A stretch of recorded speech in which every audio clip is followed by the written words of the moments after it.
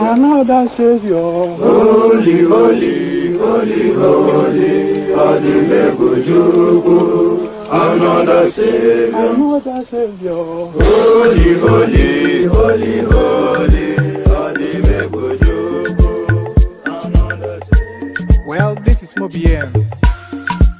This is dedicated to the gallant heroes of the Nigerian Biafra War and IPOB families all over the world. I remember the Nigerian Biafran War, in the thickness of the Biafra genocide. Hey, one man revived the vanishing hope to life. Let the great Biafran army to fight, and they were singing out, holy, holy, holy, holy, ABUJA is another Savior. They were singing out, holy, holy, holy, holy, ABUJA is another Savior. Holy, holy, holy, holy, ABUJA is another Savior. Many years after the genocide, whoa, yet another great leader has risen up now. Oh, and he's leading the Biafrans to victory. Inyamadika yabika kwa namno. Hey, anamekele mazuche mefo. Manemo, it's an honor having you on board. When I'm singing along, holy, holy, holy, holy, Nnamdi Kanu is another Savior. Sing along, holy, holy, holy, holy, Nnamdi Kanu is another Savior. When I sing along, holy, holy, holy, holy, holy, holy, holy, is another Savior. Getting moving right and getting moving faster now. Holy, holy, holy, holy, is another Savior. Holy, holy, getting moving right, moving faster, get the freedom. Is another Savior. Yeah, for freedom. Holy, holy, holy, holy, Nnamdi Kanu is another Savior.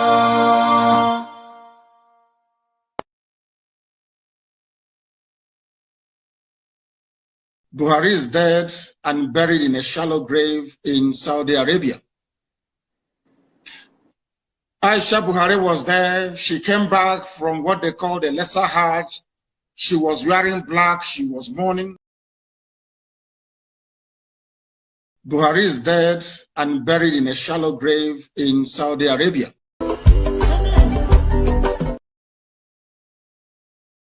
Ayandaba, ayandaba, ayandaba, ayandaba, ayandaba,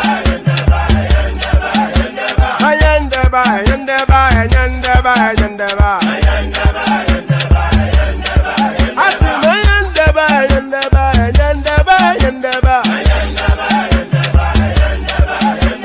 ayandaba, ayandaba, ayandaba, ayandaba,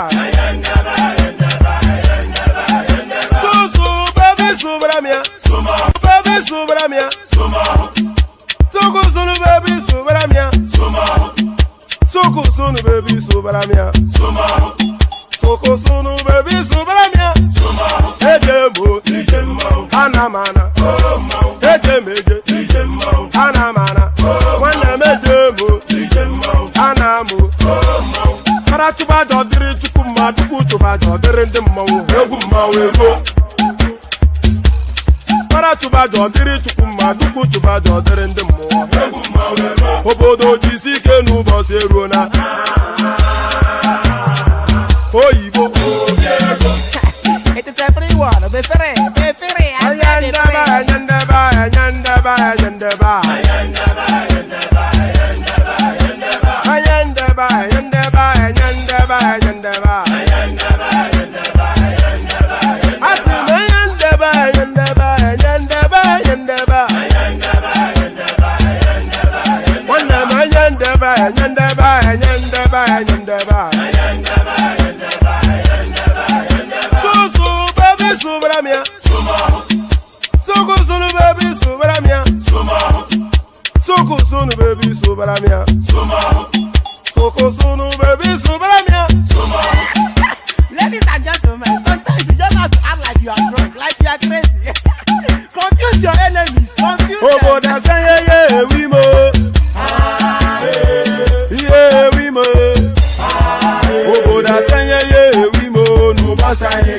sumo iye die kugeme. Okwitara kara mi nguru ma mi ga kwuru mu gwo ya baby mo. Abe Maria. Why feeling? Ayandaba.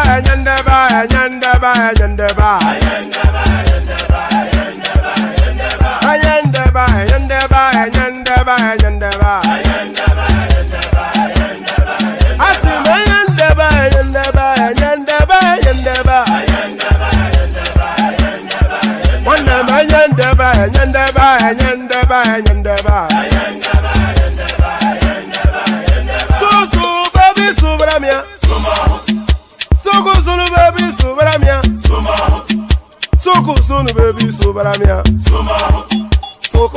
baby subaramia.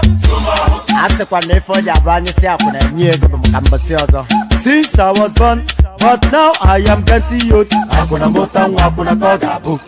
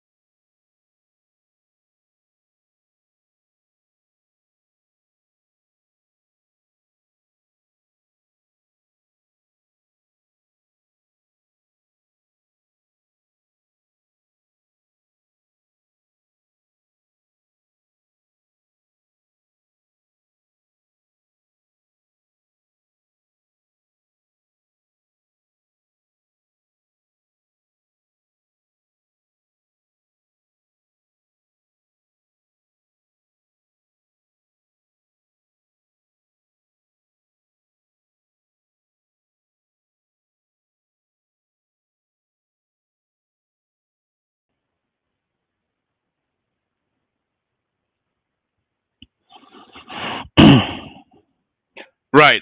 Apologies. We're experiencing a bit of a systems glitch. So, so I've actually had to reset. So, let me just remove that for a moment. Yes, I was experiencing a little bit of a systems glitch. So I've had to reset. So, it's somewhat glitchy. I'm not quite sure what's wrong with the system, but we restart it all over again with the Nnamdi Kanu song. Another Savior. Holy, holy, holy, holy, Adimebujuku. Another Savior. Another Savior. Holy, holy, holy, holy, Adimebujuku. Another Savior. Well, this is Mobien. This is dedicated to the gallant heroes of the Nigerian Biafra War and IPOB families all over the world. I remember the Nigerian Biafran War, in the thickness of the Biafra genocide. Hey, one man revived the vanishing hope to life. Let the great Biafran army to fight, and they were singing out, holy, holy, holy, holy, Adumebujuku is another Savior. They were singing out, holy, holy, holy, holy, Adumebujuku is another Savior. Holy, holy, holy, holy, Adumebujuku is another Savior. Many years after the genocide, whoa, yet another great leader has risen up now. Oh, and he's leading the Biafrans to victory. Inyamadika yabika kwa namno. Hey, anamekele mazuche mefo. Manemo, it's an honor having you on board. When I'm singing along, holy, holy, holy, holy, Nnamdi Kanu is another Savior.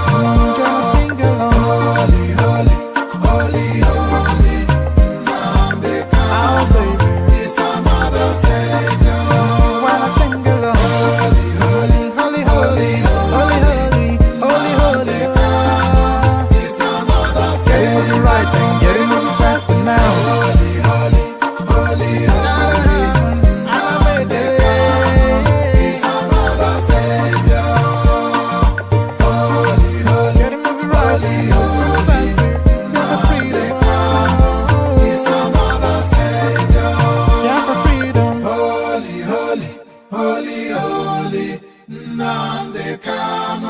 is another Savior.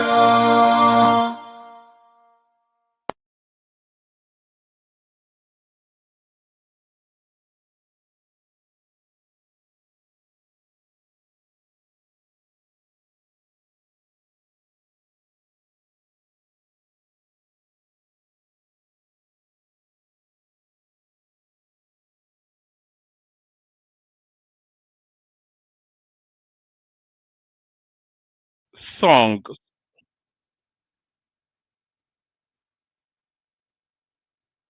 I'm not sure what's going on with my system now.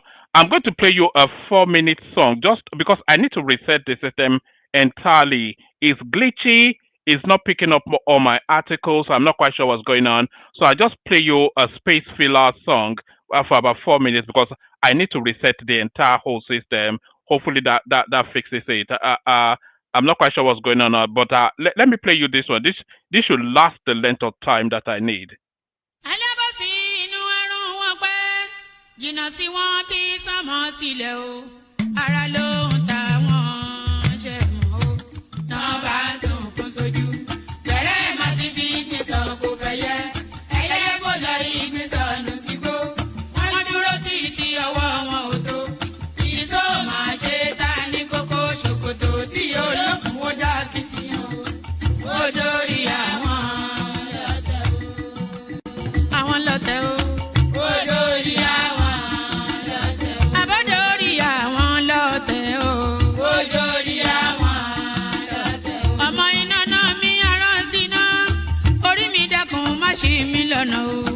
Mo tẹríba fàdàgbà o àgbà ẹ foríjì ni ojoojúmọ́ ni mo ń pọ́n wọn lé mo ń ṣèyá sí àwọn àgbà o mi ò fojú tí ń rìn wọn láyé ọmọdé ẹ má fàgbà ṣe yẹ̀yẹ́ torí oníkọ́ tó yọ lání ọmọdé ń bọ̀ wá dàgbà o màmá ń bọ̀ wá dàgbà o ọmọdé ń bọ̀ wá dàgbà o wọ́n máa ń bọ̀ wá dàgbà o.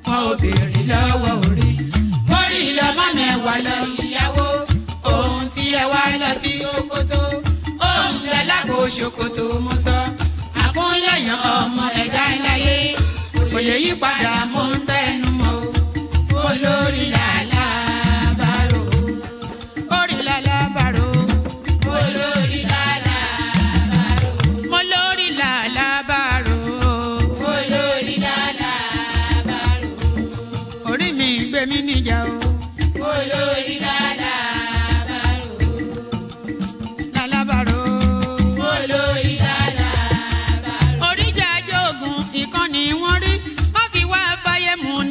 Ayé wa o, Olúwa àgbẹ̀ wa níyàwó. Àmì nílé ayé wa, ó tilẹ̀ jẹ́ pé ọ̀tá kọ́ ni wá. Ó tilẹ̀ jẹ́ pé ọ̀tá kọ́ lẹ́yìn. Ṣọ́wa nínú ọ̀pá wọn kìnìún. Ejò olóró àkékè. Ṣọ́wa nínú ìdàgìrì ayé. Dáàbò ẹ̀bùn wa fi ṣọ́rẹ́ ṣọ́wa o. Mo sádì ọba bá lókè. Mo sádì ọba bá lókè o. Bàbá lókè o. Mo sàdíyà bàbá lókè o. Olúwa gbé wa níjà o. Mo sàdíyà bàbá lókè o. Kó má fi wá sí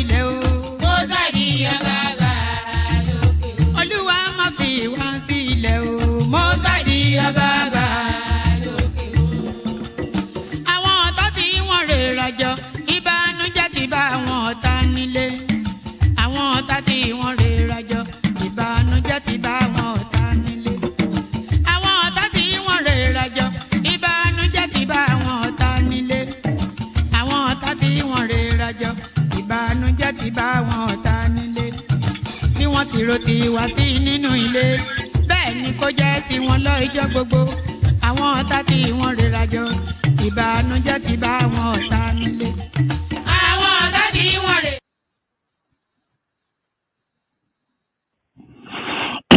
And there it is right there. So we go with that. Is my mic now even working? It's just it's going to end up being a very funky session. Everything whatever can go wrong will. So that's one of those sort of things. But nevertheless, we soldier on. I think it's the obedience space trying to but good day to you. Good to be in your company. Or that. Good day to you. Good to be in your company. And how are you? So twice as nice. We're coming out for the second time today. We had an afternoon session as we are now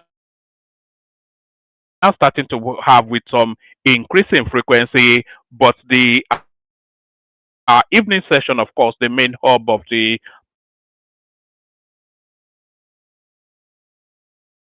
losing his mind publicly in the courts. So there's that. And then the Sultan of SOKOTO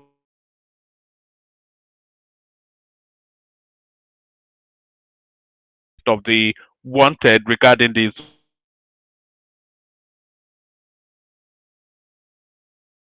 insurgency in Nigeria. So there's that space as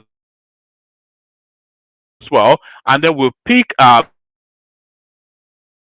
bits and pieces as we go along as well. But the protocol does remain the same. Click on the like that says StreamYard. It's right there in the comment section. So if you want to come on, and then super chat the comment section as let's say who's already saying hello. So say hello. We always like to start it off with niceties before we get into the unpleasantness that we usually degenerate to see you from who tells you that who told us yesterday that even though it's a unisex name, his own version is the male version. So that's Ufoma Michael right there. Inviting you to like, share, and subscribe. That's General Thomas right there. Come join us. He says that is Jajon that moonlights sometimes as Niger man. So there he is right there. Who else have we got? So keep saying hello in the comment section, just so we can document your presence and say hello back. This is Ayo or your more. So that's Ayo right there saying hello. Welcome back, one man. He says this is Suraj from Dublin. He tells us saying hello to the panelists yet to assemble. And one of the panelists are probably, hopefully, likely to assemble. That's Arogidagwa right there, the lighting in the Nnamdi Kanu music. So that's Ayo right there, the CEO of the One Man Platform. So that's Ayo right there. Good to see you, Ayo. Who else have we got? So keep saying hello in the comment section so I can acknowledge your presence. This is Howdy. So Howdy Doody is that's how they write there.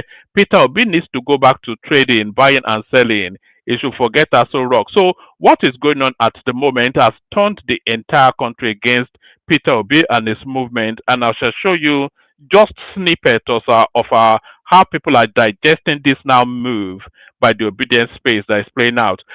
Greetings, says Ratel family. So greetings to you, Ratel. So there it is. Oh, all right. Thank you, Aruki Digba, for that feedback. Yeah, keep saying hello in the comment section. Acknowledge your presence and say hello back. If you want to say the hello with the colorations of a super chat, even better. So let's just kick it off, start it off, and then we keep on going. Yes, just it could end up a funky session because I have no confidence in the way my system is acting at the moment. But we started off with this one. Katsina local government chairman visit armed groups amid Trump's military action threat. So these people are moved and unshaken is what they are saying. but until the Tucano jets come flying in, then they will move and they will shake. The chairman of Funtua local government area in Katsina State, Honorable Abdu Goya, has met with armed groups involved in banditry activities under the guise of a peace initiative. Goya's meeting with the armed groups comes amidst heightened diplomatic tension following United States President Donald Trump's military action threat and designation of Nigeria as a country of particular concern over alleged religious persecution. According to correspondence, the local government chairman's visit held in parts of Funtua was aimed at consolidating ongoing peace efforts between the Hausa community and the armed Fulani groups who had previously engaged in violent confrontation. Goya's mission was said to have focused on fostering mutual understanding, rebuilding trust, and reinforcing dialogue between the warring groups. So, there can be no rebuilding of anything or any trust if one group is heavily armed and the other group is at the mercy of them. So, how can there be peace when you know that you are armed and you are a violent race of people anyway, and you are of a conquest mentality? So, you are fully armed. The people that you are looking to take advantage of are not at all armed, and you want to take advantage of them, and somebody, so there can be no peace for as long as those arms are in the hands of the Fulanis. There can be no peace or rest in that country. They will continue to push until you either stop them or they conquer you. So all this nonsense about peace talks, does that peace talks include them handing over their weapons? Because if those weapons are still in their hands, there's no such thing as peace with these people. According to correspondence, the local government chairman's visit held in parts of Funtua was aimed at consolidating ongoing peace efforts between the Hausa community and the armed Fulani groups who had previously engaged in violent confrontation. Funtua's mission was said to have focused on fostering mutual understanding, rebuilding trust, and reinforcing dialogue between the warring groups. He also used the occasion to push for the release of individuals abducted during past conflicts in the area. So this is the Jamjaweeds. Look at, it's unbelievable stuff. Just, it's like a throwback to days gone by. That place is so backward. It's unbelievable. It might as well be. They are a century behind. They're a clear century behind. You know, where they're still in the mind space of pillaging and just graping and pillaging. That's still the mindset over there. It was gathered that Goya noted that the purpose of the visit is to deepen the peace process already initiated between the armed Fulanis and Hausa community. So there it is. Right? Look at that. It's just an unbelievable bunch. That you share the same country with these people is it's a travesty. So there's that. But like I said, there's not an abundance in the news. So the link is in the comment section. Anybody that wants to come in. So we go on from that to this. Upcoming, the Anambra state elections is actually gone very much under the radar, but the Anambra state elections actually take place this month. So it's quite funny actually. Good to see you, peace forever. Good to see you. So keep saying hello in the comment section. We'll keep on. Anytime we look into the comment section, we acknowledge you. That's peace forever right there. It says, greetings, one man. Kini so ni. Ẹran kílẹ̀ jẹ lánàá, ẹran síkìnì, kó sì ń ṣe àní. Oh, all right. So we have the Anambra elections coming up sometime this month. I'm not quite sure the exact date, but it is in November, and we're in November now. So the Anambra election fast tracking upon us, but it is lost in the fog of all of the high octane news items coming out of that country at the moment. But to that space, the return of Soludo. No beavers failure or glitches this time. INEC vows credible, transparent Anambra election. So I mean, I'm not quite sure credible or not, Soludo is going to be returned. So I suspect that's why nobody is really paying attention.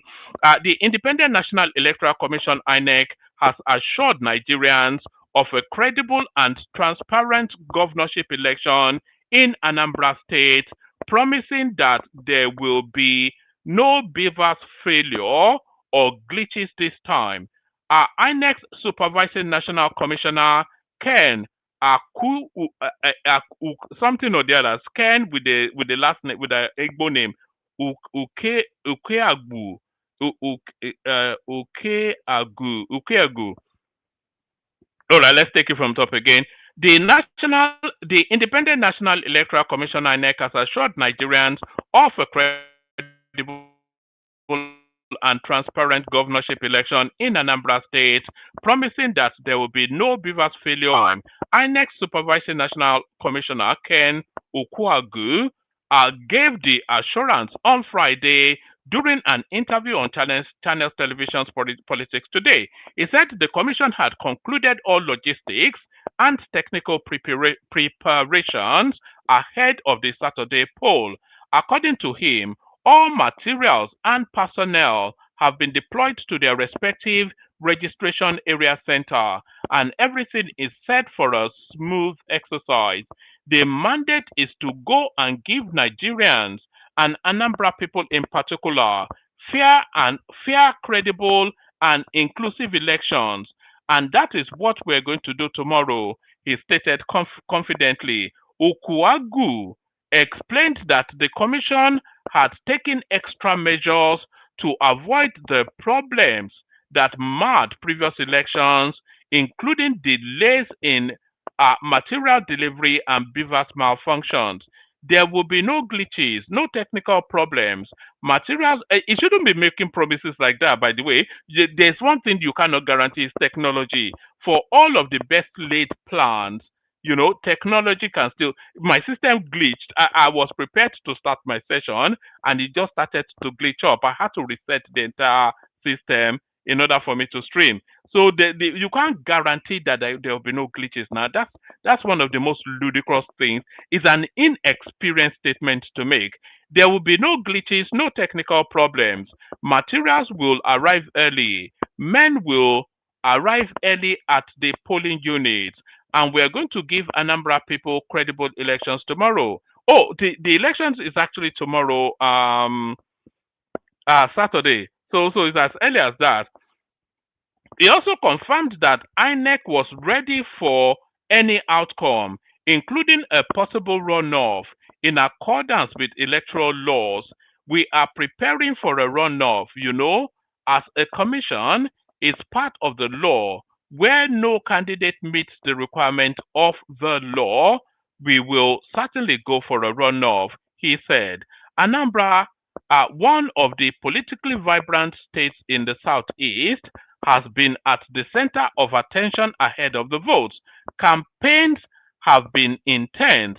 The security agencies and election observers putting final touches to their operations to ensure a peaceful exercise. The commissioner further noted that all sensitive and non-sensitive materials were moved to the local government area on Thursday and distributed to the RACs across the state. The materials are already at the RACs. I'm not quite sure what the RAC is actually. We moved them to the local government areas yesterday. Most of the RACs have been activated. Vehicles have been delivered, and we are set. Tomorrow morning, we will just move them to the polling units and wait for the Anambra people to come and vote, he added. However, INEC is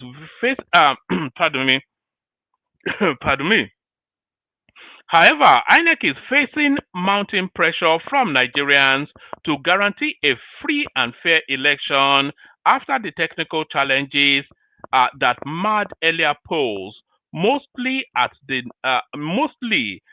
new INEC chairman Amokwiton is about to conduct his first election since his appointment in October. So nobody has any real expectations of anything going. There's no contest in Anambra State. So we all know that Soludo will be returned. So I'm not quite sure where there will be anything outside of it will just be a routine election, nothing to see here, nothing special, nothing spectacular.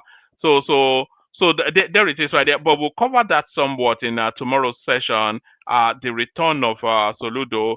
U.S. revokes 80,000 visas of Nigerians, other foreign nationals. So if they, I wonder who is more of a white supremacist than between Donald Trump and Adolf Hitler.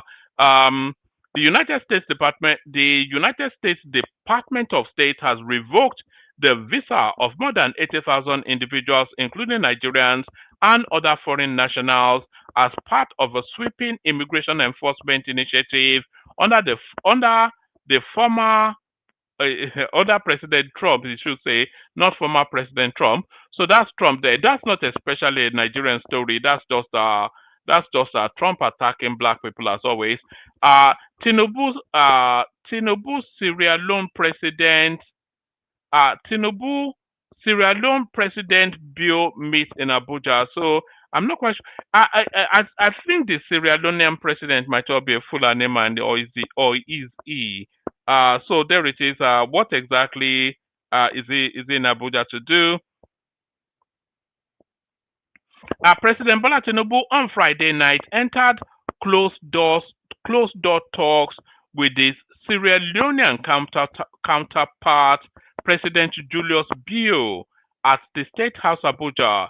Our correspondent observed that Bio arrived at the villa at 9:08 p.m. and was received at the forecourt by a full row of presidential bagpipers from the Brigade of Guards before being ushered into Tinubu's office for the private meeting. Our Friday's talks comes 4 months after Bill assumed the chairmanship of the ECOWAS Authority of Edo State. He succeeded Tinubu, who held the role for 2 years. Although details of the agenda are not known as at the time of the report, correspondents understand that the meeting is likely tied to Bill's regional responsibility. So it's an ECOWAS meeting essentially. I'm not quite sure even what purpose that ECOWAS serves. That's more the thing. So let's go from that to this. Our Southwest governors urged to prepare for fallout of U.S. strike. So I think I am somewhat in trepidation that airstrike will happen. There will be no boots on the ground, but they will certainly strike you from the air. That's almost governors of the Southwest states, alongside those of Kogi and Kwara states, have been advised to prepare for the possible consequences of a proposed United States strike on terrorist cells in Nigeria. The Alliance for Yoruba Democratic Movement gave the warning in a statement issued on Friday and signed by its General Secretary Pokuola Ajayi and Publicity Secretary Suleiman Sanusi. Last week, the United States President Donald Trump, in a post on his Truth social platform, said, so yeah, we know what Trump said, but in reaction, so I'm just skimming through what Trump said. So because we already know that that backdrop. So yes, let's go to what this group has to say. In reaction, the group said such a strike could dislodge terrorists from their hideouts in the north, forcing them to migrate towards the industrial southwest. The group said those invoking Nigeria's sovereignty in opposition to the United States proposal have ignored the fact that the country's leaders had long undermined the sovereignty through corruption, etc., etc. It is obvious that Nigeria has no power to stop the proposed U.S. strike. Unfortunately, the tradition of funding proxy protest and propaganda has no effect in this case. What is wise is for the government at the state and national levels to prepare for the consequences and manage the situation in a way that preserves the dignity of Yoruba nation. So that's a Yoruba nation. I think people have to be thinking post the strike now and what the impact and the implications of that will be. So there's that. So everybody panicking now that the Americans are in play. TINUBU Sultan of Sokoto meet in Abuja. President Bola Tinubu on Friday met with the Sultan of Sokoto, Alhaji Mohammed Abubakar III, at the State House, Abuja. The closed-door meeting came just a few days after the president met with Bishop Ignatius Ayao Kaigama, the Archbishop of Abuja. The special assistant to the president on social media, Dada Olusegun, who posted the video of Tinubu's meeting with both leaders on X, said the engagement was part of the ongoing consultations with religious and traditional leaders to promote dialogue and strengthen social trust across the country. So the Sultan of Sokoto doesn't often move from his base unless there's significant enough reasons to move. And this is panic measures that Trump is coming. Other presidency sources who spoke with correspondents described the meeting as part of the president's consultations with key moral and cultural leaders on ways to consolidate peace, enhance national integration, and tackle emerging social challenges. According to officials, the meeting aligns with Tinubu's renewed hope agenda, which prioritizes inclusivity and interfaith cooperation as core pillars for sustaining national stability and cohesion.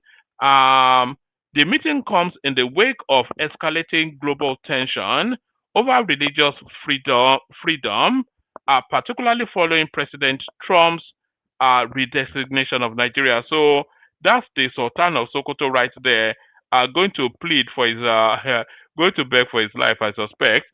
So that's the Sultan of Sokoto right there.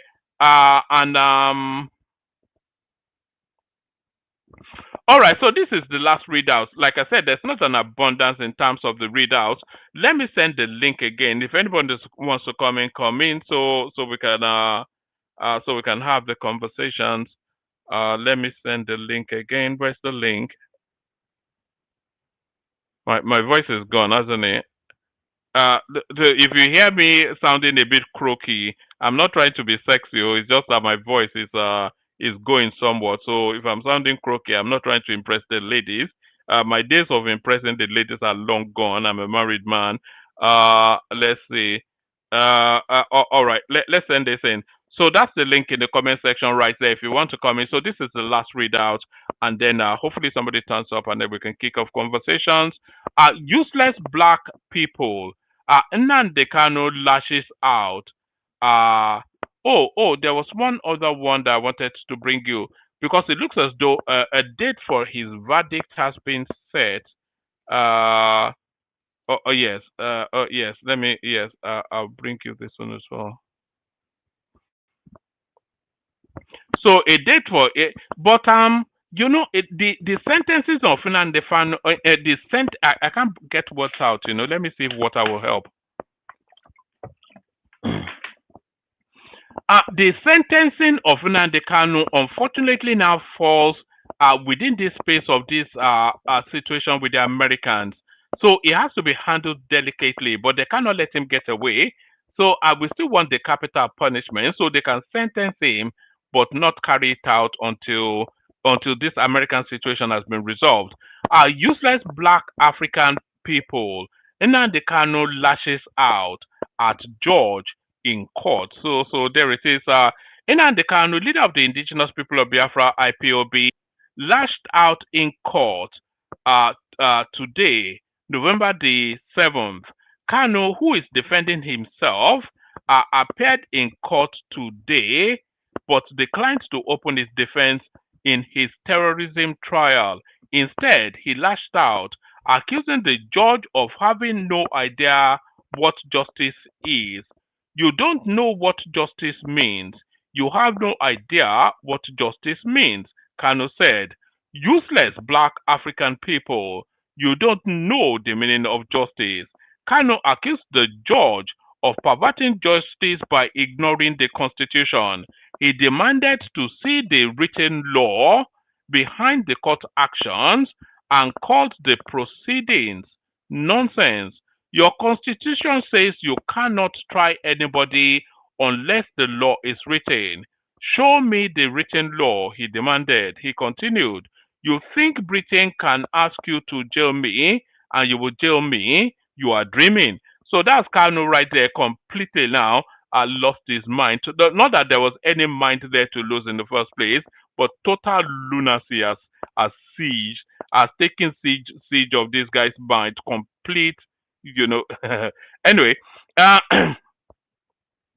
So court fixes November the 20th for judgment in terrorism charges against Kanu for failure to open defense. So that's that. The court. So when is the 20th? Is it next week Friday or? The court fixed the date on Friday. Let's see. Let's take it from the top. Justice James Omotosho of the Federal High Court Abuja has fixed November the 20th for judgment in the terrorism charge brought by the federal government against the leader of the Indigenous People of Biafra IPOB, Nnamdi Kanu.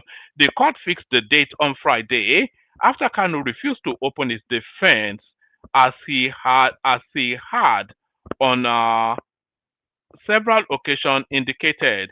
Kanu, who had earlier filed a motion on Friday, challenged his trial on the ground that terrorism was no longer an offense in Nigeria as at today. He claimed that the earlier Terrorism Prevention and Prohibition Act has been repealed, and as such, maintaining there were no valid charges against him. So I'm not quite sure what that even means, but we'll find out soon enough. We'll find out what if there's a verdict against Nnamdi Kanu. It cannot be anything short of capital punishment. There can be no other thing outside of capital punishment. But let's rattle through the clips that we have, and then we'll see if anybody turns up for the conversation. So here is Nnamdi Kanu in his own words, shouting and bellowing like a baboon, like an orangutan, like he usually does. You don't know what justice means? You have no idea what justice means. You don't know what justice means. Useless black African people. You don't even know justice. Your constitution says you cannot try anybody unless the law is written. Show me the written law. Show me the written law. I want to know the written law. Talk to me now. Show me the written law. Are you okay? Don't go close. Don't try that rubbish. Don't try it. Don't try it. Go ahead and say don't try that rubbish. Don't try that rubbish. Useless people. You don't know law. You don't know law. Your own constitution you don't respect. Supreme Court judgment you don't respect. Then why are we in the court of law? Why are we in the court of law, I ask? Nonsense. You think Britain can ask you to jail me and you jail me? You are dreaming. You are dreaming. I'm telling you that you are dreaming. Nonsense. Unbelievable stuff. You know, anytime I see Nnamdi Kanu, it reminds me. Oh, let me see if I'll show you what it reminds me of. But before I show you, let me play you another Kanu clip. I will show you anytime I see or hear Nnamdi Kanu speak, it puts me in mind of just one thing. I'll show you what it is in a moment. I'll find it and I'll show it to you. But let me play you another clip of him still bellowing in court. Then I'll show you what it reminds me of anytime I see or hear him speak.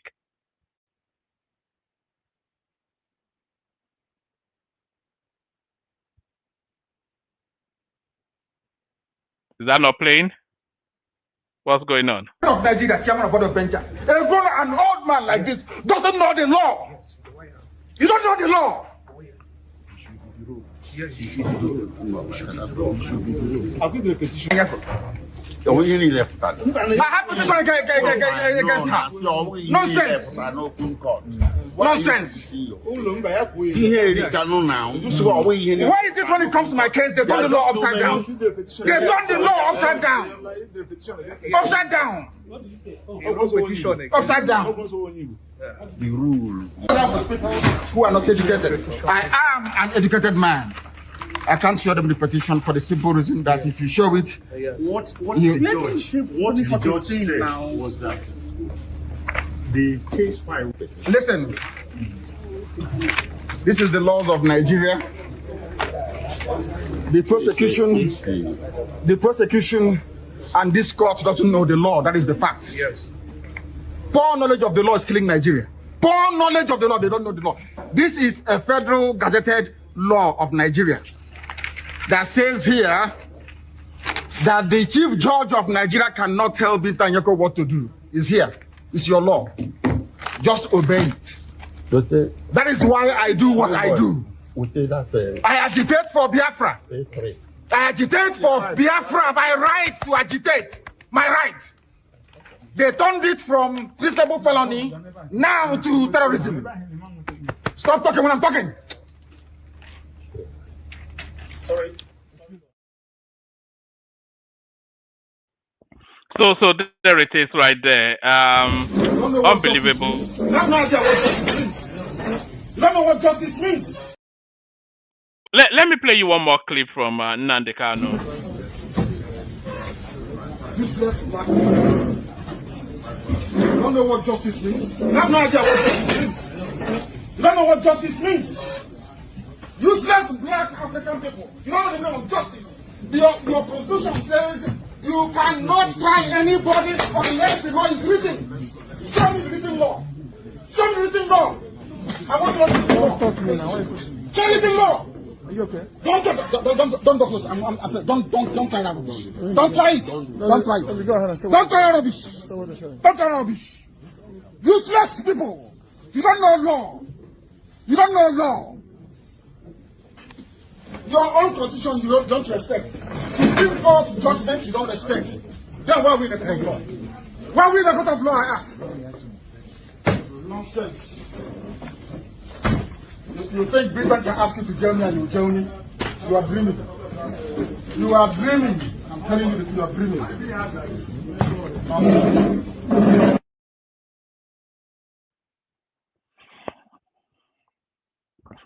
All right. You know, a lot of Nnamdi Kanu is just performative art. You know, it's just posturing. It's just they call it cosplay. It's like costume playing. It's just stunting, isn't it? It's doing all of these things because it knows he resonates with his base. It's just feeding them meat. But we'll see the sentencing. The sentencing comes on the 20th. And then we'll see what happens after that. But let's just go on from that. I'll play you the clip of the one I was talking about when I'm able to download it.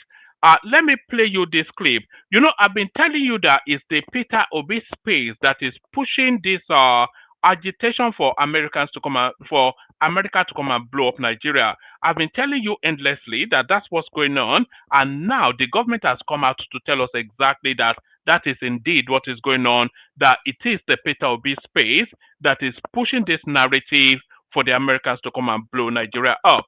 So here it is. Even this narrative of Nigeria, why the US is labeling Nigeria and all that, the narrative emanated from here. In actual fact, there are some groups who are angry politically that they lost elections, and they started pushing this narrative in the US up until yesterday.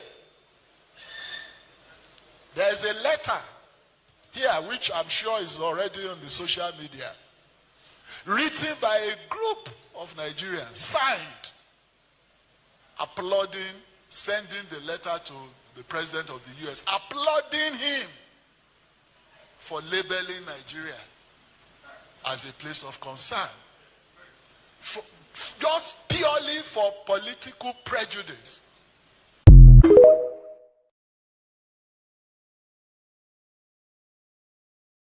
there it is right there. That's exactly what I've been telling you guys all the way through. It's the Nnamdi Kanu's, it's the Peter Obi space that is propelling this narrative of the Americans to come and blow up Nigeria. We'll see how that, we'll see. Oh, this thing is not going to let me download that. So let me just abandon it. So we'll see how that plays out. Let me play you this clip. This is Bolaji Akinyemi speaking to the wider insecurity space in Nigeria. So let me play you this. I served on the Boko Haram committee. Now, 2 + 2 at times has to be equal to 4. So even if I can't give you 4, but I can give you 2 + 2, we will then have to come to the conclusion that I'm giving you 4.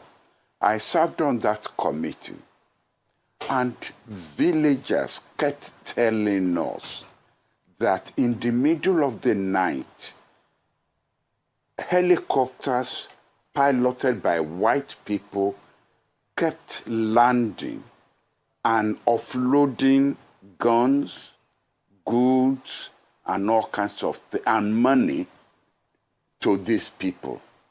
Now, villagers they don't even know who these white people are.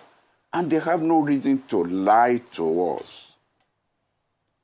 Now, we made a mistake. When I said some of us on the Boko Haram committee made a mistake. We thought it was the French that were doing this. Now we have an American congressman said, no, it was the Americans who were doing this. And when you then add that to the Obama administration refusing to sell weapons to us, to Nigeria, on the grounds that we had human rights violations in the way we were dealing with Boko Haram, not in the way we were dealing with ordinary Nigerians where there were no security issues.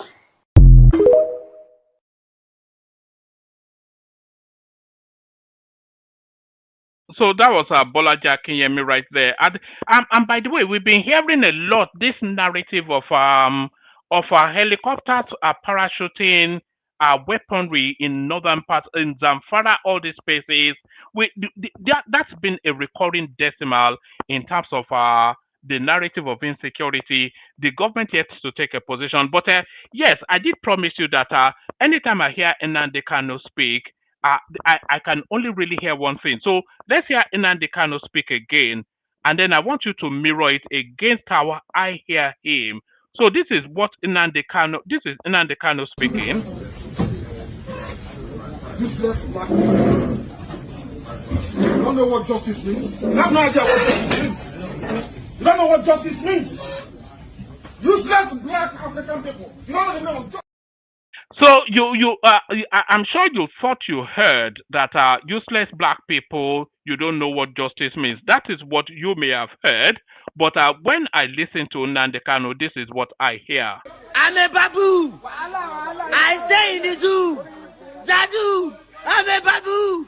I live in the zoo. Zadu. Ah! Ah! That's all I ever hear. Anytime Nnamdi Kanu opens his mouth, that's the only thing I hear. He's a baboon. He lives in a zoo. So he's a baboon. He lives in a zoo. So the language of fed upness, the excesses of this American veteran of Igbo descent. These are the people behind the American. These are the people that agitated America to come and wants to bomb up Nigeria. So that group, and then the excesses of Nnamdi Kanu, and all of this. So the whole country is now fed up with these people. And that fed upness, it finds expression in this now, probably last video I'm going to play you. So the fed upness of that entire space, Peter Obi, Nnamdi Kanu, and the generality of those sort of mindsets, the country has reached that fed upness. And this next clip now gives expression to that fed upness. Biafrans want to go, Biafrans want to go. What are you waiting for? What are you waiting for? Have 5 of your states in this country. Lead by example. Leave those shops of yours, leave those buildings of yours, go back to your state and start developing it, if you are serious. Develop your state, develop your political system. Stand today and get people in the House of Representatives who would hear your voice and see if every Nigerian will not let you go. What benefit are you to us? You only leech on us in this country. We from the northern Nigeria can boldly say we have gained something from the southwestern part of Nigeria and the south-south. We collectively, Dangote today is established in northern middle belt of this country in Kogi State, and it's also established in Lagos. That is mutual benefit. When it comes to political movement, we from the north unite. Even when Tinubu's people did not vote him, the northerners vote until Tinubu could find himself in power today. We allow the people from the north, from the south, to come to our state and invest freely. We allow them for growth. Of course, we do have conflicts once in a while, but the facts and the statistics of reality is here. Come and see them all over our places. Doing fine, doing well, establishing themselves, houses, schools, and all that. People from the southwest. We provide food. We provide food. We are the leaders in terms of agriculture in this nation. We provide food and we take it to the west. And the south, majority of the food that's consumed in this nation comes from north. I want to ask a question. What is you people's benefit? What is it about you that if you go today, we're going to miss? What is it about you we're going to miss? Is it your importation business that involves so much exploitation? Is that what a Hausa man cannot do or a Yoruba man cannot do? I want to ask you a question. Do you have oil? You don't. It is the South and the Niger Delta area that have oil. And they don't even give us headache like the way you do. They cooperate with us. They do everything with us. What is you people's problem? How you talk about because your resources. What resources do you have? You've been leeching off of everyone. If the Yorubas are talking, if the Niger Deltas are talking, yes, we can hear, but not you guys. What do you have to offer to Nigeria that we cannot offer ourselves? Okay, let's say we feed this country, yes, because of our flat lands, because of our agricultural prowess. You decide, okay, we'll stop feeding, we are going to feed the rest of the country. Can you do that? Can you, for example, do what the Yorubas are doing? Can you give us what the Yorubas are giving us? What are you giving us except what destroys our economy, which is importation? What are you giving us? So what's actually your pride? What is it? Because you have not found somebody who tells you the truth. What is your pride in this country? What is your pride? The fact that you leech off other people? The fact that we allow you to buy lands in our areas? Allow you to establish businesses that you grow out of it? And yet you're even too afraid to go back to your states. And yet you keep making noise every single day. If you are proud of who you are, start making your move now. Start making your move now. It's not about just disturbing everybody with noise and making fun up and down the place. See, it's about to go down. It's getting more serious every day. It's getting more serious every day. If you think you're going to creep up into the division of this country, we've gotten to know who you guys truly are. We're going to deal with it. We might not be able to deal with America fully, but you see those ones at home. You are an assignment we have put in our front. We might not be able to deal with the Americans, but you see these ones at home, we are having an assignment. This is the word of this woman. This you Igbos, you elites of the Igbos, the leaders of the Igbos, the political class. How do you feel when you hear the end of this video? Make this video go viral. Let every other Igbo person see it. I know that there are plans. She said it here now. She's saying it here now. She's saying it now. Police cannot arrest her. Nothing can happen to her. But everybody will close their ear now over it. I pray their plans don't stand over Igbos. You know, I cannot see a pathway for Peter Obi anymore. Not that there was ever any pathway, but with this now latest move by his people, and by his people, I'm not talking about the Southeasterners, I'm talking about the obedience. So this latest move now by the obedient space, it makes it there's now a universal resentment. You're hearing it from the north, that random Laraba from the north. You can not even the word is our voice was quaking in anger and passion as she was hitting those words hard, just so that it hit to the epicenter of where she's sending them to. And those sentiments are echoed right across the country. So the language of fed upness, enough is enough. You know, and like I've said it countlessly, endlessly on this platform. These people don't want Biafra, because if they wanted Biafra, you'll be seeing a mass migration back to the southeast, not a mass migration out of the southeast. So if it was such a desirable place, then they would not be running out of the place like a burning building.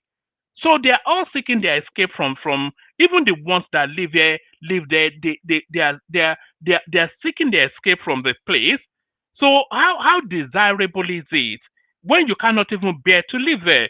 It's not as though you are all, the majority of you are living in Biafra, and then they're still holding you hostage within the Nigerian space.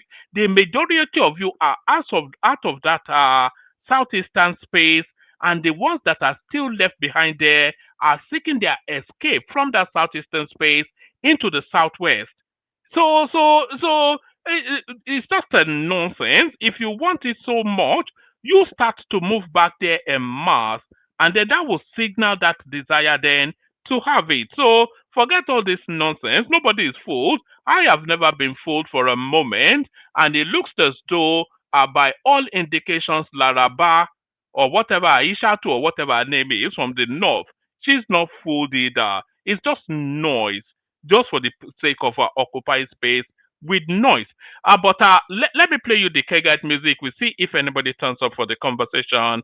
The Kegites, where's our Kegite song? We've been getting so many copyright strikes these days. I have to delete a lot of this music.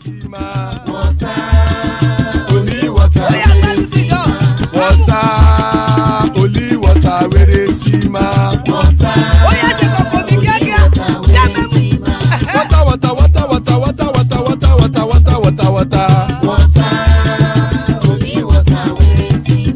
Hapa o naido.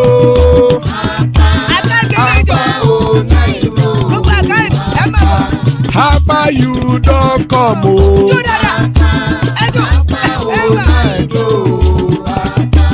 Hapa o naido.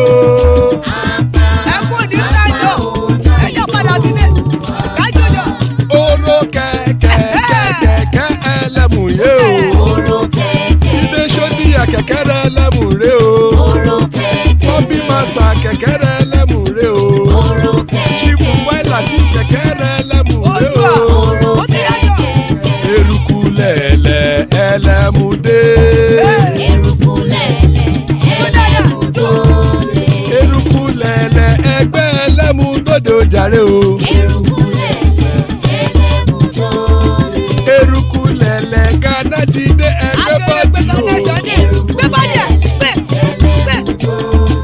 Ọmọ ẹlẹ́yẹ ẹyẹ o ó dìlé o. Olúyẹ̀lá ẹyẹ o ó dìlé o. Petrosonama ẹyẹ o ó dìlé o. Petrosodunke ẹyẹ rẹ̀ ó dìlé o. Ẹlẹ́kọ̀ ọ̀run mú ìní o.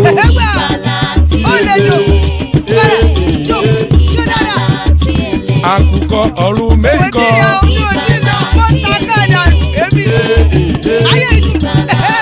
Ikú kò ní ríwà gbéṣe o.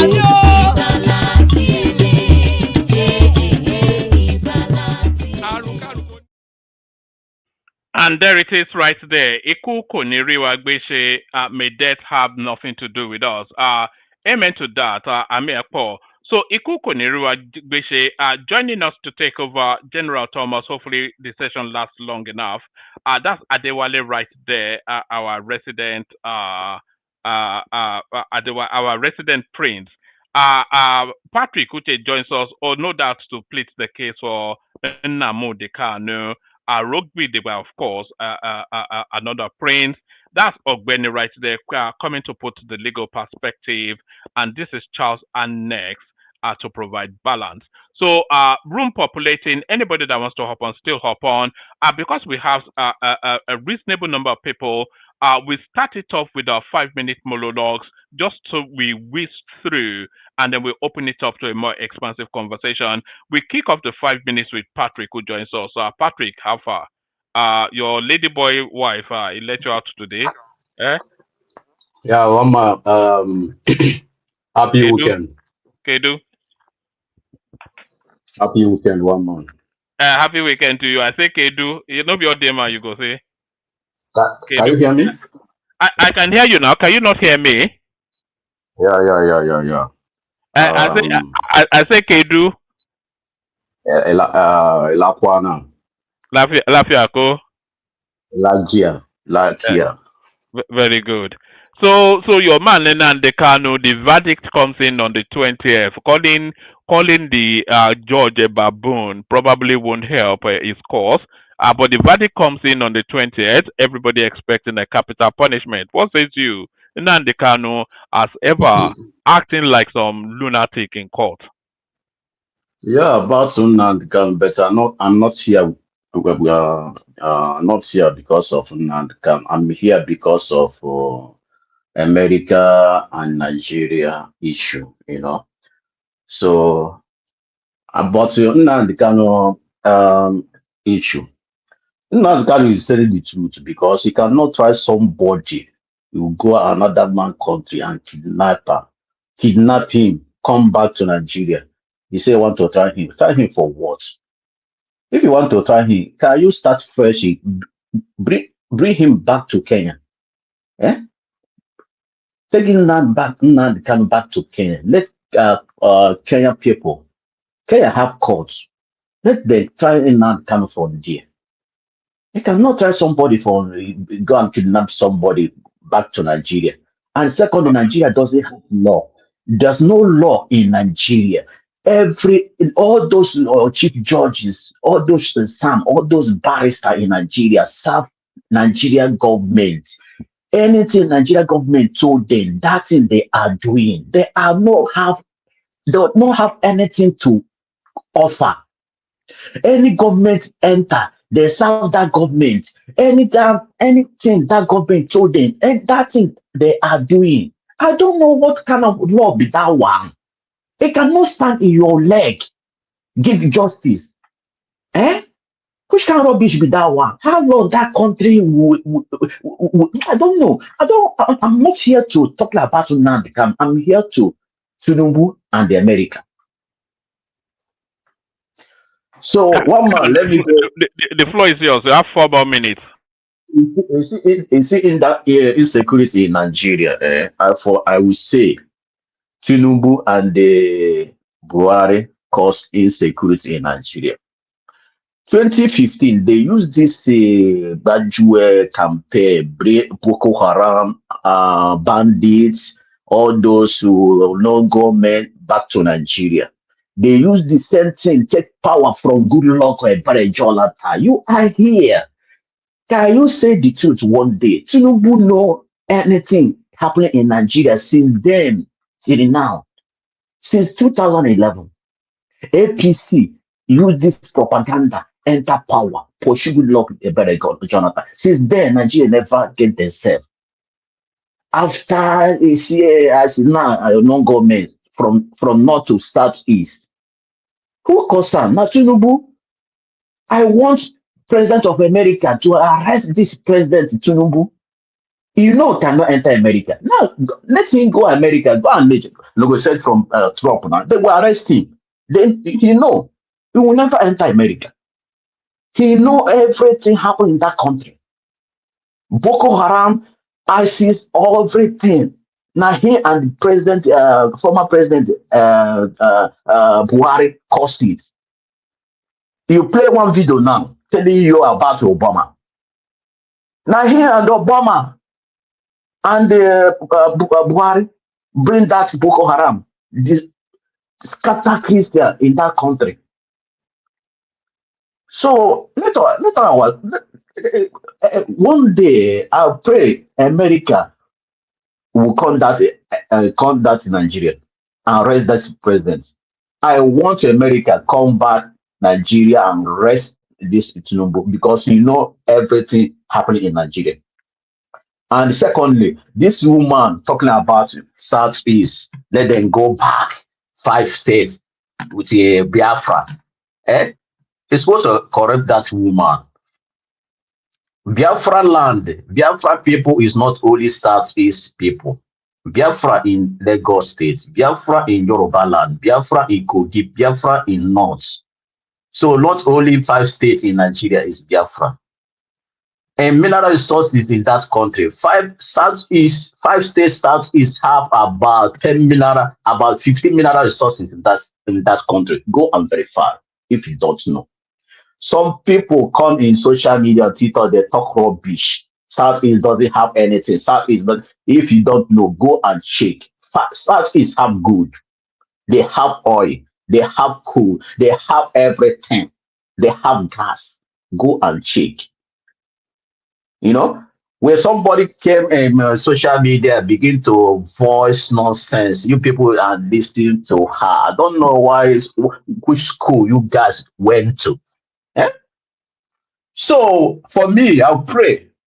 Let America come and rescue Nigeria because that country is suffer enough in hand of bad politicians, in hand of bad corrupt politicians in that country. Patrick, when America comes in, what will happen next? What do you think should I want them, if you possible, I want them finish Nigeria. Let destroy Nigeria as a Ghana. Finish all those old politicians in Ghana. Start fresh. Man, that country will never go forward. All right. If they wipe out all the old politicians, then what happens after that? Do they take over? The new Nigeria will come now. All right. Abba, you can be a senator. Ogbeni can be a senator. Hold on. Is Peter Obi part of the old politicians that should be wiped out? All of them from 1960 till 1979. All of them must finish in that country. Let Nigeria begin to see that new Nigeria from young people. You know, every day you see old people, senators, governments, presidents. You know, how bad? They cannot make any reasonable law in that country. They cannot fix our security in that country. They can never do something reasonable. All of them, they travel all over the world. They see how country function. They can never come back and make law will benefit masses in that country. See our judges, serving our president, our governors, our senators, leave the law. They just mandate or our mandate. Push that rubbish down. Assuming all those senators, they are here. All of them must enter prison. All of them. They are so corrupt. Nigeria can never go forward without rule of law. A rule of law separate. You see what happened yesterday in court? Nnamdi Kanu challenge them. They know the law. They can never, they can never present that law. 2 more minutes, break. 2 more minutes. Because somebody since almost 5 years now in custody DSS. Which can democracy be that one? I'm here. And here I live now is not a democracy country. The police or DSS cannot hold somebody in 2 days without send that person into the prison. They cannot. It cannot hold somebody like that. Assuming your case is so big, like in this country now, only 6 months they will give you. They will sentence you. It can never spend 1 year in that place. But after you come and say have democracy, who is democracy? Hold somebody since 4 years. Very soon now, someone it will come out. Now they can they still trying now they come. Which kind of democracy you people are? Very soon now, someone will finish 3 years now will come out because that's 6 years. It will serve 3 years. Will come out. But now they can already almost 5 years. Never sentence him. He still hold him every day. So let us know ourselves truth. The truth will set you free. This is not a Southeast issue. Let President Trump come and help us that country because that country is a bondage. That country is still remaining in bondage. That country need help. All right, start to round up, Patrick. That country still need help. I pray, let them come.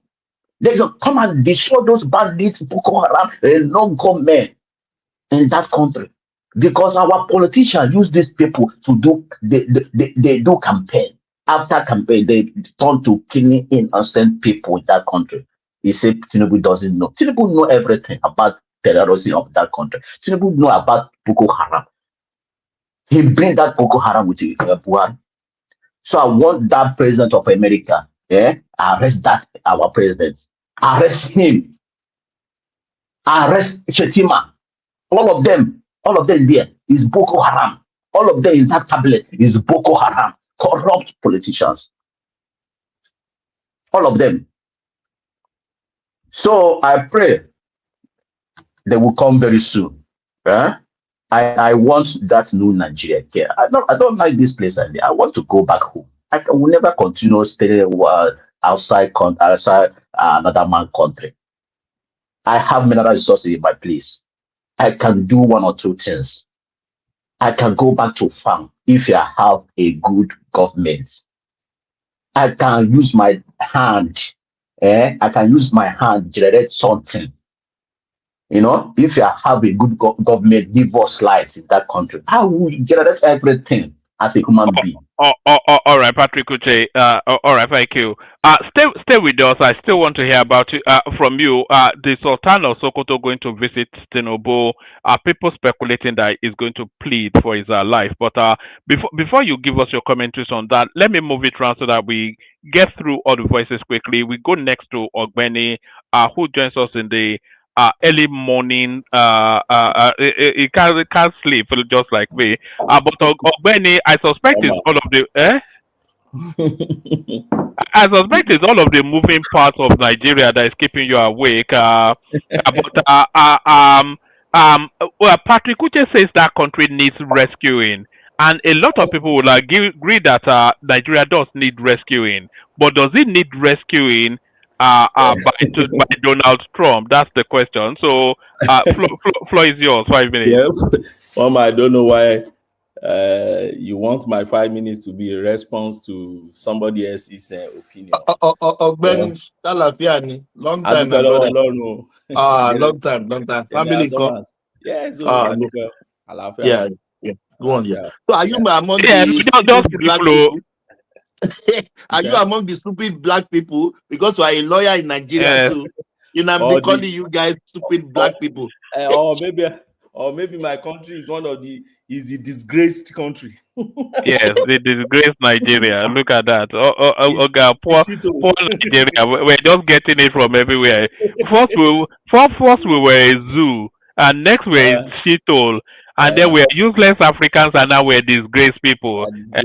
No respite for Nigeria. But our floor is yours. So just free flow. You don't have to respond to Patrick, of course. Just free flow. Yeah. Anyway, it is what it is. Anyway, Nigeria is big enough to accommodate all sorts of insults and everybody. It's the beauty of the country. I just wonder why the last person said, I don't like this place. He wants to go back home. Many of his people are in Lagos. They've been saying that thing for the past 100 years, but they've not returned home. They will only go back home 5 days, spend Christmas, and rush back to Lagos. But if you question them, they will tell you, I don't like Lagos. Lagos is smelly. Lagos is sticky. I want to go back home. Yet they will not go back home. So it's the normal thing we hear every day. And they will tell you if Nigeria can supply 24 hours electricity. These are the same set of people that will come and tell us that Abia there is already 24 hours electricity in Abia. Then go there now. If there's electricity in Abia, relocate there. Since that is the only place things are happening in Nigeria, and Alex Otia has turned the place to heaven. So anyway, it is what it is. What is happening in our country? And by the way, let me quickly say, the last speaker also said that this Boko Haram and everything started during Jonathan's time from the opposition. That's not true. That's not accurate. If you go by the correct history, it started even during Obasanjo days. Boko Haram started at the close of Obasanjo tenure. And some people, in most cases, refer to the problem starting or rearing its ugly head at the time of Modibo Sheriff's time. And then snowballing, Shetima snowballing into Modibo Sheriff. And then I can recall vividly early days of Yaradua. That was when Baba Kura was Pai, and that was their leader, and that led to a serious issue. His in-law also occupied in Yobe by Nigerian police force Unfortunately, he was arrested by the Nigerian military and they handed them over to the Nigerian police. Nigerian and police, he died in the prison, isn't it? No, Nigerian police killed him. Seriously, they buy him. And why there was back and forth between the two, whether you got it, you handed it over to me. No, you did not give it.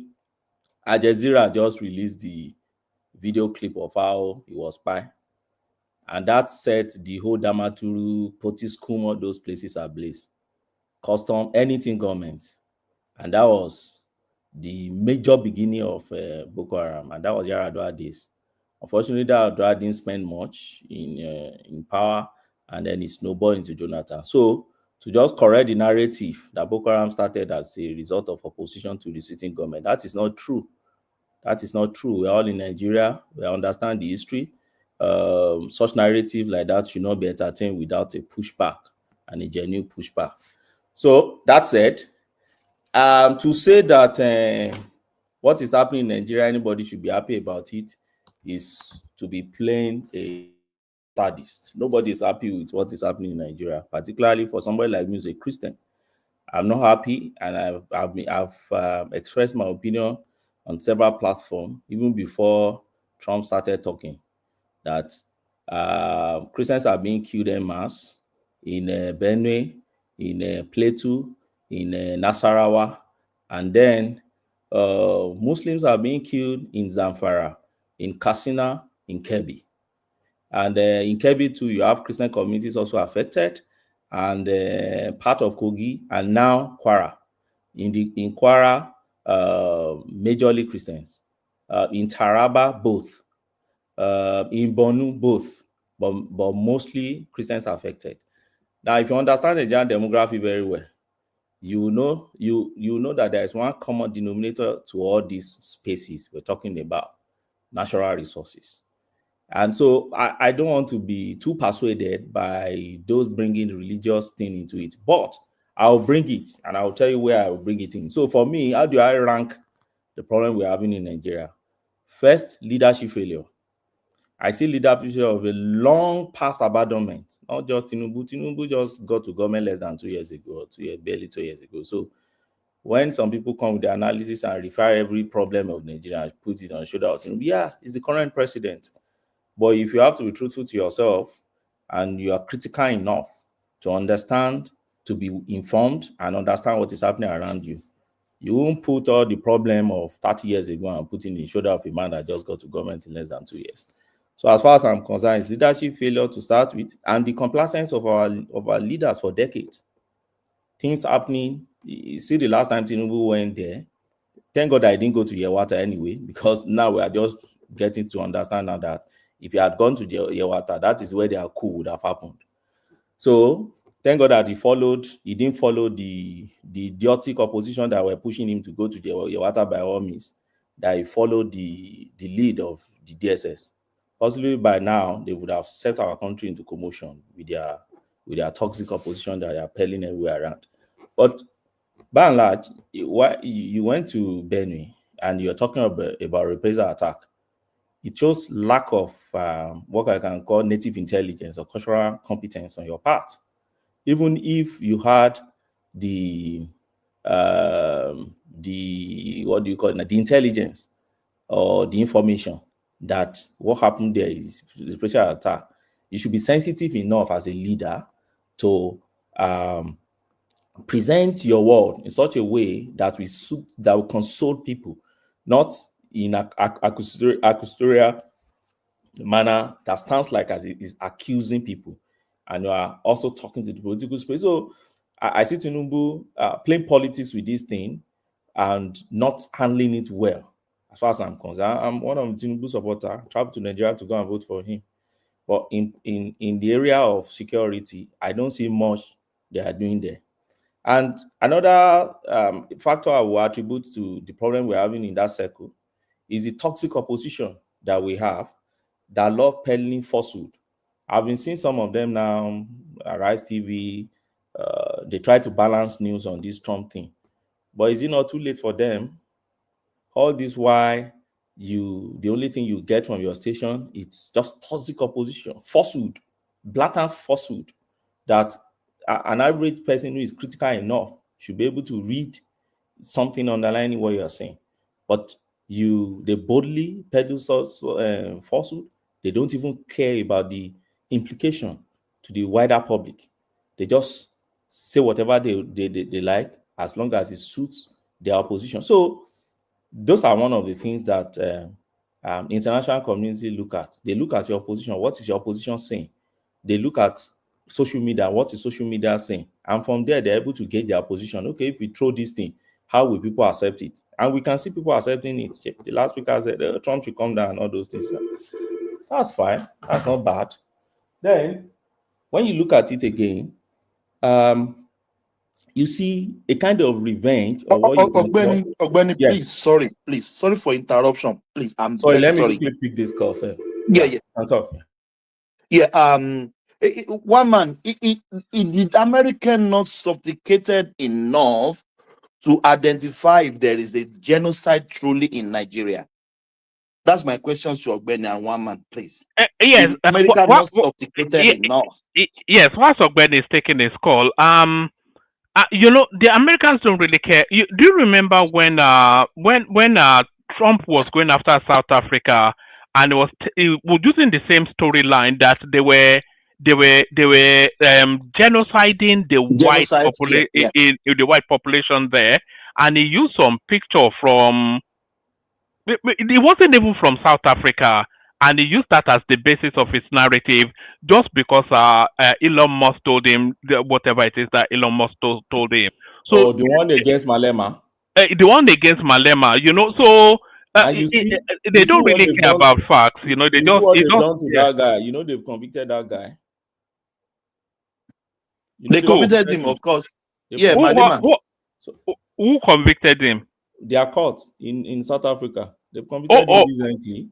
Oh, right. I wasn't aware, but carry on. Yeah, they've convicted him. I think he's going on appeal now, but they've convicted him. So if the next court affirm his conviction, I think he's going to serve some jail time because of his, I think, incitement or something like that. That he was inciting people or something. Anyway, so for me, one of the problems we have is we don't know where to draw the line, particularly this 2023 election, the toxicity, the falsehood that comes with it, the anger, the hostility that comes with it, what Yoruba call kakake kumaje say afishawadano.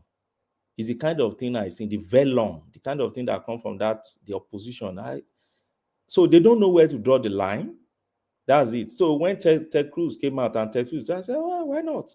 Is Ted Cruz not a senator from Texas? We know who stays in Texas. We know the population of Nigerians in Texas, and we know where the whole thing is coming from. So when the whole thing now snowball now into we're coming to invade you, we are doing our strategic military plan already and things like that.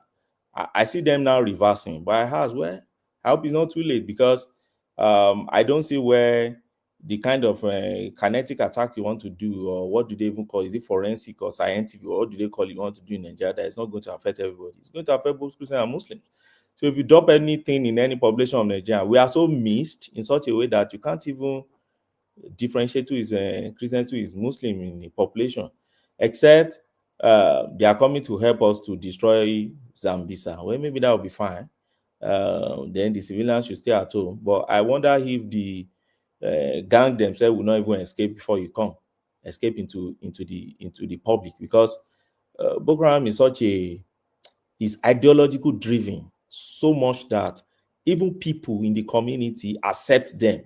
That's the dynamic into this thing that is America needs to understand, and I think they do, and that is why for me I think I see beyond this Christian thing that Trump is pelling everywhere around.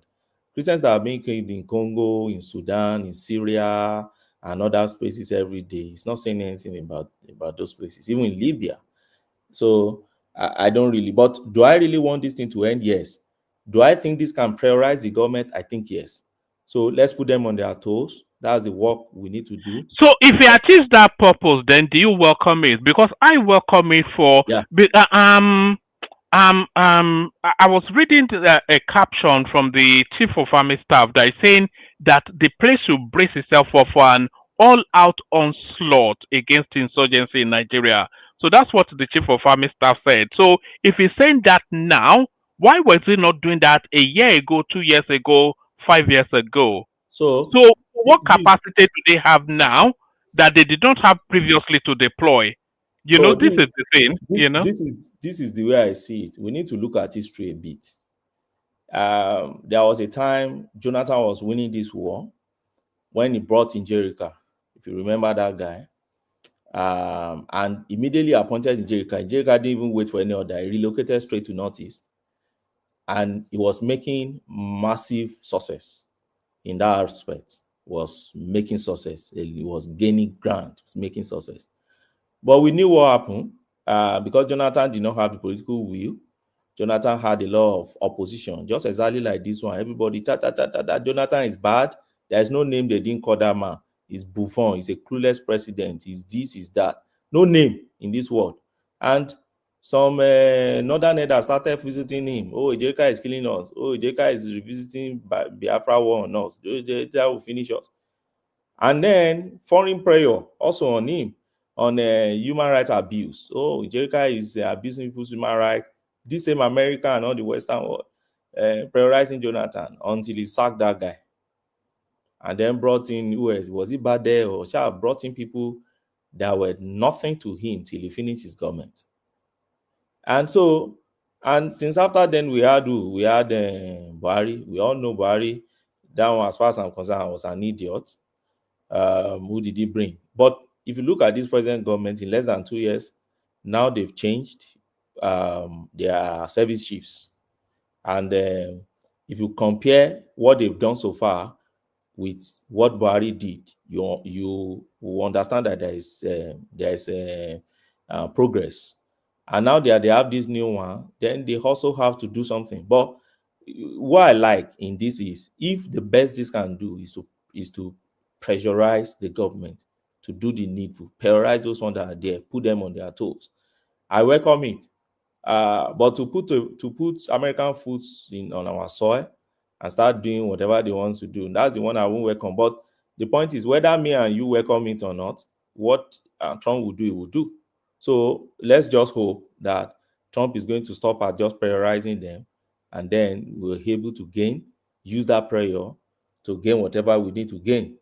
And so apart from foreign influence, the last I see in this problem is that, so because of this commotion of leadership failure, reprisal attack happening up and down, and then there's this religious fundamentalist who has foreign support from ISIS, ISWAP, and all those guys, Al-Qaeda, all those people, who believes that Nigeria is so porous and it's just a vast land that is unpoliced. And then they use the opportunity of take advantage of the weakness in the system, okay, to peddle their agenda. We all know ISIS agenda, and that's why many of my Muslim friends, when I talk to them, I said, with no offense, we all know what ISIS agenda is. Every Muslim understand what ISIS agenda. So if you are a liberal one, fine for you, but don't tell me that ISIS is not what ISIS stands for. Yeah, that's you offend my intelligence if you are telling me that. ISIS want to establish Islamic empire, and they wanted it also in Nigeria, and they are sponsoring these guys in Nigeria. So these guys are taking advantage of the weakness, of the complacency of our leader and the leadership failure that we have in our country. And they are taking that advantage to expand their territory, to take land. And we can all see it. And so, and why they are expanding, they don't care about religion, but Christians are the one most affected because that's their number one enemy in the world. So don't tell me, so everybody understand that. So nobody will come and argue against that. But my own is, we have to look at layers of factors that is actually underpinning this problem in our nation. That's the way I see it, one man. So somebody said US refused to sell arms to us, and then that hated Boko Haram. I remember when they said that, and I said, well, this is so idiotic. So you are so powerless that unless US give you harm, then you can't even fight any war. Therefore, if they don't, do they owe you any duty to give you any harms? They don't. Take your money and go and buy elsewhere. When we went to South Africa to buy, was it not the same Obama that stopped us? With the opposition.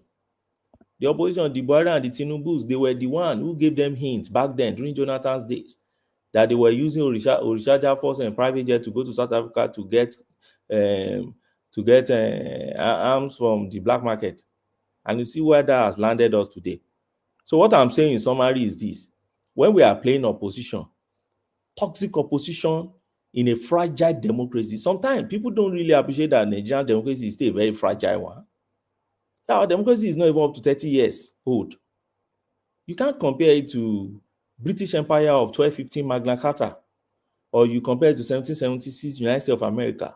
So sometimes when we compare these things, in those systems, they can play toxic opposition fine because people are highly educated. So whatever falsehood you come and peddle, people will find out. They know when you are just playing tantrum. But in Nigeria, the huge population of Nigeria, they are illiterate. And even the ones that are educated itself are just educated illiterate. They are not critical. How many Nigerians are really deep thinkers? We don't think deep. We just think on the surface. And like Indomie thinking. And then those are the things we do. So in such a very fragile democracy, toxic opposition there should be a line, a border where everybody should stop and say, look, for the sake of our country, this is where we should stop. So if a man is calling our country a disgraced country, yeah, what can we do? After all, we have our own who has been busy calling us zoo. All this why? Zoo, Nigerian zoo, this zoo. And we have many of our people in diaspora that every day they lay calls on Nigeria. Every day you go to their social media, Nigeria is finished, Nigeria is cancelled, Nigeria is bad, Nigeria is mad. They lay calls on the country every day. So if they just want white supremacy somewhere, now say it's a disgraced nation, after no problem. What can we do? That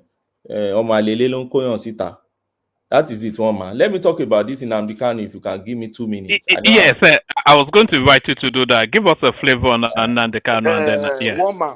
Sorry. Let me just take 15 seconds before you move on.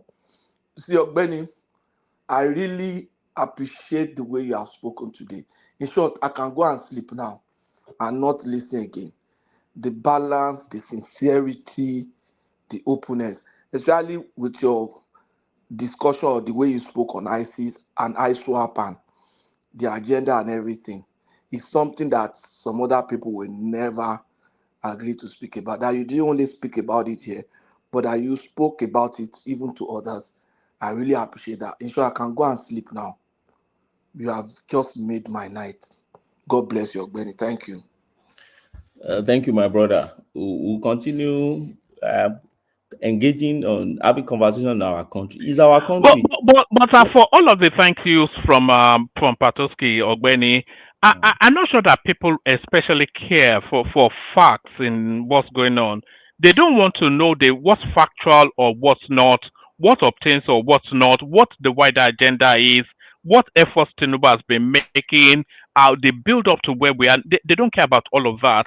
They just see an opportunity to foment anarchy, cause chaos. I believe that the thinking there is that they want that country to get into some anarchical space, and then in the after spills of that country then will not be able to hold together, and then it will break up. So even the Americans told us that Nigeria will break up by X date, and it has not broken up. So maybe they want to, but there's so many moving parts. But everybody just sees it. Not everybody, but the toxic opposition, they just see it as yes, at last we'll get this TINUBU guy or whatever. I'm not sure, but I'm not sure that they're interested in facts or substance. Yeah, Nigeria is bigger than TINUBU. I was telling some of my friends, it was Jonathan years back now.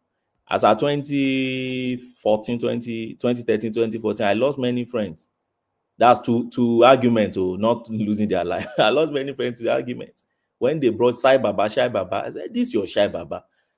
Let's look at this thing critically. Oh, no, it's only Baba is nothing, something but not Jonathan. I said, let's look at this thing. And with the Indomie thing and everything, at the end of the day, they brought Shai Baba.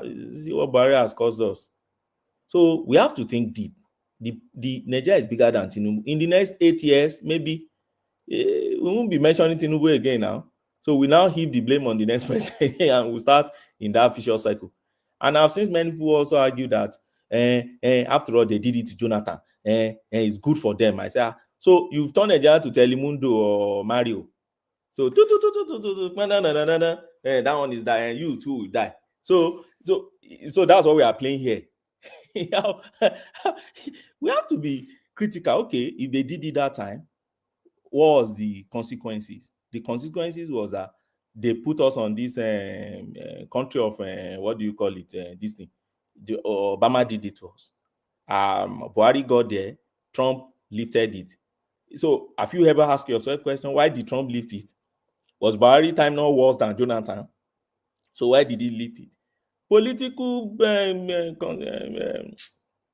consideration, economic consideration, forget it. Okay, I drew an attention of somebody to Dangote today. I said, look, I don't know, Mama, I don't know if you see the news. There's a news from Exxon that just came out 3 days ago, 3 or 4 days ago. I think 2 days to the time Trump made that declaration. And the news said the last 2 sets of refineries in UK is going to be shut down. And go and read out their report. Therein in their report, they put it there because crude oil is no longer coming from West Africa. Dangote is practically mopping those crude oil and refining it. So if anything will be coming to Europe, they are refined products. And because of that, those refineries are shutting down. The last 2 will be shut down. That's what the Exxon say. So, and all that happened in the space of how many years that this man is there. Yeah, we can't ascribe it to him, but there's an environment they created for Dangote that this thing is flourishing. So if I'm leader from the Western world, what do I want to see? I want to look at what is happening in this Nigeria. Wait a minute. What is happening? The crude oil, because I did my master's a bit in crude oil, in oil and gas taxation. And I understand the importance of crude oil to any developing nation. And when people look at the economic importance of crude oil, I tell them the most important thing about crude oil to the world, to any superpower or any nation, is the war. You use crude oil to fight war. In fact, any country that doesn't have crude oil, you can't fight war. Forget it. And that is what is most important to any nation. It's not about to drive your technology, to drive all those things, to bring electricity. They are fine. But what makes countries survive and what makes other countries to respect a country in the West is your ability to fight the war. And you need crude oil to fight it. So when a country now is gradually becoming independent when it comes to not just production, but refining and marketing crude oil, you are gradually becoming a power that people must recognize. And then nations must see you and portray enemy or friend. So me, I don't know the reason. I'm not an economist really, but I don't know the reason why TINUBU has been snubbing US for a very long time since he has entered this government. He's been snubbing them as far as I'm concerned from his body language. He's been going to France always, we go to Asia, part of Middle East, and then return home. He has never tried to. Can you hear me? Yes, I can hear you. Okay, sorry to interject you. When the Trump became president, what did he call Africa? Shito now, that first time. So you expect TINUBU to start, kowtow to him just to do what? He has not shown any interest in Africa or any African state. So why must TINUBU knocking at his door? Other than the bare minimum partnership they've involved. TINUBU has to knock at his door because that's what moves everything. No, as we are seeing playing out now, America is what moves everything. We cannot just you have to know the kind of door you ignore America at your peril. As we are finding out. I'm not an economist, but if I'm the president, I don't think I will snub America. They are one of our major strategic ally. I don't think we should snub them. I don't know. I don't know what exactly is playing out, but that's what I think. Let me quickly move to this. But Woma, I draw your attention to that refineries that is crashing. In fact, the last 2 in UK. Try to do your search on it. A lot of this narrative wraps around that Dangote refinery, what Trump is about to do, and I wouldn't be surprised, and we will not accept it if a missile misdirects towards Lekki as they set about bombing Nigeria. Do you see what I mean? I think that might well be on the agenda. But anyway, I take Well, us to I Nnamdi don't. Kanu and then yeah. No, I don't. Well, I don't know. I don't know. But already I see Russia. Russia has spoken today now. Russia has spoken. They've warned US Yeah, already. but I wish they wouldn't, because China has spoken as well and the European Union. But I wish they China has wouldn't, spoken. because the more you push this guy, the more he doubles down, and then he will want to show you that no, yeah, I'm the daddy around here. So let TINUBU just handle him. I think TINUBU can handle Trump. Well, they're trying. I don't know. Well, whatever. My own is yes, we need the pressure. I think the government need the pressure. Enough of the complexes. People are dying. We need the pressure on them. And I think the thing is gaining ground. The only thing I won't want is for them to destabilize Nigeria. They will take us back to 60s. They take us back to 60s. And by the time that is done, Trump will leave government how many years to come, and then we'll pick our pieces again. And then where do we start from? That's just what worries me in all this. But by and large, let's go to Nnamdi Kanu. Now, I see Nnamdi Kanu now trying to... now, wow. Yoruba said, Tí Alaba gbé ni ṣánlẹ̀, kéékèèké á máa gorí ẹni. Meaning that if you are struck by one major sickness, for instance, you see different little ailments that shouldn't even ordinarily affect you, will start affecting you. You start having catarrh, having this and that. That's what I see in this Nnamdi Kanu guy. Okay, somebody complained that Nnamdi Kanu, they wasted too much on Nnamdi Kanu case. I've said it here before. Nnamdi Kanu case, they've not wasted time on Nnamdi Kanu. Nnamdi Kanu wasted his own time, and that is what he's doing again. When Nnamdi Kanu was arraigned before Justice Binta Nyako, he raised jurisdictional issue. They fought his bail for almost 6-7 months. After they granted him bail, he started looking for shorty for another 2-3-4 months. Abarabe got him as shorty. Then he escaped. He jumped bail. But he explained it that they almost killed him and they keep him in his compound, that he had to take boat through Cameroon and escape Nigeria. And then he was out of Nigeria for almost 4 years before they brought him back home. And since they brought him back home, he has been fighting Iyanko. He fought that one and he recused herself. Our case went back to the CJ of Federal High Court. The case came back. He still fought Iyanko. They returned the case until they now choose this new guy, Justice Omotosho, just took up this case less than maybe a year or 2 years ago. He's very new in it. And then he's been giving this case accelerated hearing. From day one, he said he must finish this case. And he gave it accelerated hearing. Nnamdi Kanu is not happy about that. He has been throwing many tantrums.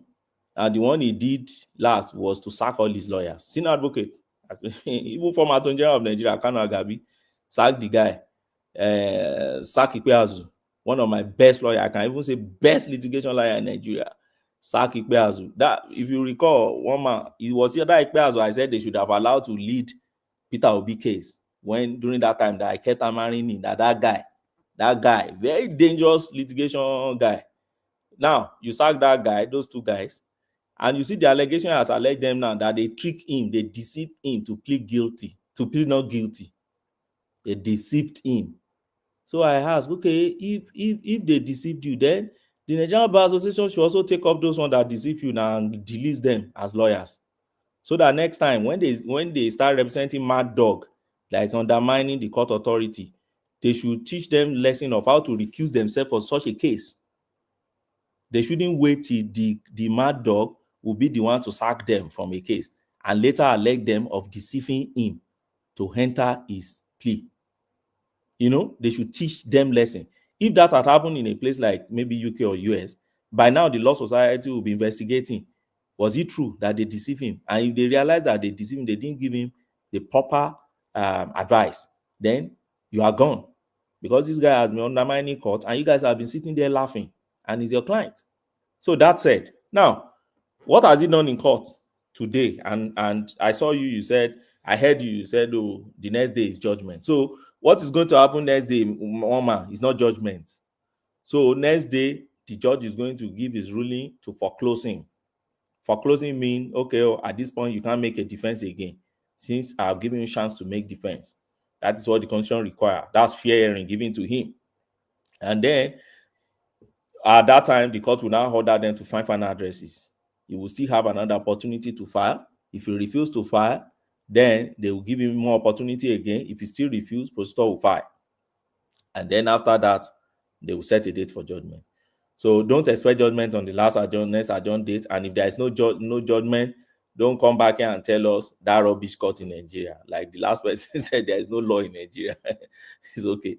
I think by now, Nnamdi Kanu, that used to say no law in Nigeria, I can see now that there's actually law in Nigeria. So to round this off, how do I see Nnamdi Kanu? You see, I see a man who has lived too long in the sound of his own voice. You know, it's somebody who's surrounded, surround himself by people who always agree with him. They will not agree with him. So he began to believe he was never wrong. So no one ever questioned him. That's my reading of somebody like him. You see him the way he was telling lawyers, stop talking, I'm talking. So he mistook fear for respect and flattery for truth. But now, for the first time, perhaps in his life, somebody, an authority now dares him to challenge him, and he cannot bear it again. But it's a way to deal with it. His word is now beginning to Ogbeni, please, sorry for interrupting you. Did Nnamdi thought this case they are doing, they are just joking, or they are doing our keri? He started calling witnesses, almost 20 witnesses. He canceled that. He sacked his lawyer. He said he's going to defend himself. They gave him a couple of days, weeks to defend himself. He came back. He said he doesn't have anything. Does he think Nigeria cannot jail him? Please, let us know. You are a lawyer. You've practiced in Nigeria. You know what I think? I think it's strategy, but I think the strategy is backfiring. All those times that he has been wasting time with Justice Nyako. I don't know, but I think deep inside me, my instinct tells me that he thought Peter Obi will get to the presidency, or at least the opposition will get to the presidency. And I believe he believed that if opposition gets to the presidency, they will release him as a way to appease Nigeria, and said, okay, there's a fresh air now in the political space. That's what I believe. So he's been wasting time. But unfortunately, he didn't get them. He got somebody who is like Buhari reincarnate in terms of dealing with him. So he had to waste more time to probably see this man out of office. And now the thing is backfiring because it's getting clearer to him. But is he actually the one wasting time? Because now you are telling me about the judgment on the 20th that's going to be deferred. All right, you have to give Ogbeni the opportunity to round off, because so otherwise you guys won't get to. Okay, let me round off. So that's the way I see it, and the way I said is waiting time now is that court is giving him opportunity to make his defense. He's not making. He said he's not pleading. And today is asking the court to show him the law. It doesn't work that way.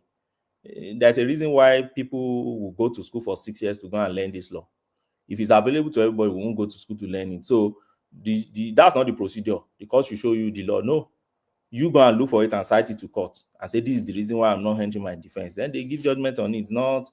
It's not rocket science. And then finally, you see him always talking about no, they said they should send him back to Kenya to go and do. Are you a Kenyan? Maybe you told us you are in Nigeria, you are Biafran, and Biafra is in Nigeria, and you told us you are Jew. So why are you playing as if you are in Kenya?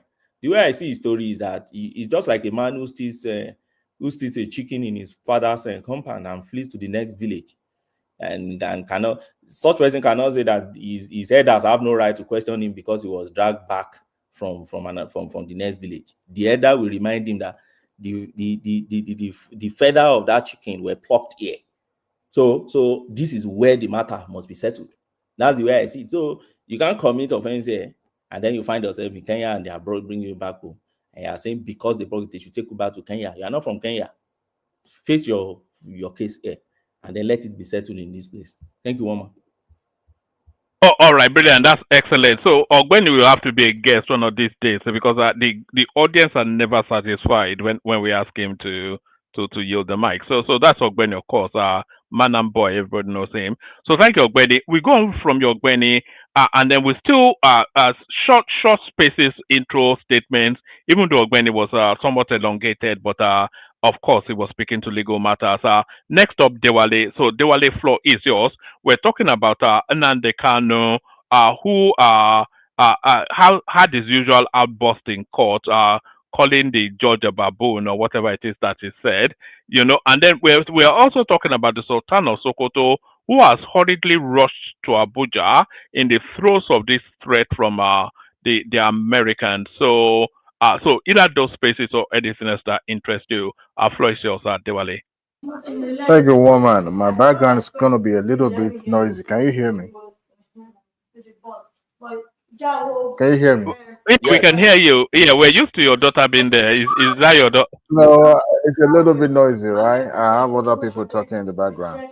But let me speak on the issue of I have my daughter with me as well. Um, let me stop making noise. Let me speak with the issue of what's his name? Nnamdi Kanu. That guy needed to be um, checked because no reasonable or sane person will behave the way he behaved in the court. It was so uncalled for. The outburst was unnecessary. I believe the theatrical is just to draw the attention to have something to, have the headlines, especially those bloggers and those sensational stuff, so that he can be in the news.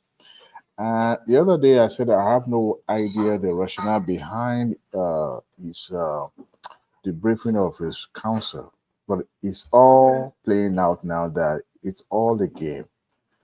So what he's trying to do is one, is trying to play in a way that it will gather the sympathy of the international community.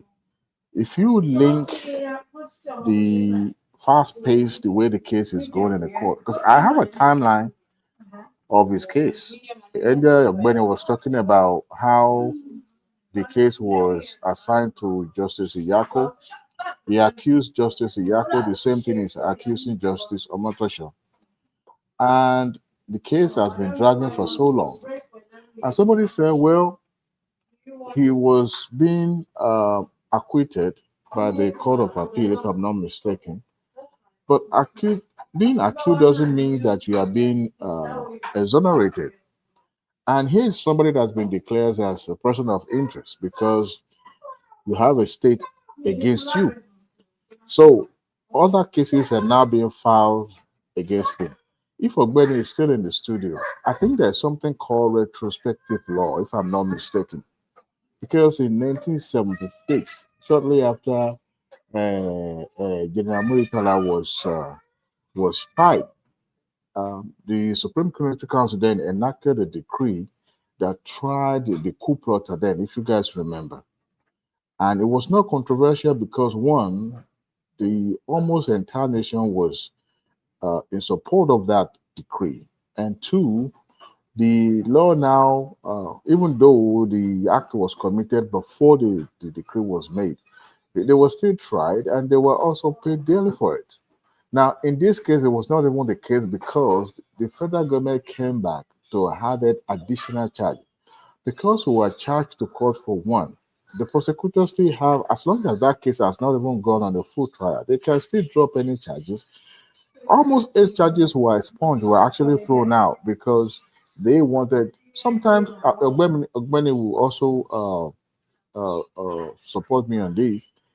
Sometimes prosecutor will, for them to have a bigger case against you, they will start case against you, against defendant, so that at least if one is dropped, at least the original one that I actually wanted will stick. And that is what you have in case of this man. All these outbursts is just to gather headline. And that November 20 will come and it will pass. Yeah, somebody who is not even worth even discussing at all. Because what he has said, what he has done against his own people, against the country, is just, honestly, it's not worth being discussed. But November 20th will come, since he has refused to open his defense, since he has refused to defend himself, we will see how it ends up for him. Now, let me go back to dive back to the country of Nigeria being designated as a country of concern. Ogbeni discussed about the domestic aspect of it. But you see, the dimension that it took at the international stage is what I'm a little bit concerned. When Trump was making making his threat on his social media platform, he called Nigeria a disgraced country. But people did not pay attention to that. They call you a bastard. They call Nigeria a disgraced country, and yet all we focused on was, oh, it's coming to help us. Help you to do what?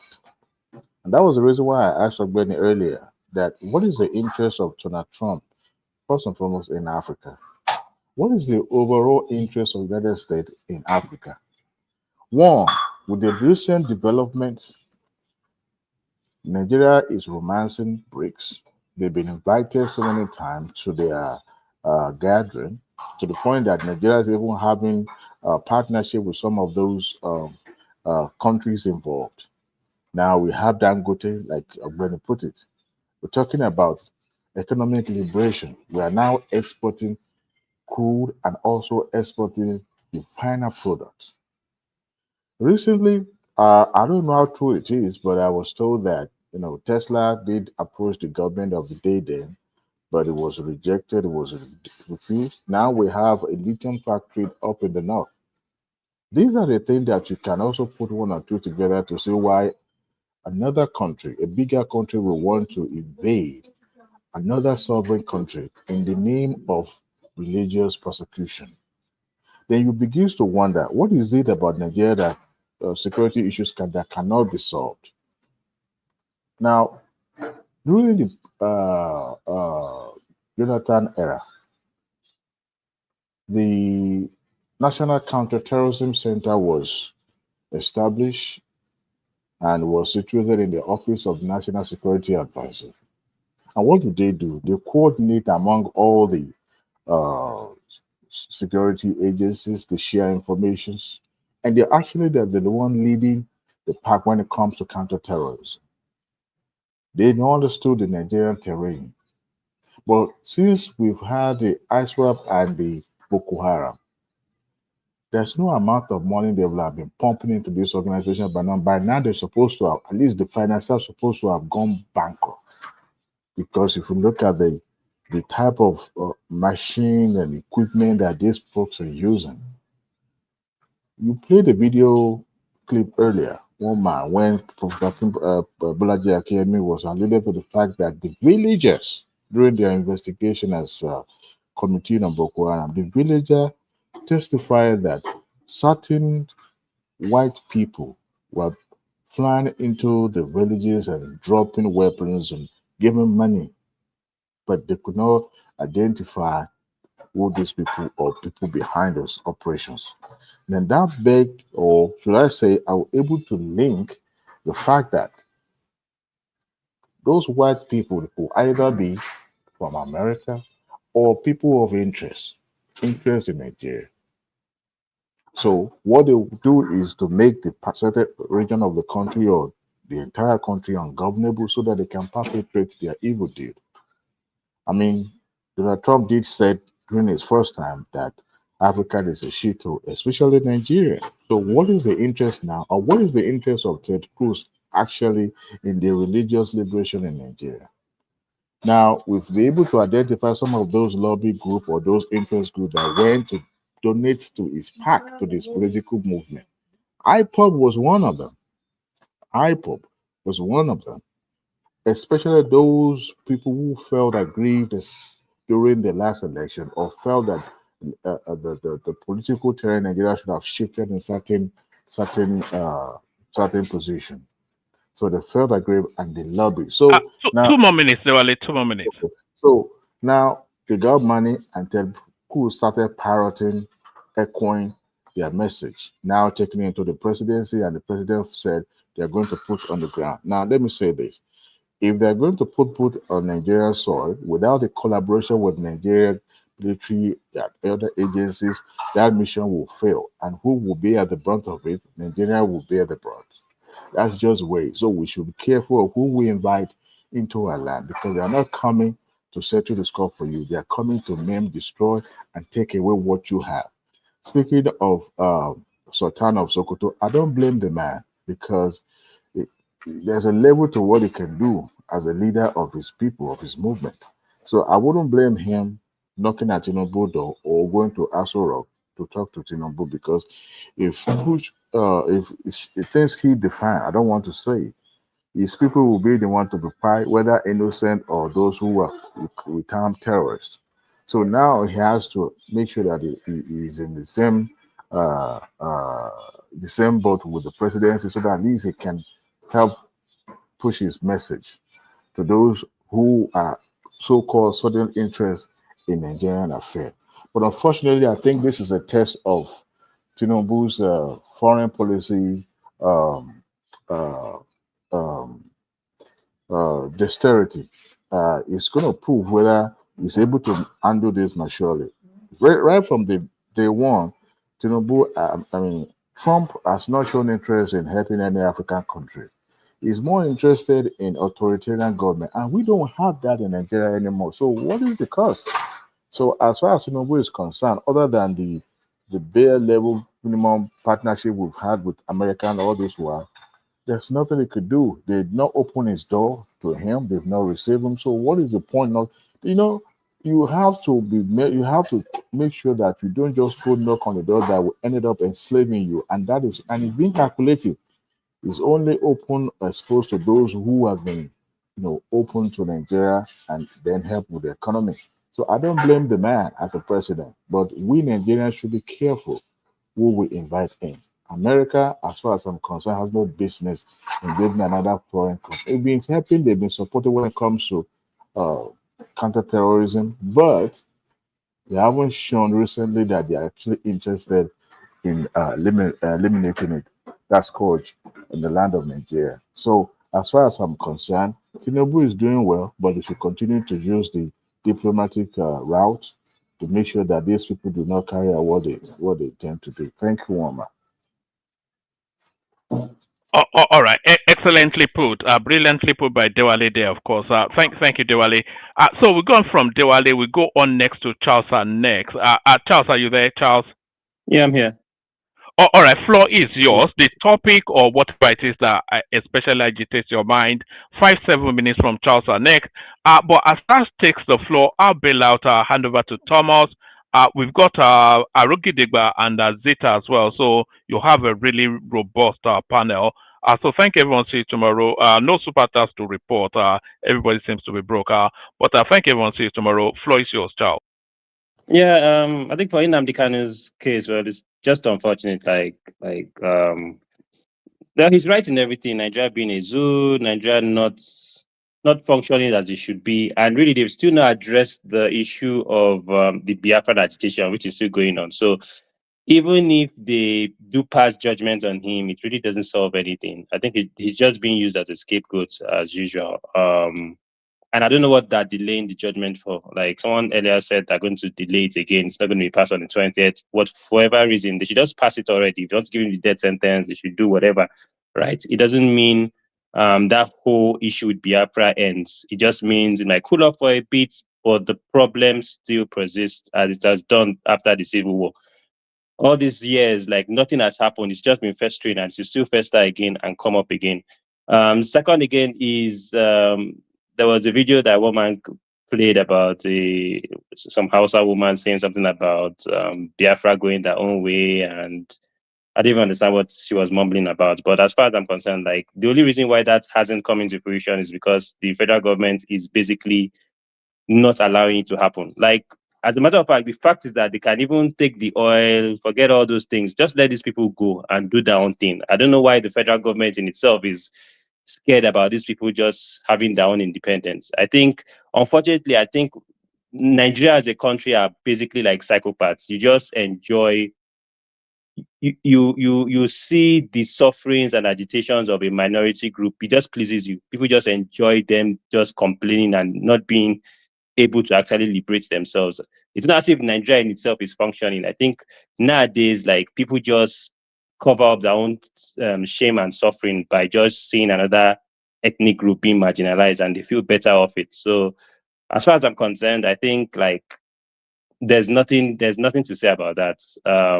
If Nigeria was a functional country, like there's no even difference between what Nnamdi Kanu is asking for and what the US government is trying to do. If US government is saying that yeah, a shithole country, yeah, a disgrace of a nation, it's the same thing Nnamdi Kanu has been preaching for long. If Nnamdi Kanu is saying he wants to break away from the nation, it's the same thing the US government is saying that Nigeria should be broken up into states. Why don't you drag the US government into to Geneva Convention or to UN and tell them that they're terrorists as well? Are they not terrorists as well? If they're doing practically the same thing Nnamdi Kanu is doing. The other one is like there was a video that one man played about a helicopter. People saying like the helicopter in itself is from US government or whatever. Like foreigners are the ones responsible for dropping arms. And the question I asked myself is like, did the helicopter fly from the US or was it chartered in Nigeria? And does it mean that Nigeria does not have domination over or control over its own airspace? The truth of the matter is that Nigerian government are the terrorists. They know who is, they're just feeding off it. And America is right, calling out the Nigerian government by saying that they are the ones sponsoring these terrorists, which everybody knows. And secondly, like, there's also a defense of Peter Obi and IPOB are the ones singing into the US ears and things like that. That's not true. Like, this is just politics. As far as I'm concerned, when the Chibok girls were kidnapped as well, like APC did the same thing in 2014 when they were using this whole Chibok girl saga to discredit PDP. And basically, that is one of the things that they used to come into power with Buhari. So if Peter Obi is being diplomatic about it and looking as if he's playing politics with it, it's allowed. APC did it. I don't see why Peter Obi can't do it. And as a matter of fact, if I was in the same boat with the way TINUBU is sweeping 21 states out of 32, almost 70% of the states or whatever, it calls for desperation. You probably rely, it's only by some miracle, such as US intervention, that would make you win the election. That election for 2027 or whatever it is as good as gone. So I would not say Peter Obi is not in its politics. APC did it in 2014 under the Chibok girls, where they politicized the whole thing. So Peter Obi is doing propaganda now. You agree with us? Playing politics. Well, it's politics. Yeah, everybody does propaganda. I don't believe. So nobody is a saint. Nobody is a saint. I'm Igbo. Thank you. Don't get it wrong. I'm Igbo, but I will call a spade a spade. Me, I stand for truth. If he play, even if I was the one, I will also play propaganda with this whole thing. I'm sure he has done the calculations and everything, and he knows definitely that it's impossible. It's near impossible. As a matter of fact, this whole US intervention is a saving grace for him to try and be relevant and capitalize on it. So it's something any politician would do, especially when you know you're losing a battle against APC in the next elections. And it is fair. It is politics. APC did it, doing PDP, Chibok girls and everything. So it's allowed. But at the same time, I still believe like this whole, I think TINUBU in itself and APC in itself, yes, they can be diplomatic in itself, but I don't know, the way they should deal with this, they should know how to manage things, because US, as far as I'm concerned, is not doing this to even help Peter Obi or anything. It's just doing this to serve its own interest. And even that whole statement, the very first statement Trump made about Christians and genocide and everything, it was a deliberate act. It was more of it's meant to agitate. It's not meant to solve a problem. It's meant to create this anger in Christians. And lastly, I would just say that, what do you people think? What do you think TINUBU's next gameplay would be? As far as I'm concerned, I feel in 2027, he has no choice now but to get another VP who is Christian-based to just pacify, because that's what I'll do myself. To just get US off his back, he's probably going to pick Yakubu Dogara, which has been in contention for his VP. Because if a Christian VP comes in place, then it's almost like saying, but we are also carrying Christians along. But this whole Muslim ticket is kind of like, for 2027, I don't think it will speak well. Like, there will be too much Christians in that whole in a whole would not want to vote in Tinubu based on But Charles, if you are thinking that, to me, sorry for that comment I want to make, you are thinking irrational. Tinubu picking a Christian 2027, it doesn't stop insurgency, it doesn't stop Boko Haram. No, it doesn't. Do you agree with me? No, I know doesn't, now. yeah. It's a political move, but Nigerians are quite docile creatures, to be honest. I won't, like, if he does that move, I can bet you a lot of Nigerians will feel, okay, if a Christian is there, then maybe he would be able to represent us, and it's the same thing they did with Osibanjo now. It doesn't change anything, my brother. I know it doesn't. It doesn't. We know that. Between me and you, we know. But the majority of Nigerians would not, especially even the pastors. Even Nigerian pastors will support that. You'll be surprised if Nigerian pastors jump on that bandwagon that, yes, we want a VP as Christian I agree with you. I agree with you 100%. Majority of Nigerians, we accept it. And I know that is exactly what Tinubu will do at the end of the day. As a matter of fact, that is what I would do to shut the US government up. What? Muslim tickets. If that is your problem and you feel Christians are targeted and Muslim is dominating the entire country, oh yeah, I've elected a Christian. What is your game plan now? That is what I'll do. But that's all I have to say, Shad. I'll just keep it short. Oh yeah, thank you so much. Yeah, thank you for the effort. Yeah, but I think that will not change anything. That will not stop Boko Haram not to strike. Or what baffles me, Annex, is that these guys are killing. They are buying Muslim too.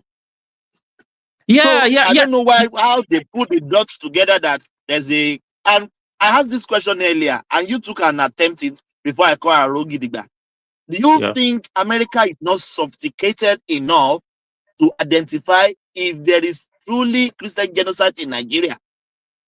They have all the intelligence, they have all the power, they have every interest to know, to identify if it is a propaganda or there is truly genocide in Nigeria.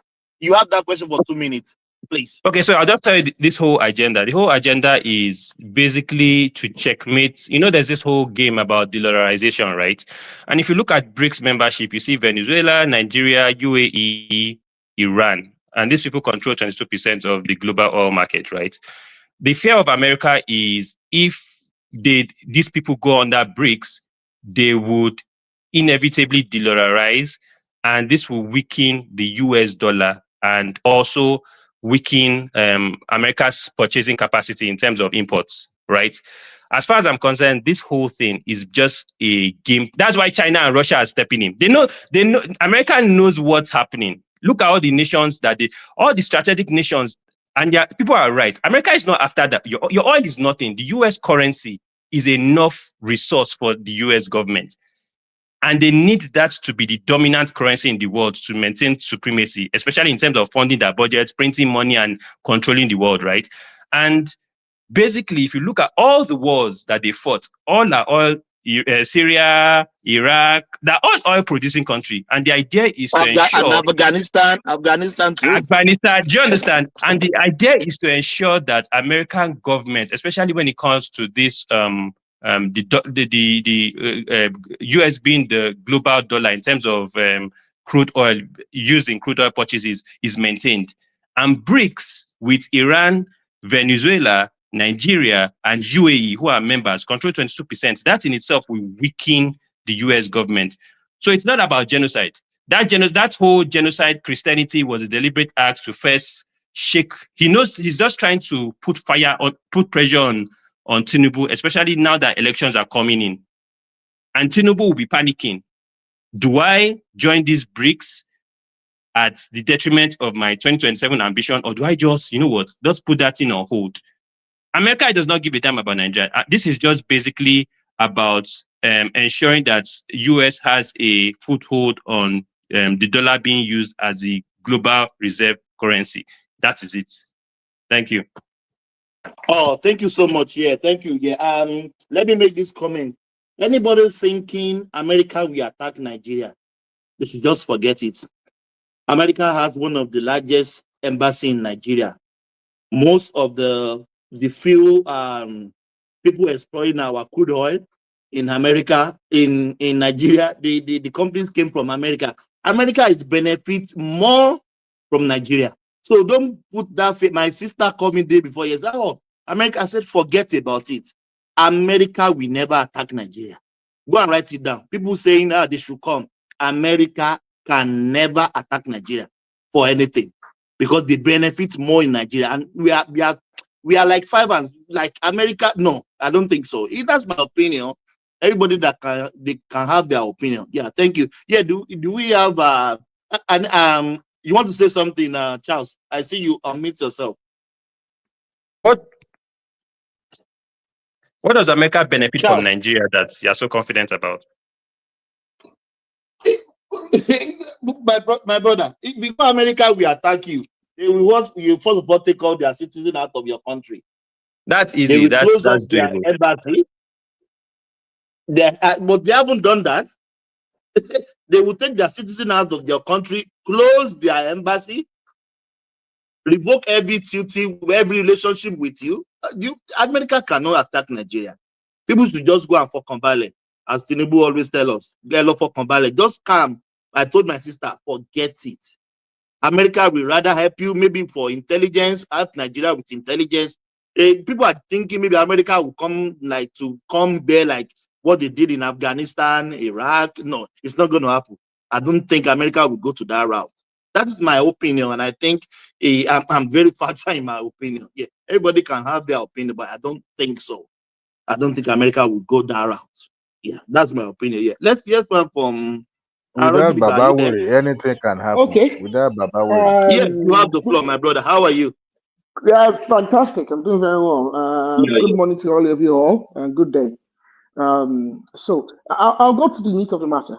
I agree with you on this matter that provisionally, I don't think that the Americans actually have any desire to strike Nigeria. And in fact, I don't even think that Trump has any business with Nigeria. I think this is just something that's distracting him at the moment. It serves a purpose politically for him as well, at a point in time where his party just got flooded from the Democrats. But I think what we need to look at is this. I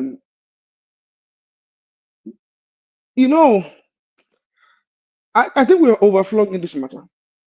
I was going to say something, but it's actually just skipped my mind. Oh, yes, I was going to speak about something Ogbeni. I think it was Ogbeni that mentioned this about how poorly the refineries are doing across Europe and other parts of the world. Dangote is making billionaires poorer and is costing a lot of jobs. Refinery jobs across the world. That's the reality. I don't know. I mean, for the people that support Manchester United on this forum, Petronas, Sir Jim Ratcliffe, essentially has sacked thousands, hundreds. Well, man, I don't know, but at least 500 to 600 workers from his refinery. I think it's Glasgow or somewhere in Scotland or somewhere like that. They sacked them, and the refinery is closing down. I believe the British government the cabinet tried to intervene to see how they could keep the refinery open and sustain those jobs, but no, it's not happening. They're going to shut down. It just doesn't make sense. They're not profitable anymore. I have read and I've heard that it's the same thing across. The competition is just, and they keep talking about this competition. You read a lot of these reports on Bloomberg, and sometimes some of them they'll try not to mention the Dangote refinery. The reality of it is it's the Dangote refinery, because you can actually see the correlation between when the Dangote refinery was actually coming up in capacity and this refinery is literally and some people actually saw the handwriting on the wall and they started seeing how they could downsize their workforce before that. And the reality is most can't compete with Dangote. Even if Dangote was paying, as we know now with his issue with Penderson and the likes there, he's got an issue there with his own engineering and technical workforce as well. Well, even at that, he can still undercut a lot of these other refineries, especially the European refineries, some of the Indian refineries as well. We'll see them starting to struggle in the coming months. American refineries can be a bit different because America produces about 23,000 barrels of oil every single day.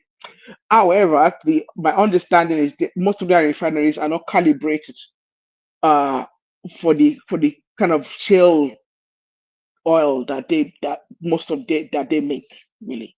Apparently, well, a lot of their refineries are calibrated for the stuff coming from Saudi Arabia, the UAE, and stuff coming from Nigeria and other places. So it is interesting.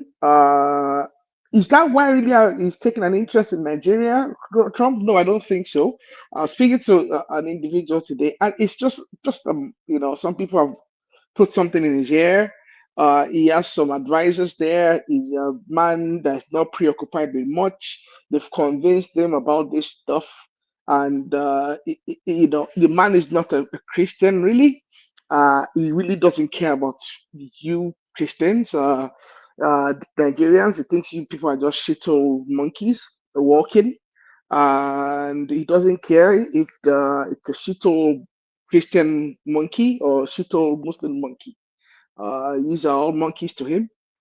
So he's not gonna invest his.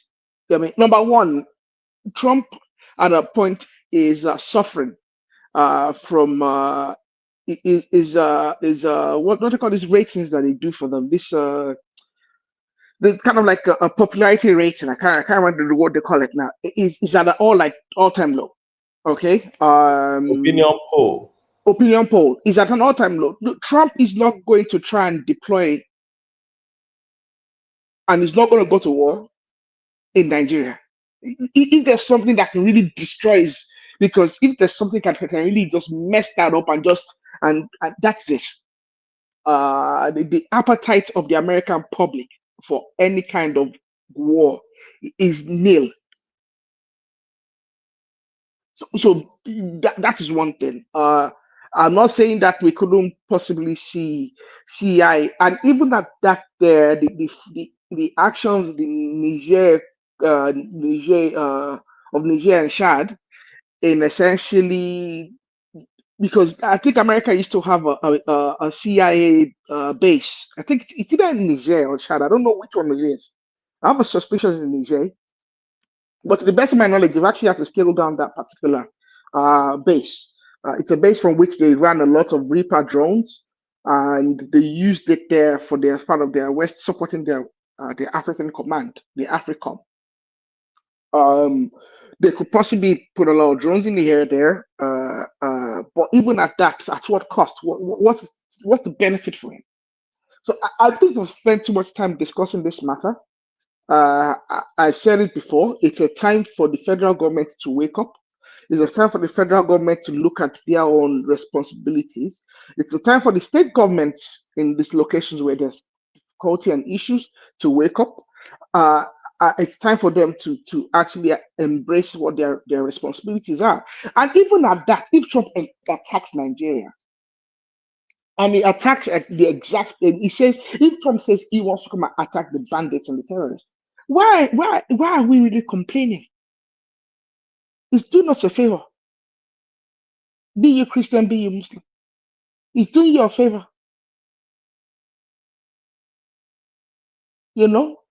At his cost, let him come and chase. I mean, at the end of the day, they have satellite in the air. They can track all these bandits. At his own cost, let him come and destroy these bandits. All of us are beneficiaries.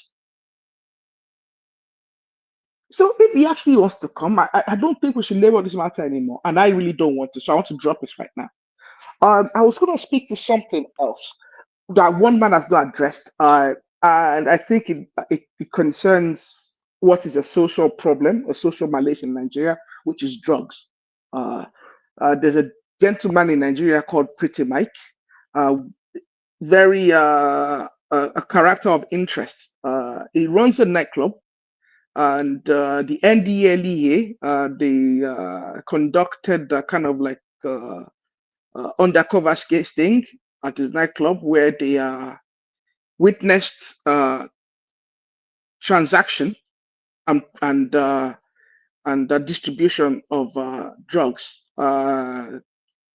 essentially laced weed, loud, Arizona, however it's called, and a nitrous oxide gas.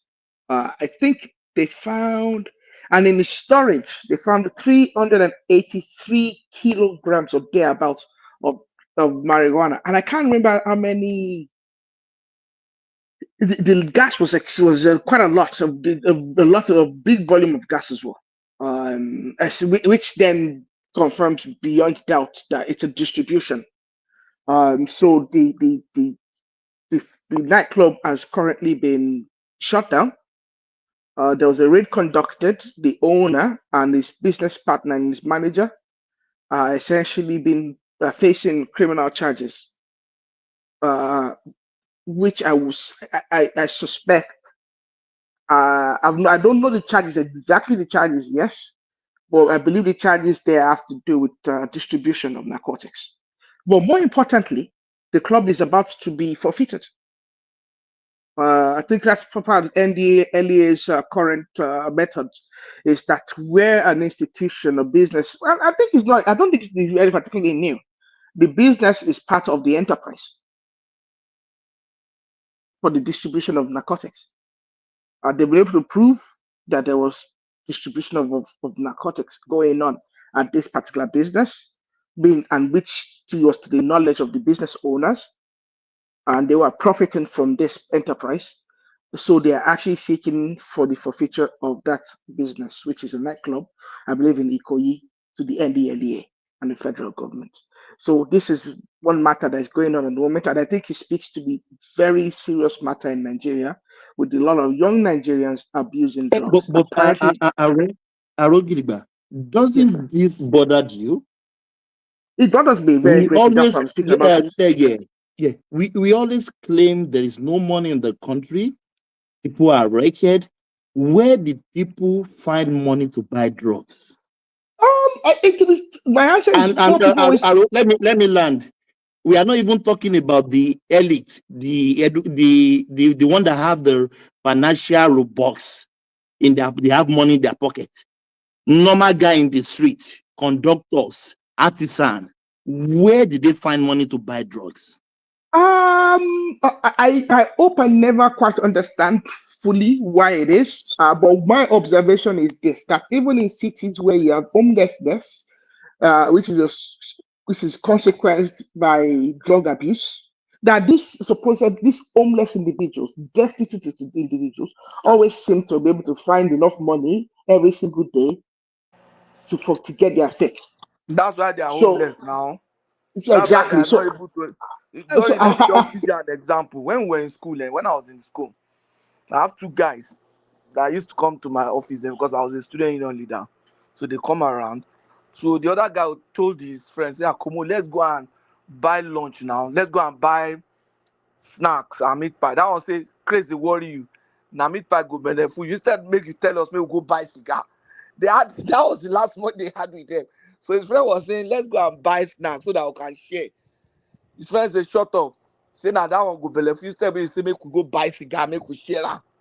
You understand? So they, even if they have not eaten, they don't mind to sell. They even sell their stuff to go and buy the drugs. That's how dangerous and addictive it is. yeah, so that I get it to be frank, and I hope I never come to understand it. I don't. I'm young. I'm not particularly as old as some people might think I am.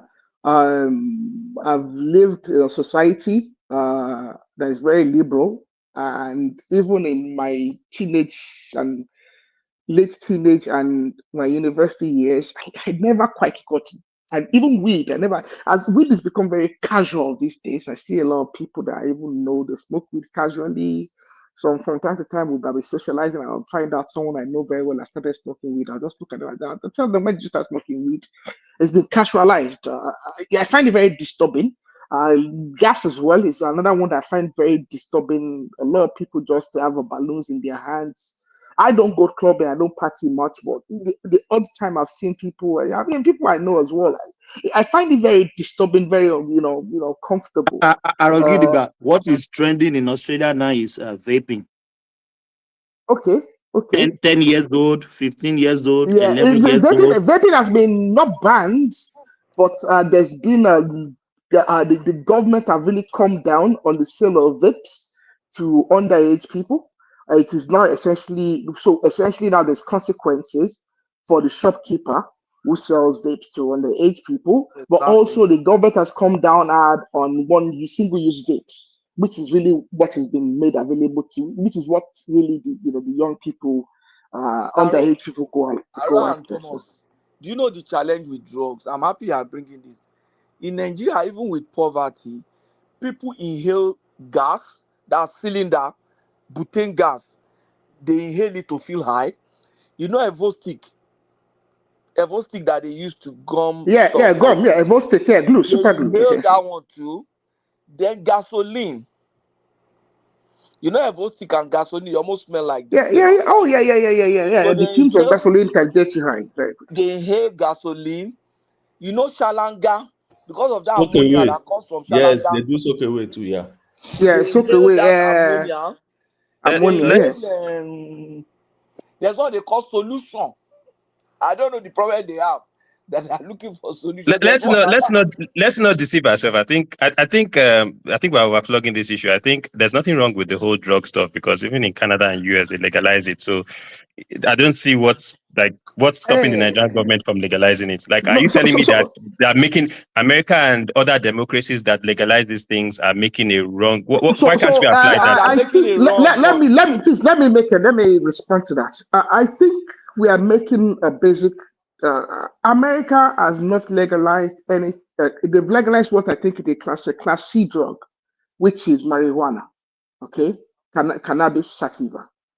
In Nigeria, when we talk of drug abuse, okay, we are talking about class A drugs. When people talk about Arizona and they talk about Colorado and Arizona is essentially what we call PCP.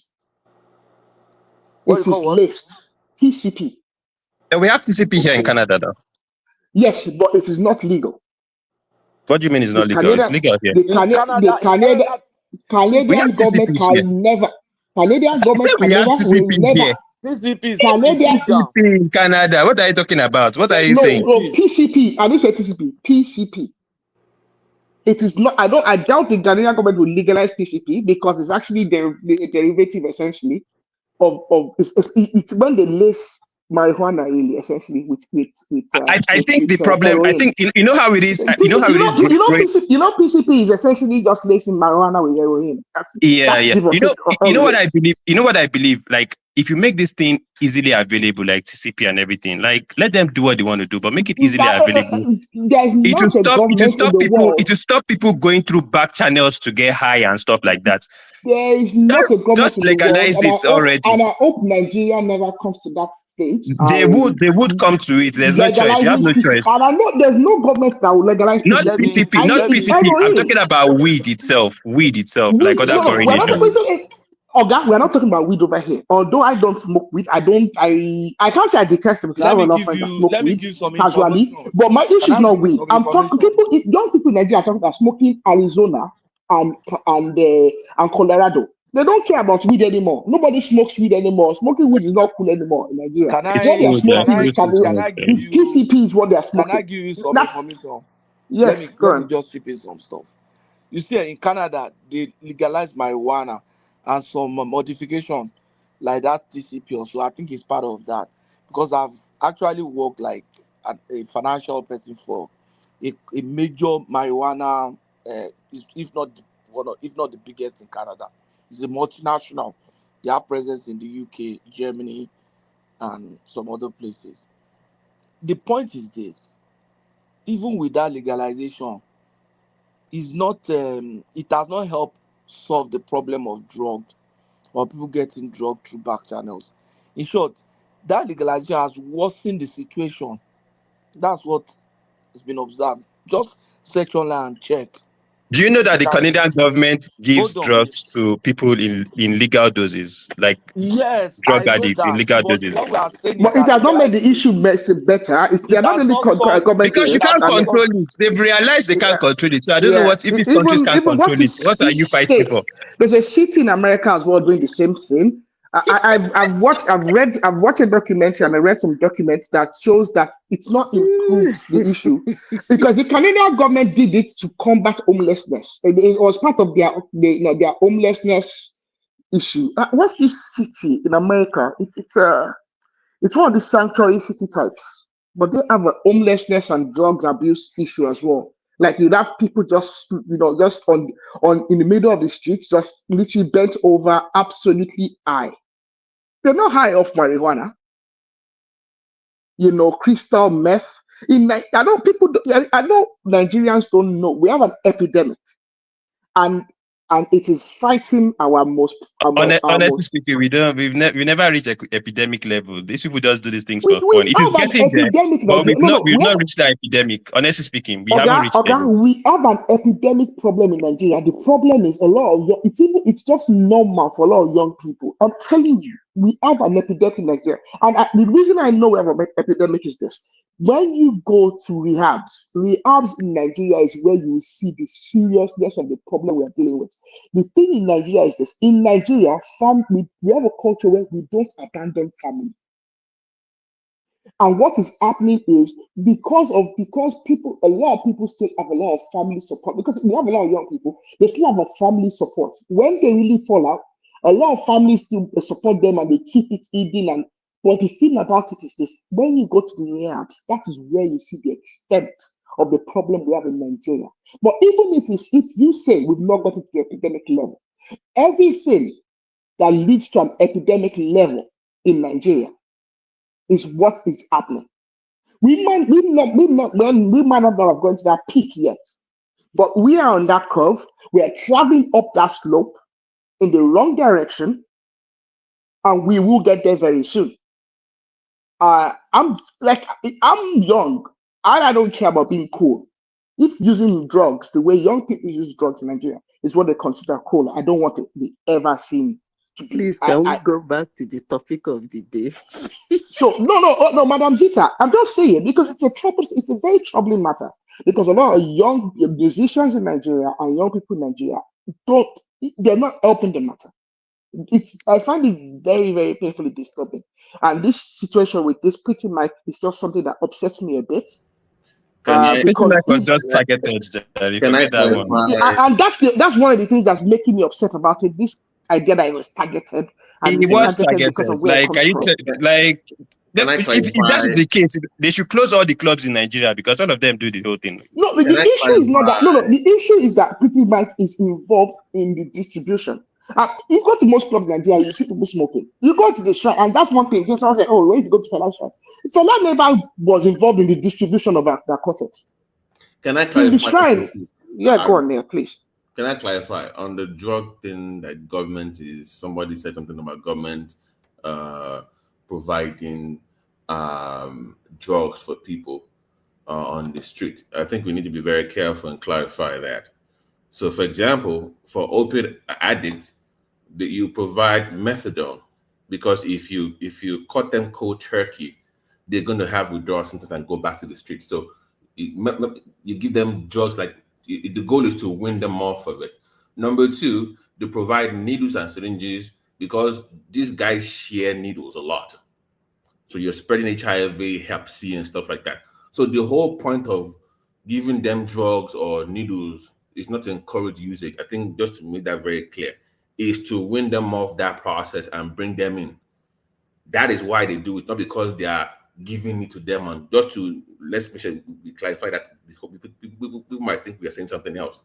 So it's not to encourage usage, it's to win them off that process. And you cannot do that if they go cold turkey and you ban. If you just say somebody is hooked on Dilaudid or hydrocodone and you ban it, they will kill to get those drugs. Is that addicting? But you must have like a medication like methadone that you can use in the meantime to step it down for them to then go to therapy and rehab. That is the reason why government does that, just to clarify for the audience. Thank you. Thank you very much, BT. And to my understanding is Nigeria already has an opioid problem in some states. I think Kanu State is one of the states that's been, fingered as having a serious drugs issue with the young population. So, but I guess I wouldn't, Since when you people started embracing China, and they start coming into your country, you will have drug problem. Period. So can you guys hear me? You break yeah, up. we can. Yeah. So I wouldn't. I only have 5 minutes, so don't let me dwell on that there. So that's just that. Maybe You've one been man speaking for more than 5 minutes. Yeah, that's why I want to make it. That's why I want to wrap it up. So the only thing now. Let's not encourage government to give them those on the street, though. It is not. That's not the whole point. Please, thank you. Yeah. So it's a serious issue. The drugs issue. I think it's something maybe we should speak on over here at some stage if one man gives us a chance. I think the only thing I want to say is I do not know, on drugs. I don't know what Nnamdi Kanu is smoking. I don't know what he's on. It seems that guy wants to go to jail, but I think I see his problem I see his outburst from a different angle. He's smoking Colorado with Arizona with methadone. He's smoking everything. And I mean, if that guy wasn't in detention and incarcerated, I would have said that he's probably smoked something before he comes to the court every morning. But knowing that he comes from detention there, and he more likely than not wouldn't. Well, then again, he might have access to stuff like that. I mean, it's been known that but stuff like that is accessible. I think he's having depression. Oh. If you look at him, I just finished watching his video now. I think he's already having some mental. Yeah, I mean, is he not they put him in? Is he like? I mean, I think he's in what they call that thing when they just slept. He's not in the when they confinement. detain them alone. I don't think he's in the confinement. Is it general population? DSS detention is not. It's not like, quite okay. And I want that they will just put him inside one small. But you don't know. We don't know. They might be torturing him. They might be playing music all night long and denying him of sleep. They might be denying him of sleep. They might be doing all these things that could. Being in that state for 5 years also can somebody who's used to freedom. Being outside, controlling everybody, spending money, being in charge. It doesn't look that somebody that's been maybe like tortured. It doesn't look like somebody like that. Not physical. Mental. Yeah.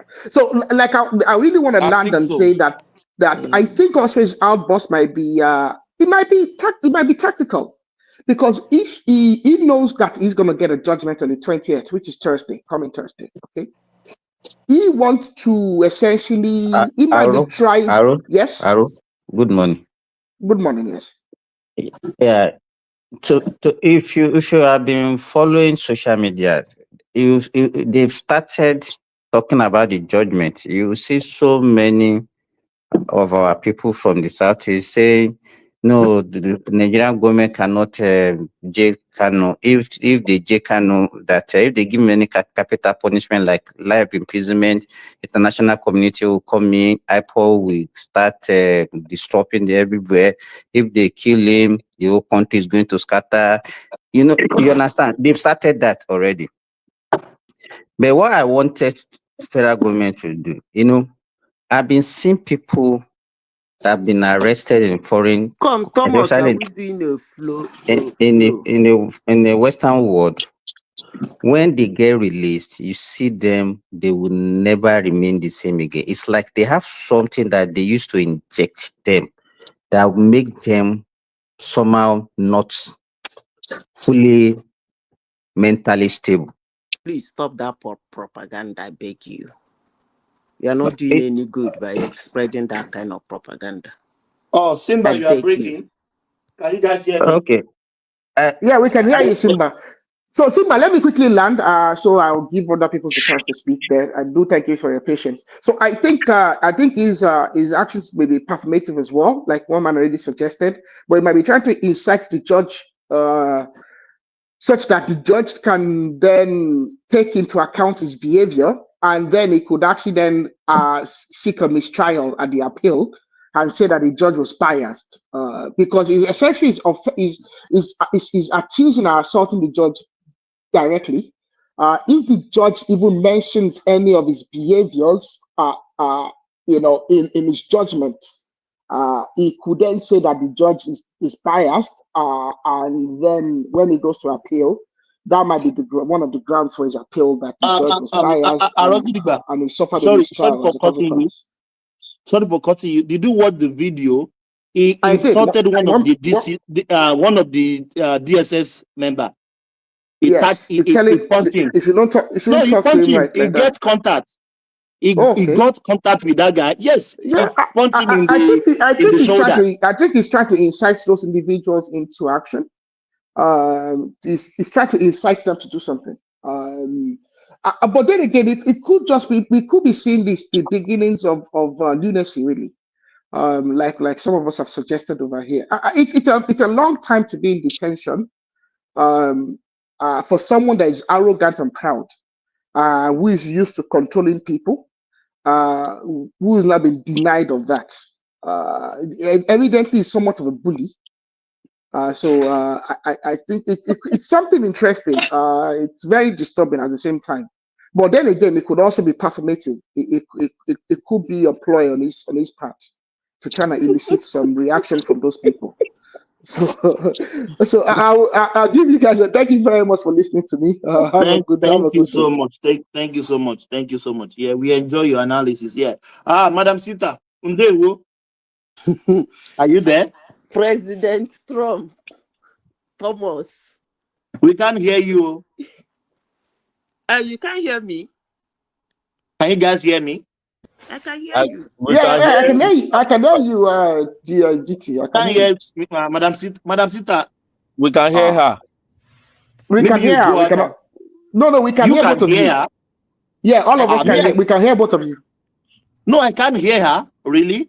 Let me go out and come back in. I can't hear her at all. Let me go back and come back in. No. Maybe you should stay there and wait for maybe 2 minutes. And if you can't hear after 2 minutes, then you can go out and come back in. Okay.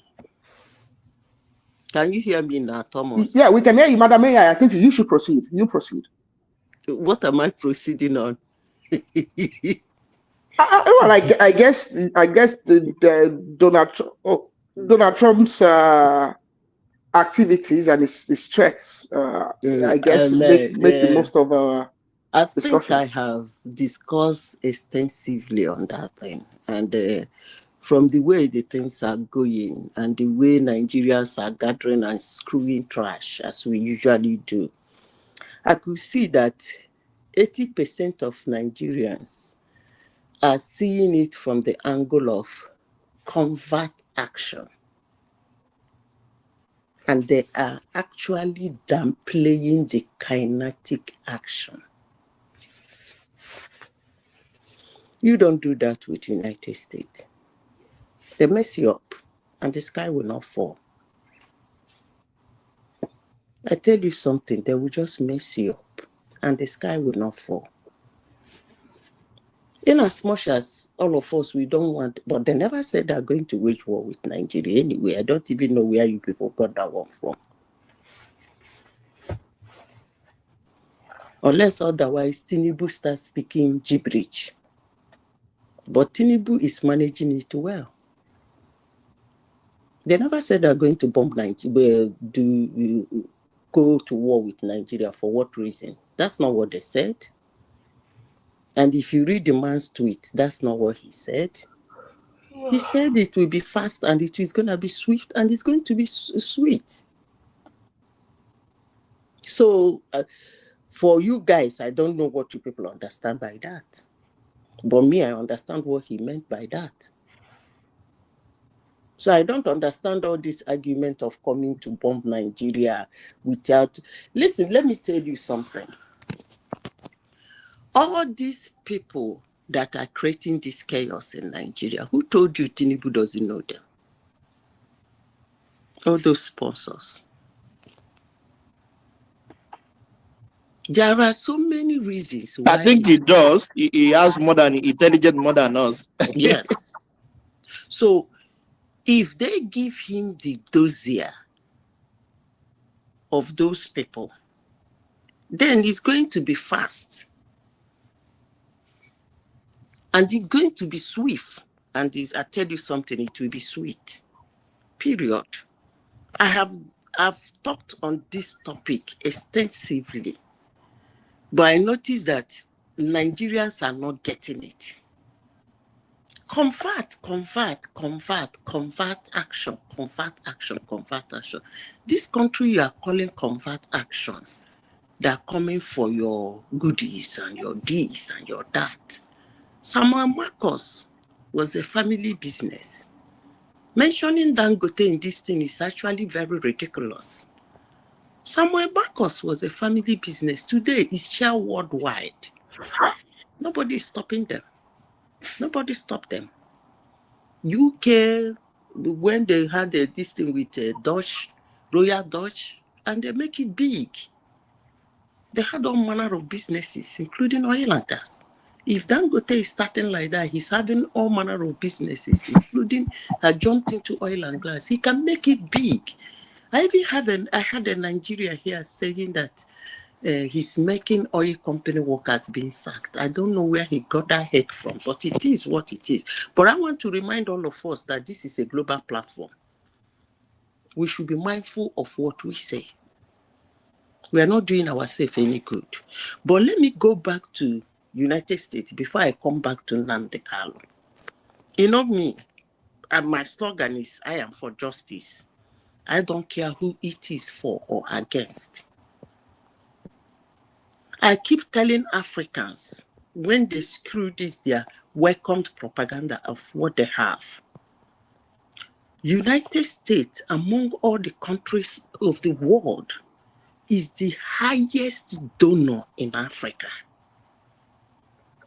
Right from before I was born, and right from before any of you on this platform was born, they've spent trillions of dollars, dash money, because they dash us like beggars. You know, when a beggar is sitting by the roadside with his can of bread, you just walk past, drop the money and walk away. That's how those people have been giving us money. If they have wanted us, we would have willingly, gladly run to them. But for some reasons that I've been trying to process, they don't. There is no business or no project going on in Africa in the name of America for years. No. They drop that money, they walk away. People say all manner of rubbish about it. But when you ask doctors, some doctors in some countries will tell you, yes, because of that money, so and so thing is free. Some people will tell you, yes, because of that money, so and so thing is happening in terms of helping us. Now we are talking about convert. We're in the convert. Let's go down low.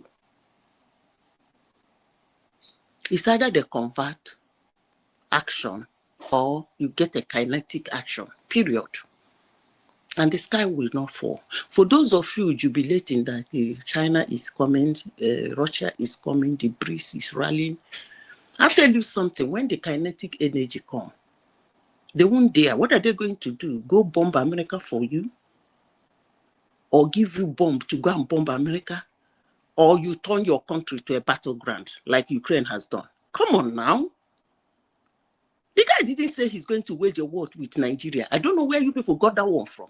Can you please go back to his rhetoric, you people will call it? That was how he started with Venezuela. Madam Zita, sorry for coming in. That is why people were saying it's for a political gain for the opposition. They are the one putting that narrative. Yeah, go on, please. Which narrative? No, like that the Peter Obi gangs on the Obedient, they were the ones shouting on internet that America is coming to bomb Nigeria. No, blah that's blah not blah. what the guy said. That's not what he said. No, I'm not saying that's what Trump said. Like some of Nigerians are the one peddling that propaganda that Trump is coming down to bomb Nigeria. And the people Maybe, that are peddling it with maybe them, Madam go and find Zita, out what he said. Madam Zita, you Go can ahead. take this question along first. Although we know that it's a conditional statement with if Nigeria does not take action, we gonna blessing to Nigeria because Go Donald what? Trump is Go, an hold on. Go what? gonna blazing. Gun ablazing. That means we go to Nigeria and be shooting gun or whatever they like they want to do. I hope So my people question will to you, understand the term first. no, I before we call understand it what a you're war. trying to say. So Go my ahead. question to you now is this: considering the kind of personality that man is, unhinged individual, he can do anything that he wants. So if today that Nigeria is not taking action and say, okay, just go there and bomb it, what like you say, what can we do? Okay. Let me. I want you to take his personality along with it. Okay. That's Hold on. You see, I am glad for some reason the 2023 election have brought Nigerians into interest. That's the word I will use. Because Nigerians are people who are not actually, we are not people who are concerned about what happens around us in our country and even in the country where we reside. I don't know where you are attaching the personality to Trump. It's not a Trump personality. If America is a human, I will say it's American personality. Look, the wars and the bombing and the buying and the taking out America has been doing even before you and I was born. Was it Trump? These guys produce master-class weapons on Earth. And they are the only country on Earth who has successfully used a nuclear weapon on their fellow humans. And the sky did not fall. So if you are making it, I've said this several times, what is going on in Nigeria, please don't stamp it on TINUBU. And what is a concern the world has shown for several years concerning what is happening in Nigeria, please do not stamp it on Donald Trump.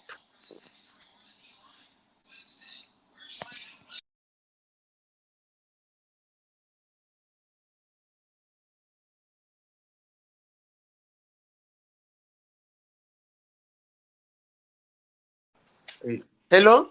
Can you people hear me? Yes, you are audible. Yes. So if you handle it that way, we might get into trouble. Honestly, sincerely speaking. And the sky will not fall. Trust me. The only thing that gives me hope and calms me down is the way TINUBU is handling it. Because he is the one that I want to hear from. You see all these headless mob running around the internet as we are speaking now. They're not interested in that too. Because that's what happened to Gaddafi.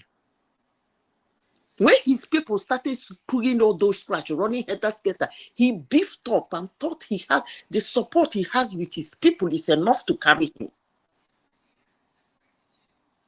The shenanigan that happened in Iraq wasn't Trump. The shenanigan that happened in Afghan wasn't Trump.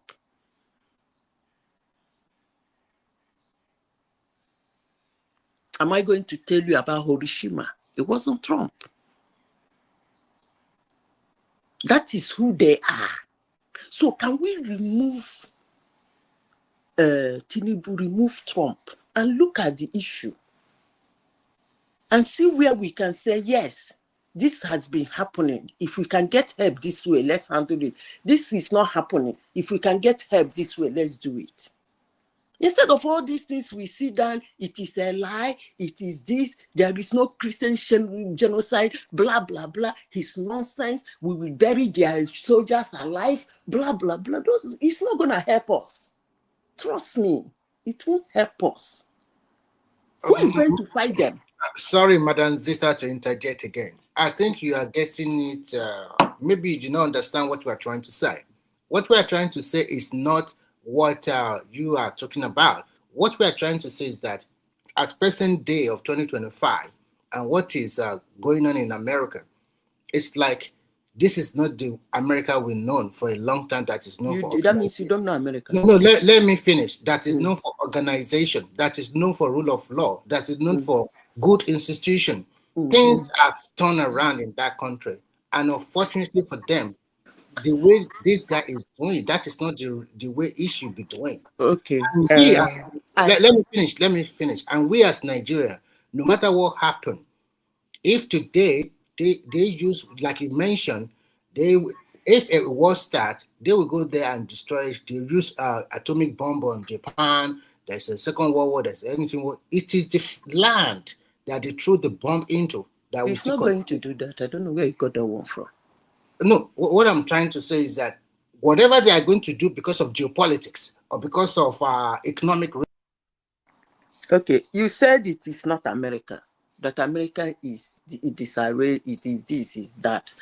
You see, as I said before,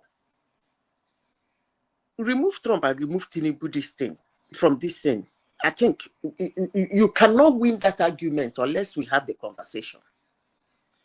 But if we continue going this way, I'm sure we are not having a conversation.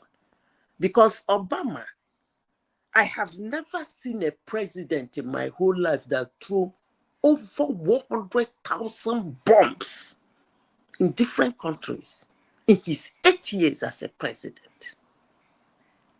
But I am sure that at that time, you never seen America as what we are not seeing today. It's not seeing today. It's not happening. America is not the America you know today. Maybe because you were not following.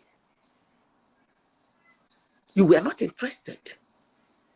Just like most black people do. Whenever a Democrat is the president, they feel safe. They don't care again. They don't want to listen. They don't want to follow what is happening. But the moment a Republican president today, they've been told that those ones are the ones that will destroy them. But that being said, I don't know for you what you are seeing about America that is not America today. I don't know. But there is nothing I am seeing about them that is not them.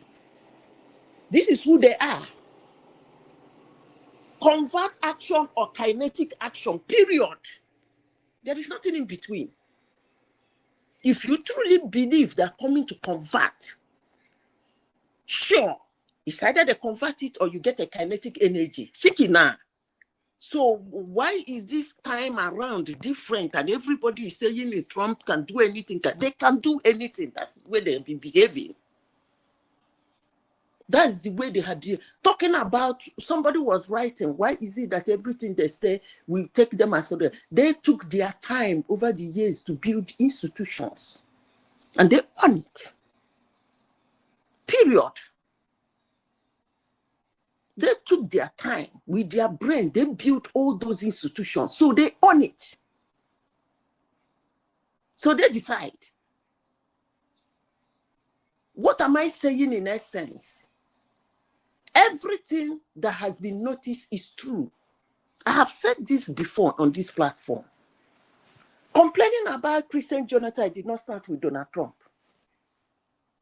Actually, for the first time it was said in the Congress was during the time they have a Muslim president, Barack Hussein Obama. And that time we have a Christian president.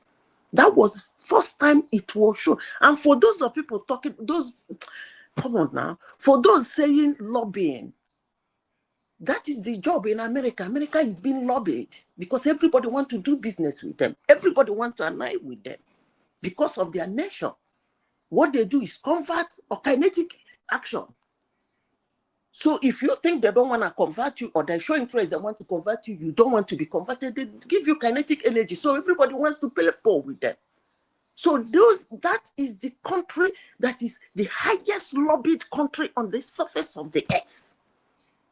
India lobbied them. Pakistan, all the countries in the world lobby America. Not to talk about groups, not to talk about individuals, not to talk about. So I don't know why somebody is saying that we are lobbied to say it. Come on now. When Pope John Paul II raised the alarm, was Trump the president? Was America speaking? What about Pope Benedict? Was Trump the president? Well, latter part. And all the reputable voices in Nigeria has raised alarm concerning that. Thomas. Hello, Thomas. Can you hear me? Yeah, I can hear you loud and clear. Okay, let me tell you this. Somebody came to this platform and made a comment. I kept quiet. I listened to everybody. The person made a comment. I know you were listening. Not today, not yesterday. I've been listening on this issue. People don't know, and Nigerians don't know how sensitive it is. A rhetoric might lead to something you cannot manage. I want to thank TINUBU for staying taciturn.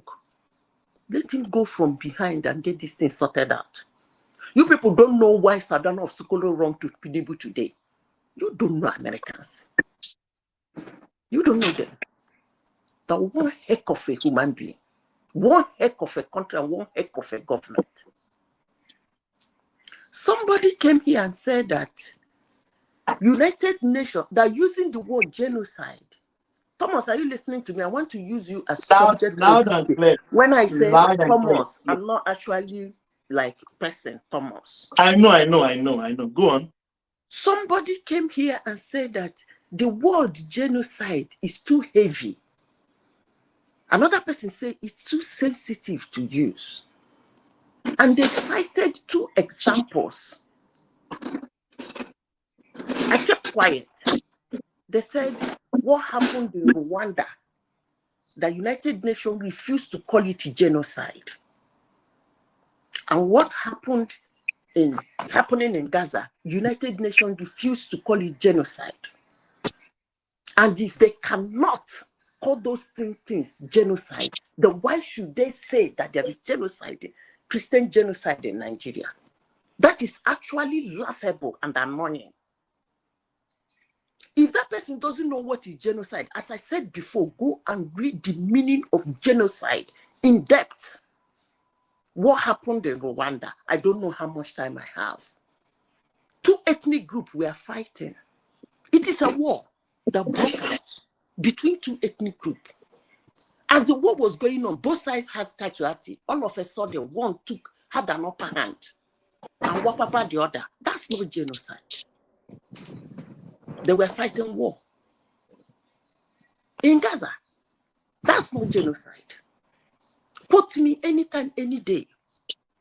Somebody went and took your people and hide under the tunnel and said, bring them. You are looking for them, fighting, blasting everywhere. Because of your constitution and your belief about your human. And the person touched you there. You are fighting a war. That's not genocide. Let me explain to you people what is genocide. As I did now, I be Christian. I didn't look for anybody's trouble. I did my day. I did work on my own. But just because I am identified as a Christian, I am targeted and killed. Whether you are doing it in group or in parts or in bit, it's called genocide because you are trying to alienate that group, that religion, that race, that ethnic group. Undermining them. You are trying to alienate them from the surface of the earth. Now, let me say this. It doesn't really matter whether it's Christian targeting another Christian group to annihilate them, or Muslim targeting another Muslim group to annihilate them. But the important thing is that they did not do you anything. Like a woman who carries microphone and was preaching his gospel, thanking his God, just as you do to your own God, and you wapapara. That's what is called genocidal. That's genocidal. You targeted her because of her religion. Somebody went to the toilet to use himself and came out. You went in the same toilet, saw a piece of your holy book and claimed that he's the one that used it. Without question on it, you slice off the throat and use the damn head to run around this country. Come on now, the whole world is watching. Who does that? A cartoon was done in Denmark, a Danish cartoon. It has absolutely nothing to do with Nigerian Christian. They did not celebrate it. Some of them are not even aware that such a cartoon was done. You spring up and start slaughtering them. That is what is called genocide. A Muslim man and a Christian woman had an argument inside the market in Jos. An argument between a man and a woman. The next thing, everybody run around whopping Christians. Come on now. What is so difficult for somebody to understand what the meaning of genocide is? But if you don't know, please go and read about it. I beg you. So that we will focus on how to get our country back to track. Instead of abusing and cursing and demeaning and insulting and wagging our little tail and our empty hands on people who showed concern. Please, I beg all of you, please, if you think America cannot do you anything, the joke is on you. If they want to do you something, they're gonna do you something. And the sky will not fall. The only person that can help you is God. And in that God they trust to touch their heart, not to hurt you. But if you think that if the Wapaba Satan of SOKOTO, that China will come and Wapapa maybe Bishop Haley in US, then the joke is on you. Or maybe probably give you ammunition to go and Wapapa their own. Come on now. As at today, they own the shit. So until they stop owning the shit, we should calm down. Back to Nnamdi Kanu. Back to your brother. Your brother don't scatter the floor. Okay. All of us Madam are Speaker, stupid black man. can I quickly say something on that genocide thing to Go maybe ahead. if you can give me a few I minutes. said your brother don't tell us say all of us are stupid Go black man. ahead, Obeni. Now, Of genocide on the screen. yes, so fine, I've listened to you. Very beautiful. It's been a while to start with anyway. Very beautiful. Is it my own Obeni self? Yes, it's me. There is one guy that used to sound like you here that we don't usually do have a nice conversation. My brother, you're welcome. Thank you. Now, you see, when people argue on this issue of genocide, I ask people, are you talking of the literal meaning or you're talking of the legal meaning? Legally speaking, genocide is a very difficult thing to establish. Literally speaking, mass killing, you can call it genocide, or targeted killing, you can call it genocide. But there's a United Nations Convention 1948 that established what genocide means, and it strictly defined it. And that is where you have controversies. And I look at it, I said, no. When you look at that particular convention, what is happening presently in Nigeria is not strictly could be called genocide, legally speaking, under that particular convention. Literally speaking, yes, you will call it genocide. Why? Because dictionary meaning of genocide will go, but not literally speaking. What do I mean? There are crimes that look like genocide, but they are not, strictly speaking, under that genocide convention. There's crime against humanity. For instance, if you systematically attacks, civilians, maybe you murder them, you enslave them, you deport them, you even rape them. Under genocide convention, it's not strictly genocide. Why? Because the phrase that actually defines genocide is that you have intention to destroy. The word destroy must be there. For instance, the Nazi government against the Jews in Germany, their target was to cleanse the entire race. Genocide. Yes, to cleanse the entire race from their place, clean it completely. Anywhere you find them in the world, if it's Jews, clean it away. That was their target, and they were going for it. Now, There are other crimes like war crime, which are not genocide. For instance, armed conflict, and that is why Gaza, all those times, I said, this is not genocide. Now, two-man fight. You attack me, I attack you back. And there's no law of commensurability, but there could be war crimes. Maybe you target civilian, you target mosque, you target church, religious places, you target hospital, you are killing people en masse. They are not really genocide. They are normal armed conflict where war crimes can happen. So you can pick somebody for war crime. But because you are not targeting the identity of the people to destroy them, particularly protected people, then that's not genocide. Now, even the convention itself also try to draw the difference between genocide and ethnic cleansing. For instance, if you are in my place, you are in my land, and I want to push you, like what happened in Rwanda, and that is why they said no. What they had in Rwanda was a very close more to ethnic cleansing than genocide, meaning that the primary goal of Yes. ethnic cleansing is territorial removal. So you are in my land, but you have your own land somewhere else. I want to push you out, whether by killing you or by exporting you back to your place. And in doing that, I'm killing you en masse. But my intention is not to destroy you completely and from the surface of the earth, but to push you territorially to the other side. And so the controversy, and I'm talking about people who have deep thinking on this, so not people who argue most times on surface level, but those who understand what genocide is actually under the Genocide Convention will argue and tell you and say, what is happening and what we've been having so far in Nigeria is at best crime against humanity. And my argument That's most times, genocide. yes, let us say, okay, it's not even genocide. Even crime against humanity is not something that must be happening and then our government will be playing complacency about. Because you may not define something legally speaking, but we know what it means. And that is why I keep referring to the Islamic fundamentalists that are operating in the northern part of Nigeria. They are getting financing and association with ISIS and all these bodies. And we know the objective of all these bodies.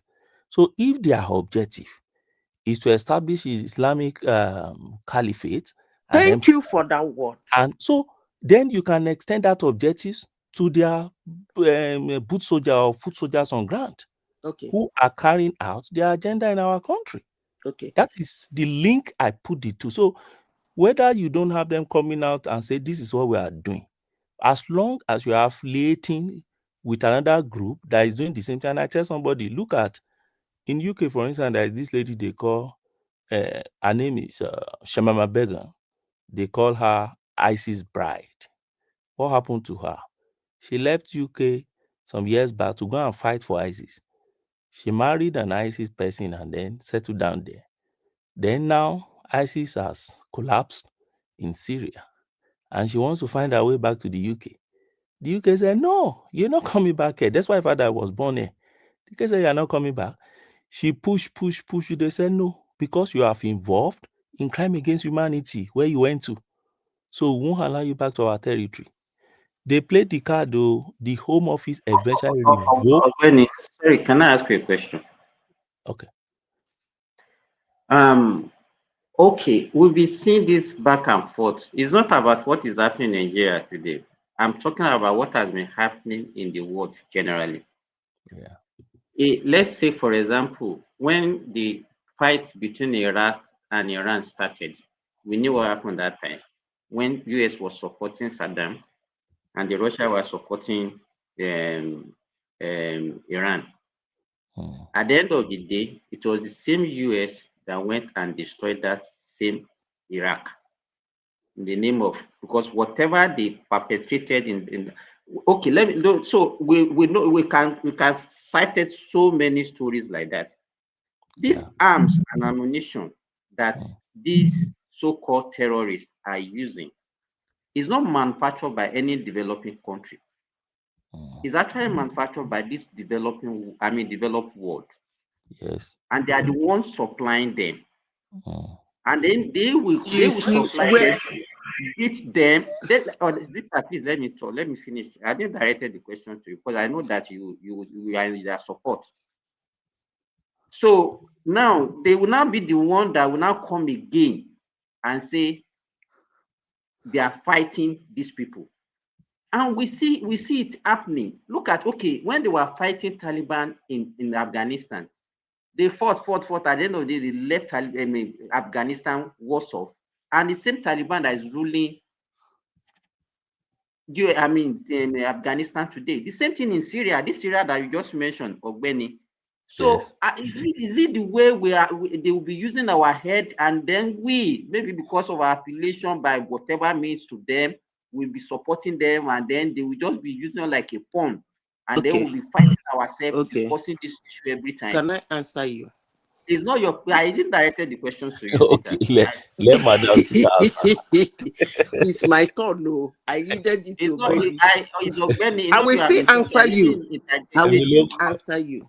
No, I will still answer you. Simba will still answer you.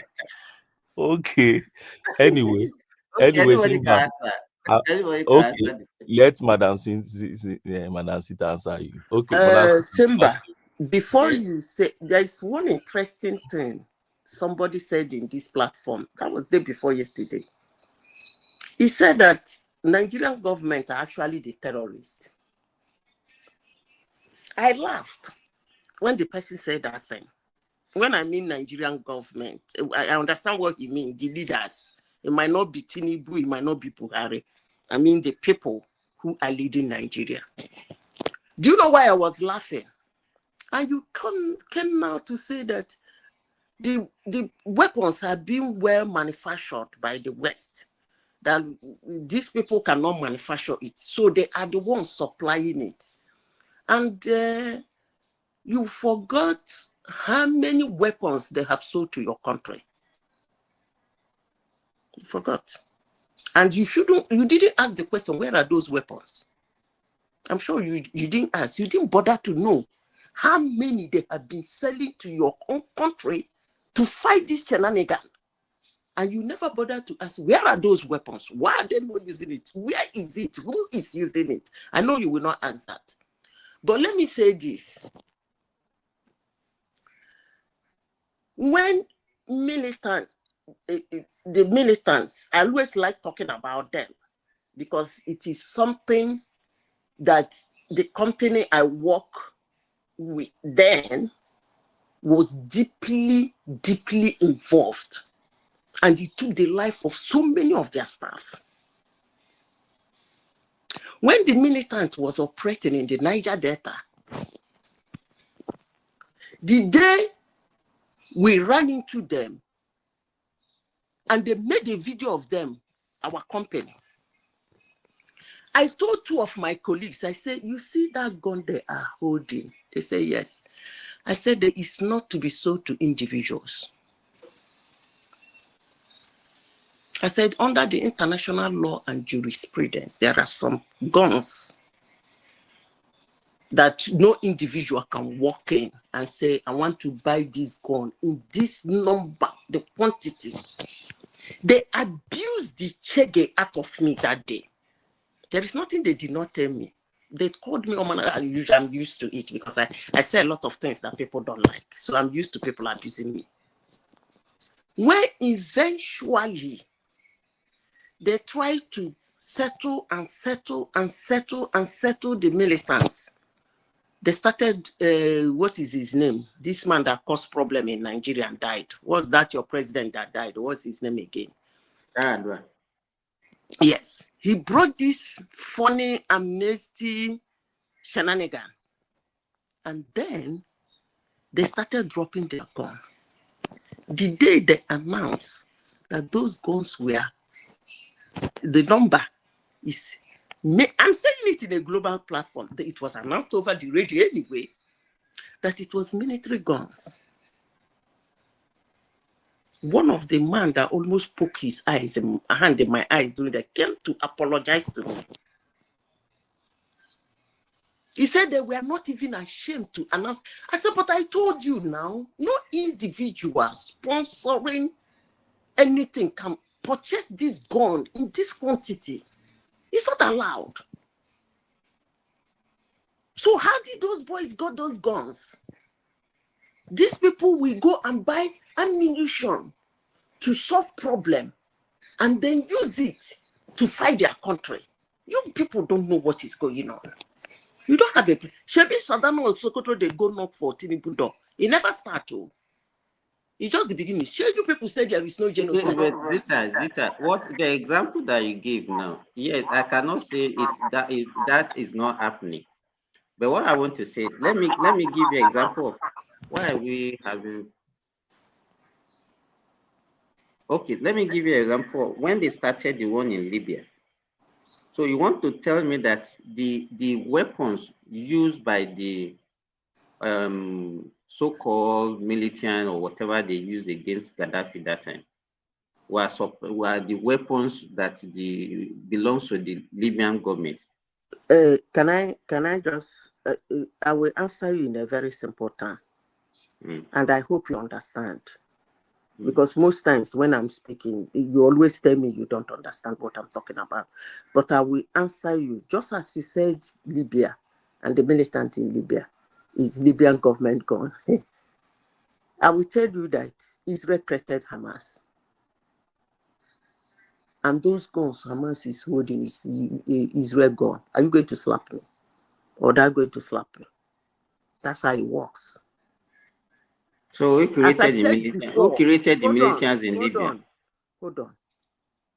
As I said before, and I will say it again, there are certain ammunitions, more especially those ones that are in the hands of all those militia, terrorists, militants, in their hands cannot be purchased by an individual in that large quantity.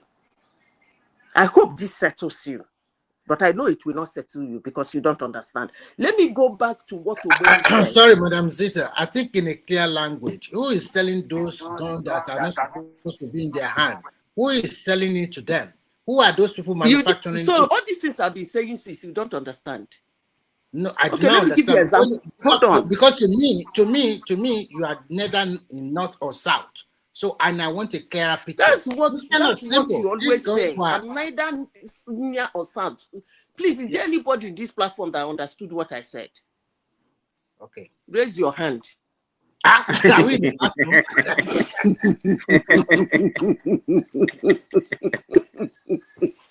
So if you are a teacher, you'll be a very bad teacher. If everybody is not understanding you, you'll be a very bad teacher. This morning and you heard me, understand me, please raise your hands. I need to see your hands. Nobody understood you. So okay. You see, in August, this one people are saying, what is this with Trump and Nigeria? He just sold approved ammunition worth of almost $400 million US, just this August. And when he found out how that ammunition worked, now he all this so. But according to Simba and Remy, they don't understand. But let me say this, according to what Obeni said, when a young girl in Sokoto was spied, in broad daylight, set ablaze, the family flew to Port Harcourt. For Nigerians saying that there is no genocide, do you know how many Nigerians? Hold on, please. Excuse me, please. When it gets to your turn, you can make a no nonsense of the case. Roam around it. Bring Syria, bring Japan, bring Gaza, and bring everything and mumble all of them together. I even tell the whole world that even what is it called? Christians, what is it called? Muslims are being murdered. You can say anything you want to say. But the fact still remains that me and you, our opinion don't count. They want to whap them, they will whap them. If you like, stay here and let us gibberish for 36 hours. They don't give a hook. And that's the fact. We are just conversing. And we should leave it at that. Do you know how many Nigerians that took asylum when the Owo massacre happened? Do you know how many Nigerians that took asylum? This is a global platform. The young boy in New York that is one of the youngest chess gurus in the world, is a Nigerian. They came through the Christian genocide. And for those asking that, I heard all Nigerians are putting out on the web and on the internet, on social media, abusing America, that their intel is so poor and so low that they know nothing. That's okay. They're not listening to us. The person they're listening to is TINUBU. And the day he runs his mouth like us, I tell you something, they're going to screw the country and the sky will not fall. That's just it. And I am happy he's taking it in a he's handling it perfectly well. Perfectly. So far, TINUBU is doing good with what is happening. I don't know whether he will change in future. He's doing great. Because if he has started talking like Gaddafi, or maybe Supreme Leader, anyway, the girl, the boy, is genocide, Christian genocide. And for those of you that say they don't have intel, when you apply for those asylum and put the case down while you are running, specify the case, you specify, they contact their embassy. And they will come with videos and pictures and newspaper publication concerning that they okay it. Before you get that ridiculous asylum, you people run around the whole world asking for. So for you people to sit down here and say there is genocide and that everything is okay and they're trying to convert, get ready for the kinetic energy. The sky will not fall. I want to end this thing here. Let me move to Nnamdi Kanu now. Before you move to Nnamdi Kanu, my Madam Star, let me ask you some questions. Waiting for that. I beg, let me ask you a question. Go on. You have said that you said when you first started talking that Americans have been giving us funding aid, which is true in our medical and some other spaces, which I've also talked about here before. But you said something that despite all that, they don't get contracts and they don't have major interest in Nigeria projects, which I disagree with. So now, what's the project they're doing? So this is my line of disagreement. Americans don't go out to have projects in the name of America as a country in whichever space they find themselves. They protect interest of their own companies, okay, who are American companies. And there are so many American companies that are major stakeholders within the Nigerian system. Which one? So Chevron is one of it. It's not a stakeholder.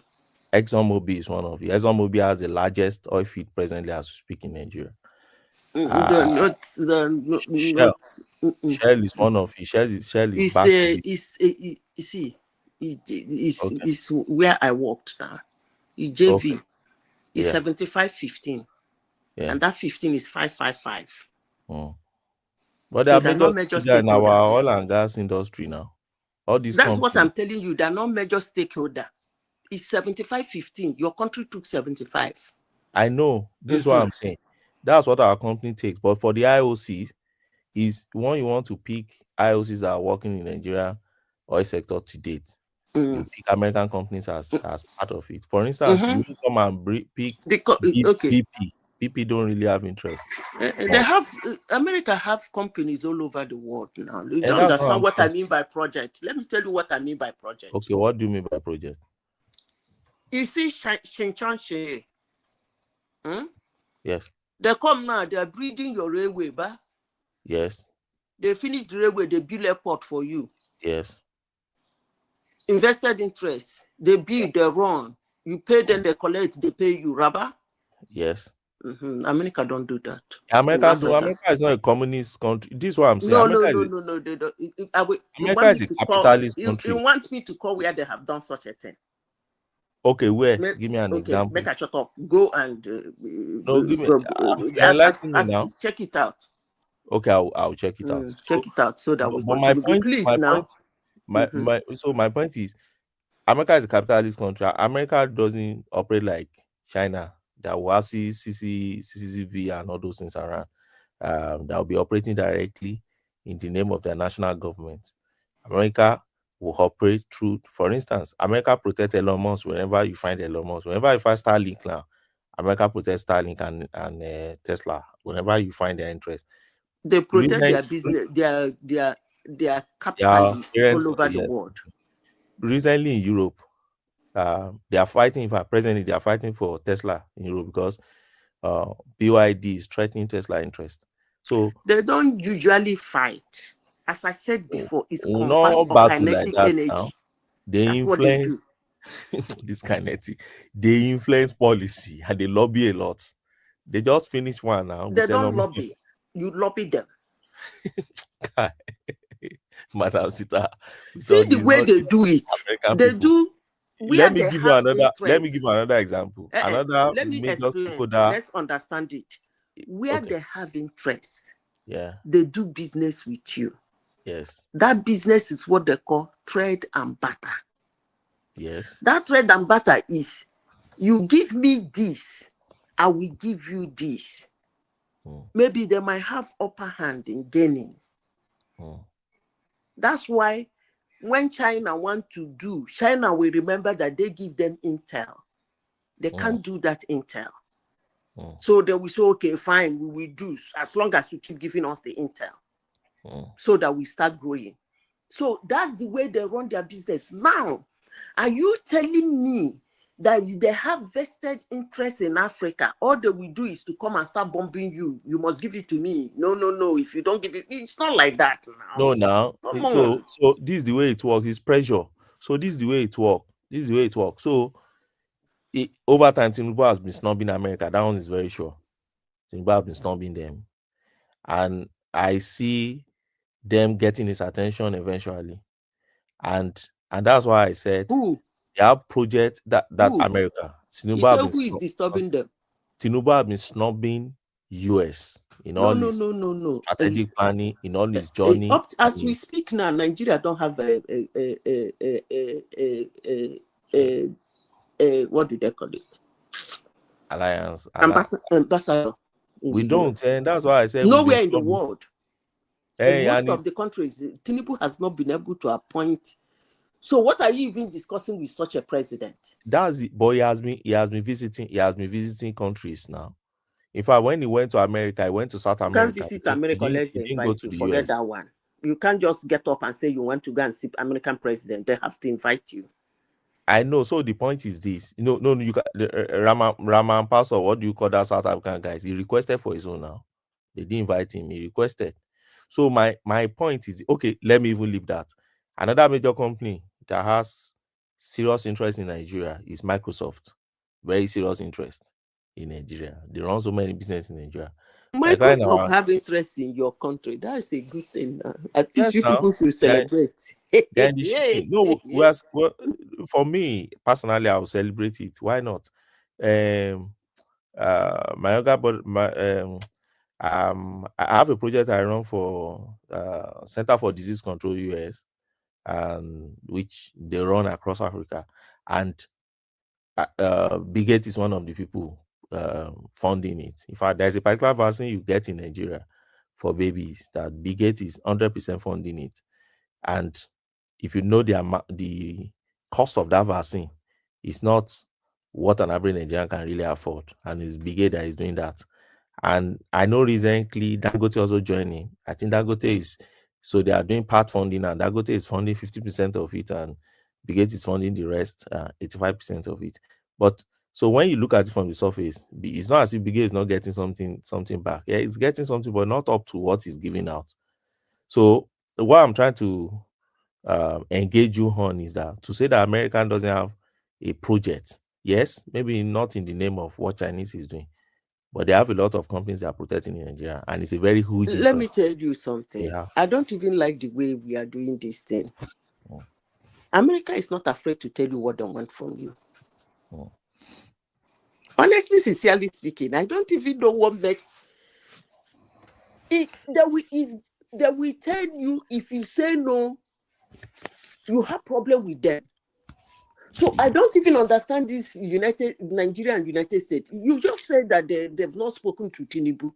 And you just say that you and I know we don't have an ambassador. So what is all this? They've not made their demand. They're not No, afraid I to believe. ask you for anything. Trust No, me. I believe they've made their demand through the American embassy in Nigeria. The ambassador already. Listen, let me And tell you. If I'm they not make, sure the present government is playing ball with them. like those 5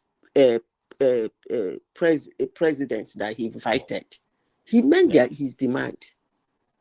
Yes, he sir. told them what his interest is.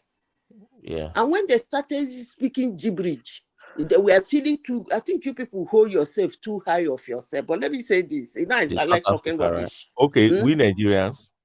No, Africans. You people have Okay, a way of saying you have so much that somebody wants to take. But let me make this clear to all of you: I have there a is lot nothing too. you have that is not elsewhere in the world. When the 5 African presidents came and the one is saying, if you don't do, there are other people that are interested. You don't talk to America like that. Now, another 5 has come that have that thing Africa had. They just left this. They're even still in the United States. Is it not Uzbekistan, Pakistan, Tropistan, and Slapistan? All of them came for the same thing. They showed interest in the other 5 people. Come on now. It's Are you not. saying they're afraid to tell you what they want? No, They will I tell you and believe. make it public. Not I even believe with the one that opens his mouth that is there now. They I will believe tell they've. you. I believe they've made their demand. Okay. With the TINUBU government. That's my belief. Okay. And I don't think. And it's in secret. No wahala. No, I When don't get think. the No, oil, there's when I some get stone. but there's some trade deal. There's some trade deal that are not taken to the open now. America cannot come and meet you now to be exchanging lithium with you and make it open. Yeah, they When do. Elon Musk made his own, Elon Musk did not open it now until they rejected it. So, but my point is that America has a lot of interest in Nigeria. Listen, let me tell you, rare earth is not rare. Please, let's get that clear. This rare earth they're talking about is not rare. It's the normal earth. It's the refining that is rare. Period. I agree with you now. But So before can you we if escalate, all this we get this, we get that. before you move to refinery, Let me go to Nnamdi okay, now. Nnamdi, that's good now. Go to your brother. Okay, go to Una leave if una like una they abuse the United States when they do you like Venezuela. Start blowing out anything that is entering Nigeria. And at that time, Madam Sita, are you trying to run away from your brother issue? No, I'm there now. That's where I want to enter. Yeah, go now, please. Okay, Nnamdi Kanu. I heard he was raking in the court today. That is not the best way to behave. He was breaking chair, Madam Sita. Okay, calm down. I saw all that. I get that part. But sometime in life, in as much as I don't like somebody and I don't like the way that person behaves, I don't like the person's action. That's why when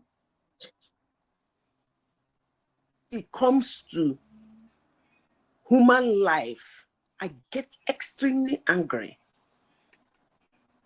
Anything you are doing in life that does not protect human life and property, you will be irritating me. That is the issue I have with Nnamdi Kanu. That being said,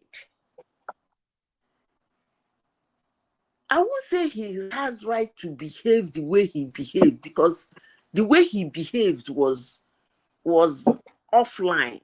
He went off. But think about it. You've been kept. Your business is gone. Your family is gone. Everything you worked for in life, though he never worked for anything, let's say iPod, he worked for in life is gone. He went to the wrong hand in Njoko. Njoko eat. Njoko refused to be given him. Then from Njoko is now in prison. He doesn't, and all of a sudden, the thing died down. And people run out all of a sudden to make demonstration. The whole thing it wasn't successful. If you were, God forbid, to be in his shoes, you must be somebody like me that is used to being insulted, because I say a lot of gibberish people don't like. And when I say it, I expect you to react, because I won't tell you what you want to hear. To contain yourself.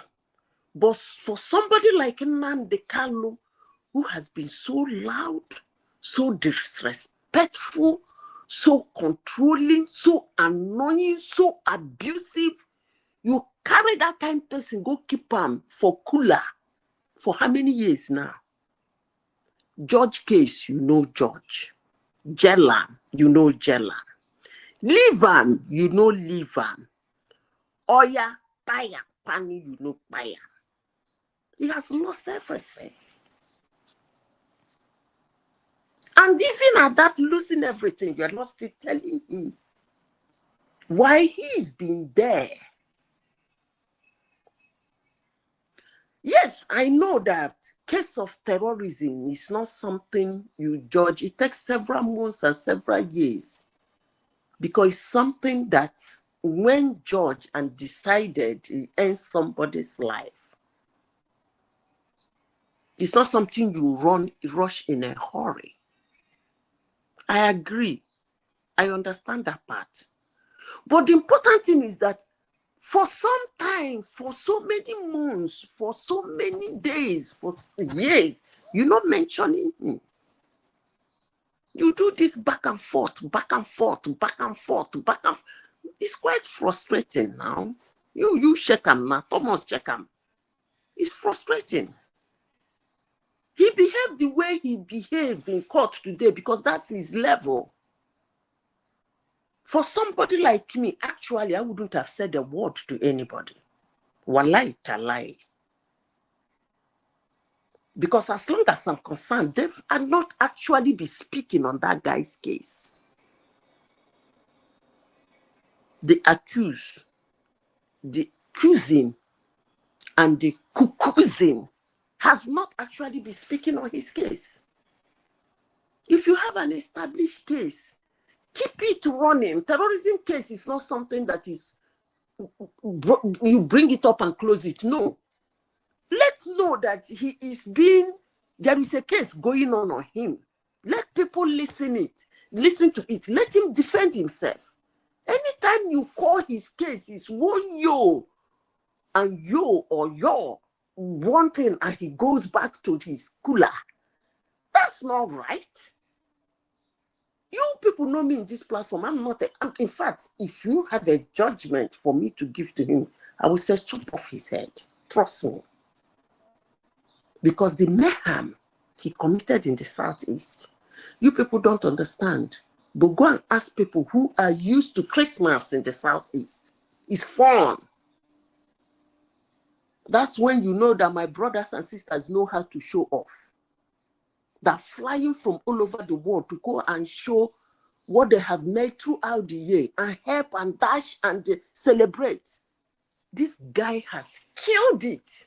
And I don't know whether it will ever be revived. And you think I will be on his side? Obviously, no. How many of my cousins that joined that ridiculous thing that took their life? But the way his case is being handled is, even me that want him thrown into the deepest part of the hell, is even irritating me. Looking as if you don't have a case on him, but you have so much on him. But Madam Sita, did you listen to Ogbeni's analysis about him himself being prolonging his trial? He refused the first judge. He refused the second judge. It was like it is the problem. Nnamdi Kanu is the problem of himself. No, in his prosecution. I won't blame him. I'll blame his lawyers. I see him. We don't care. Him and his lawyer, they are one. I won't blame him because he's an ignoramus in law, like I am an ignoramus. So why would I hire a lawyer to defend me, and he too will be an ignoramus. It doesn't work that way now. Come on. He has sacked the lawyers now. Is it? He has sacked his lawyers now. So yes, it's and they asked him to defend his case. He listed some people for witness. Then the next court day, he said no, he didn't need any witness again. They asked him to defend, say he's not defending himself. So what do you want the government to do? Because he believes you have not given him the case for him to defend. Okay. I see He's the one that will determine whether there is a case or not. So there is nothing filed against him. No. You will. That's why I'm saying that the problem is with his lawyers. It's his lawyers. It's either they deceived him or they did not tell him the consequences of what he has chosen to do. But why are you not blaming government for delaying the case? Which one is government for delaying his case? You said the way you don't like the way his case is being handled, and it seems as if you are blaming the government for that. If it is, yes, of course. Lawyer, I don't like the way the case is being delayed. If he cannot get a competent lawyer for himself, who do you blame for that? It's his fault now. Is it anybody's fault? Who told you? God bless you, Simba. Whose fault is that? Hold on. Number one, listen. When you pick somebody and put the person in cooler, you have half incapacitated the person. Let alone, as long as you keep keeping that person in cooler, you are reducing the person's freedom of movement, freedom of action, freedom of existence. And people will be acting on his behalf. If care is not taken, he's not the one that chose those lawyers. People must have chosen them for him. So when we want to run around somebody's predicament, we should also look at the angle from where the thing is happening. This case, I heard there was a time one lawyer said something about that case that went viral, that he has been acquitted, that he didn't commit anything. And the lawyer said it, and up to today, the lawyer has not been able to put out a statement to clarify to the headless mob. And his own lawyer has not been able to put out a statement to clarify to his own headless mob. You see his lawyers coming to give a press conference. And sometimes when they give those press conferences, somebody like me who is a Olodo in law will even be wondering, is this person a lawyer? Come on now. Why are you people laughing? And the guy in question cannot, okay, let me say this. To be honest with you, I'm not in his mind and I'm not a mind reader. But let me tell you something. I don't think he expected this. Because if he expected this, I think he would have been more prepared. Him and the Joko did not expect this. Is it Ekpa that you are calling Njoku? Yeah, his name is Njoku now. That's his name. Njoku Ekpa. I didn't know. I wanted to ask you who is Njoku. Let me keep quiet. His name is she has been selling it Njoku, and I guess it's some Ekpa she has been referring to. Madam Sita, there's no way he can't get away with this one. There's no how. He cannot get away with it. But I think if even if they are planning to release him, what has happened to Ekpa? He will be jailed. Has made his case more complex. They will just remove the 4 years he spent in DSS custody. Then he will go and spend the rest. Now you are talking. You kept somebody in Kula for 4 years. Is that fair? It's just like you holding somebody's citizen in tunnel for 2 years and you say he's using excessive force. But Madam Sita, is crime doesn't allow bail. Do you agree with that? Waiting now. I didn't say his crime allowed bail. 4 years is enough for you to decide now. Whether he's defending himself Well, or he's not defending himself, or the lawyer but is why are doing you exonerating him from all the shenanigans that he has been doing on his own? Oh, come He on. has been Please, rejecting justice, no, sacking lawyers, don't do that. doing all sorts of things. Please, don't So do you just that. want them to Please. just jail him, irrespective of whatever he's putting up. Please, I beg you, in the name of whatever you watch him, don't do that to me this morning. Please. I beg you. But Madam Sita, you are sounding like that. Like I am not second... sounding like that. I told you people that I look at situations and circumstances different from the way people look at it. I don't look at it with my emotions. It must be from another planet where your own I don't situation look is at different it from my every other emotions. person's I situation. have everybody. You people call me Igbo hater, call me Nnamdi hater, call me P2B hater.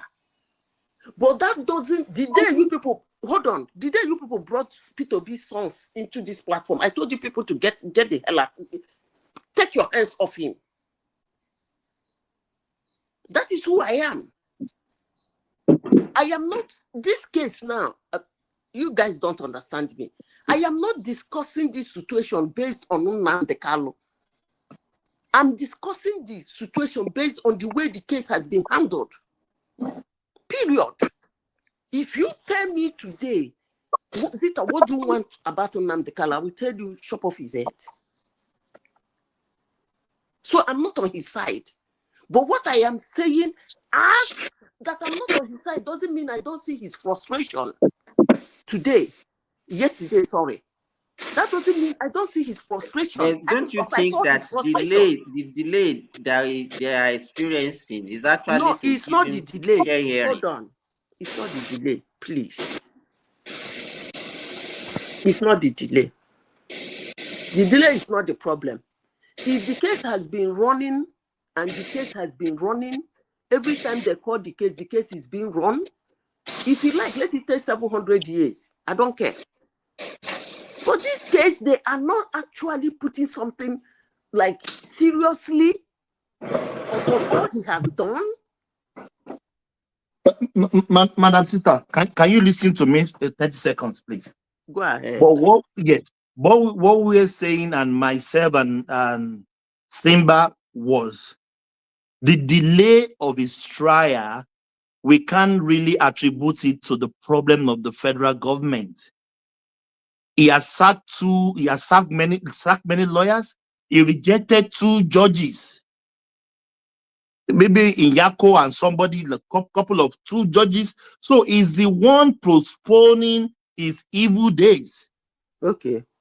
Yes, that's why we are trying to tell you. Did you follow Njoku's case? I did. It was swift. You can't compare Finland to Nigeria now, Madam Sita. Come on now. Okay, now. Okay, so you are coming back to my word.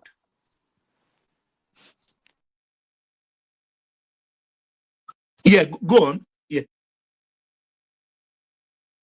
What am I saying again now? You have just agreed with me.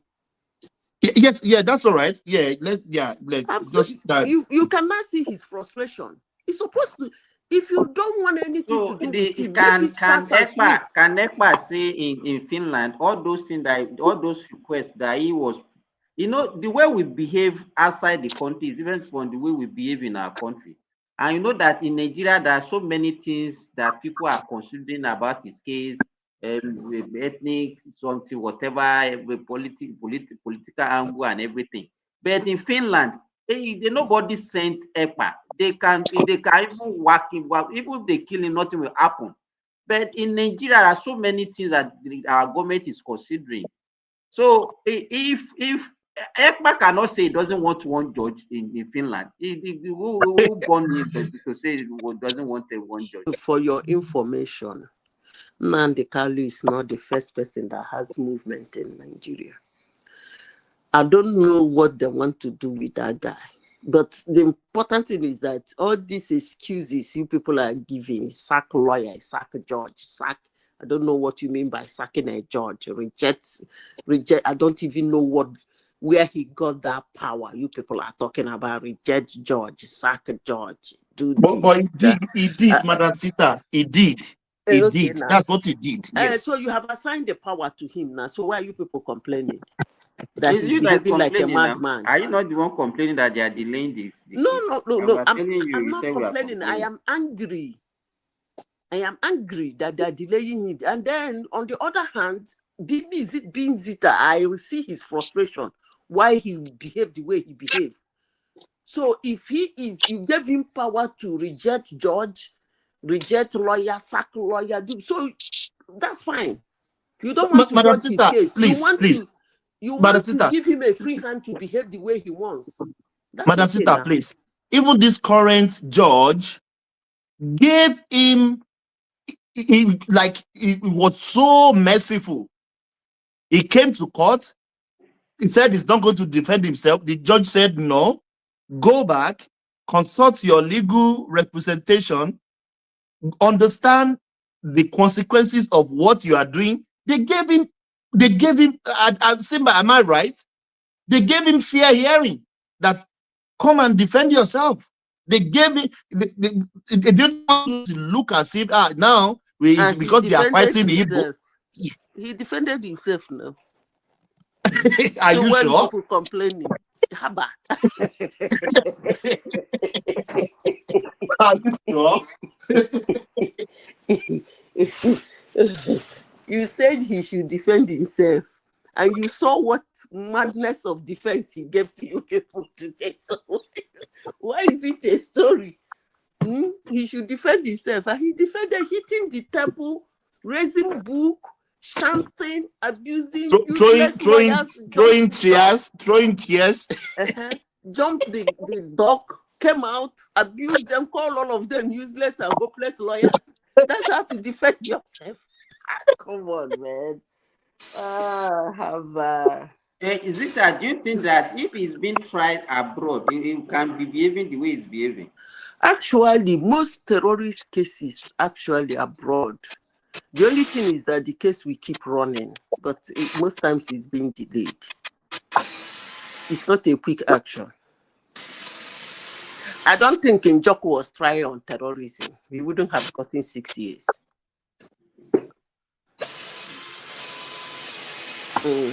I don't think he was tried on terrorism. Madam Sita, you didn't hear this last statement in court? He said, you think UK can tell you to jail me? You guys are joking. What has UK got to do with it?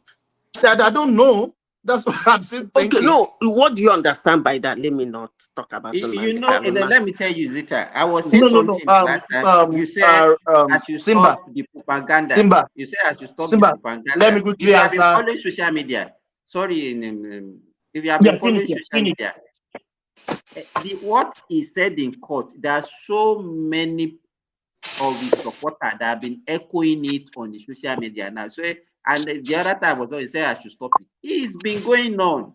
It's like they have a belief that international community is in support of him, and calm down. Doesn't have the capacity to punish him. Calm down, Thomas.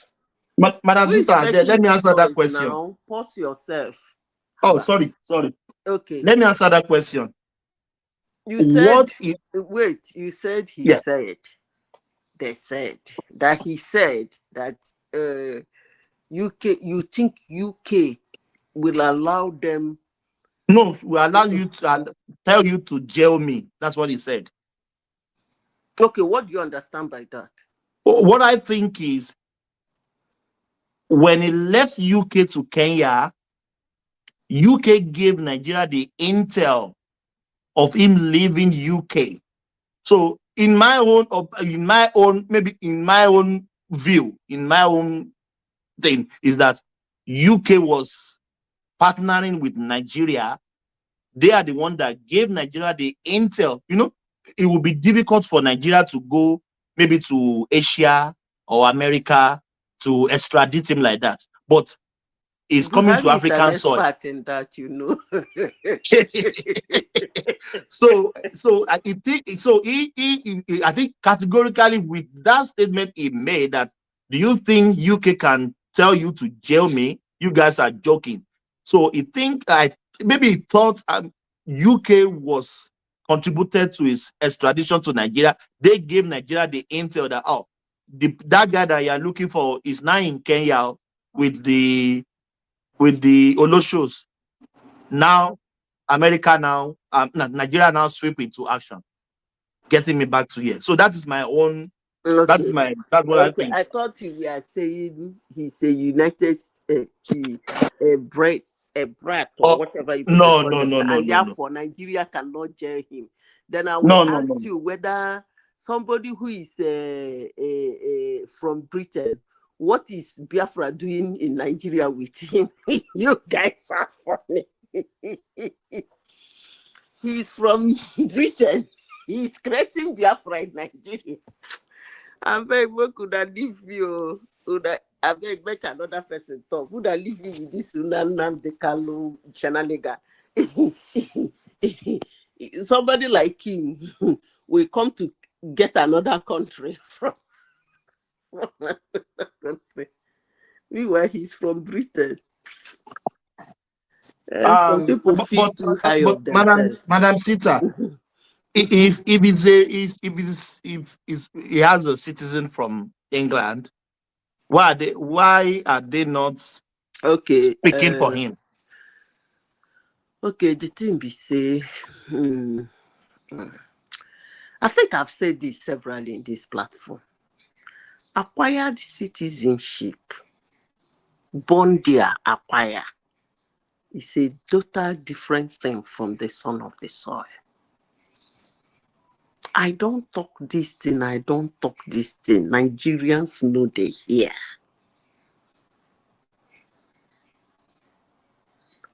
One man said something to me while I was in Nigeria. He's from Britain.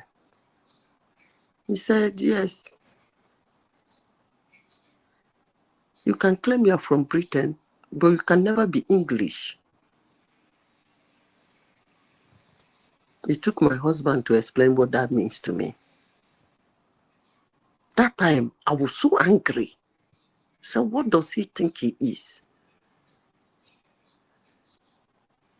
He's not English, oh. Sure you know that. Nnamdi Kanu is not English. And as I keep telling one man, I don't think Britain has black people. There is nothing like Black Britain. There's nothing. America self even better that they write paper, organize paper, write, sign, give a black community that came to slavery in their country. They gave them ethnicity. That one is certain. Britain no get that kind of a thing. No. So whether you are India, you are blue, you are right. You are right. Yeah. The man that found himself in 10 Downing Street confirmed it to the whole world that he's not a Briton. He's an Indian man.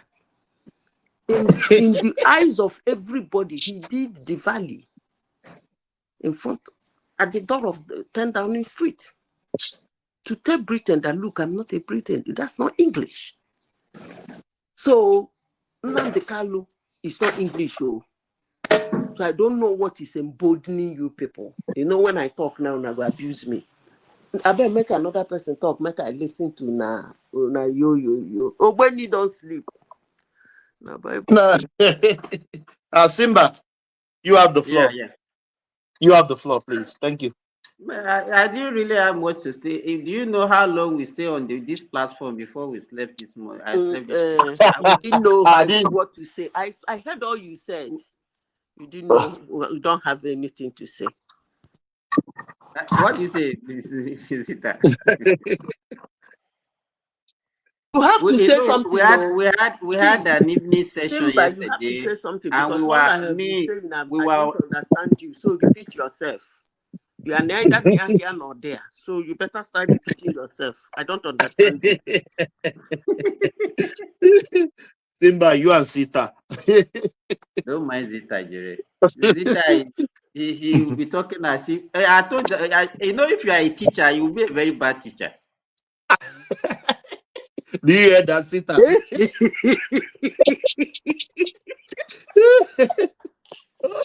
Your student will be failing.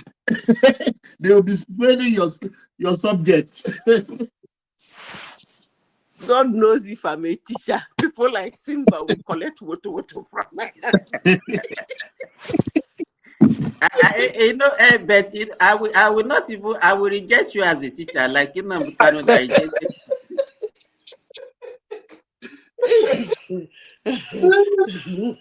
Oh my God.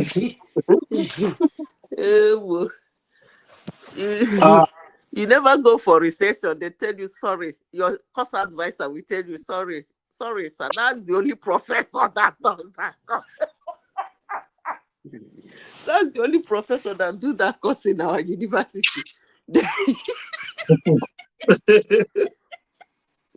I would rather go and choose another course. If it's one of your compulsory courses, not elective, you meet me in the class. But I asked you a question yesterday. I said, okay, all these tension now, after some time it will die down, they will get. It's not dying down. It's not. But what will be the long-term implication on how the two major religions will now relate in that country? That is what Pope John Paul begged them in 2020, 2022, 2002. Oh, this my 2002. Yeah, I think so. He laid down how they can coexist. Go and read his speech. See, the worst thing that happened to Nigeria was that Sharia. He started giving a different judgment from another judgment. From This the guy normal. is just, he has made me a topic on the comment section. It's been that he's just attacking. Continue what you are saying. The guy is a He said what? There is one guy call himself Madi Peace. He has been abusing me on the comment section since. He don't mind them now. Let him come in and make his own brain. Let's see his own brain, how it functions. He thinks they're easy to think. Think it's hard though. Madam Sita, you don't go kill me. To think is difficult though. I beg Simba, leave me alone. The thing is that it will be sorted out. Waiting there on ground now to solve that problem. Trust me. Chebi Sadana their own. It go solve the problem. You see, when people talk about it, they talk about it as if it's a general thing. It's not a general thing that can be solved generally. Some people say when you stop the insecurity in Nigeria, all these things will stop. They're killing Muslims and the Christians, even the traditional rulers, the traditional people. They're killing everybody, blah, blah, blah. When they stop this insecurity, everything, that's not what is going on in the Christendom in Nigeria. The Deborah wasn't a Sawab, wasn't Boko Haram, it wasn't this thing. The one in Abuja wasn't a Sawab, it wasn't Boko Haram, it wasn't. It's just individuals. The one in Kanu wasn't. The one in Plateau Market. How many will I mention? It wasn't a formed group of terrorism or militia or something that made it happen. It's just individuals that felt they have their religion so dear to them. What is annoying about it is that when they insult our own religion, Christians don't go behaving that way. That is the annoying part of it. And if the Christians can go behaving that way, I don't think it will be happening. That's just the truth. But because Christian will do, look at Garuba, is it Garuba Cheho, whatever you people call him, you see the ridiculous vomit he vomited from his mouth about the death and resurrection of Jesus Christ and the breaking of bread and wine. He made a no-nonsense and the mockery of it. I don't even know why we carry religion. Why we are not. Why We are just. I don't know why we carry those things on our head. He downgraded another religion. And when his own religion is being downgraded, he said, kudos. They should wipe the person. And still, Nigerians said there is no genocide. I wish you people luck. But let me tell you something. What is on ground? If it's being executed, the problem will stop. Let's Adwana, if you like, let me run to TINUBU. All this one that say, they cannot come to your country. TINUBU hands might be tied because of all those northerners and the shenanigans they do. But remember, he can still nod his head. And something will come flying on your head. I think what happened now will give him a leeway to actually get something done. Because the way they are running it scattered now, it means that they can. They have showed them the TINUBU don't tell them, say they mention your name. Hey, yo, you get there. If you look at it, until your name there, sister, if you watch the space, if you watch the space now, you see that it has died down a little. I'm not talking about I'm talking about even those people. They are not acting now. They are not active. They are, because they don't know what will actually happen. So all of them, they are somehow, calm down. Who you say, Simba? Who go see the can bomb that landed in Iran? Still they jump up and down. You the mad? Even if you the mad, your madness go clear. I think TINUBU should take the opportunity to do the needful. You should take that opportunity to do the needful. Understand this TINUBU stuff. Oh, TINUBU, listen, they don't lay the whole thing back, give TINUBU. He's studying it. He go cut eye like this. Something go come singing on your head. Who even told you said they go? Who be in Nigeria? They go come they throw bomb in Nigeria, fight war with Nigeria for what? Now second says waiting happen. They know them. They know all of them. Maybe they should hand them over to Israel for proper management.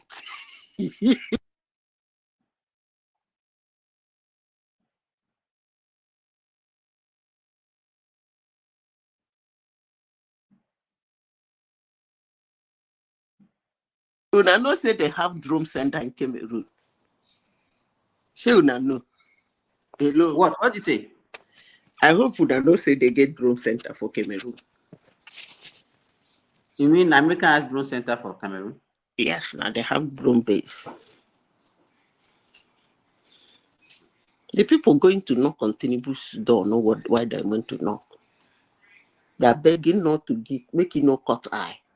You got to walk out for street, wait you go here and yeah. That's why they happen. Nobody is coming to fight war in Nigeria. Period. It will be fast. It will be swift, and it's going to be sweet. I read somewhere that Russia offered Nigeria a floating nuclear. No, it's Venezuela. They gave Venezuela. What did they give to Venezuela, sir? The Maduro cried to them. They gave him. I've forgotten what they gave him now. Well, that one cannot stop anything now. Now, when they throw bomb, floating my technology kind of. I said I read that it was a floating nuclear technology sort of. Okay, more now like we a should people know. repellent, not more like a repellent to any missile coming into. But I What think I that said is that they have a drone. What do they call that thing in Cameroon? Let me ask my husband. What do they call that? This thing in Cameroon, sir? It's drone based. They have in Niger, but that Niger own is no longer functioning. They have in Cameroon. They have in drone base. They can use that one and target them. They go to work out. Don't be so Obama they do them now. You go work out, they work out for road. when they send out their satellite in Nigeria, they go see them. You know, say they get algorithm to detect you. They go see them, know them. They start monitoring them. From there, the moment you come out, you want to enter your car. Now they go tell them, say, now that one, no, which one? The one where we wear red cap. Where the red cap, viam. They go wire it. Now so they do it. Nobody say they go come begin the throw bomb for Nigeria. Say waiting happen. They go kill the people where they say they want safe. You know well at all.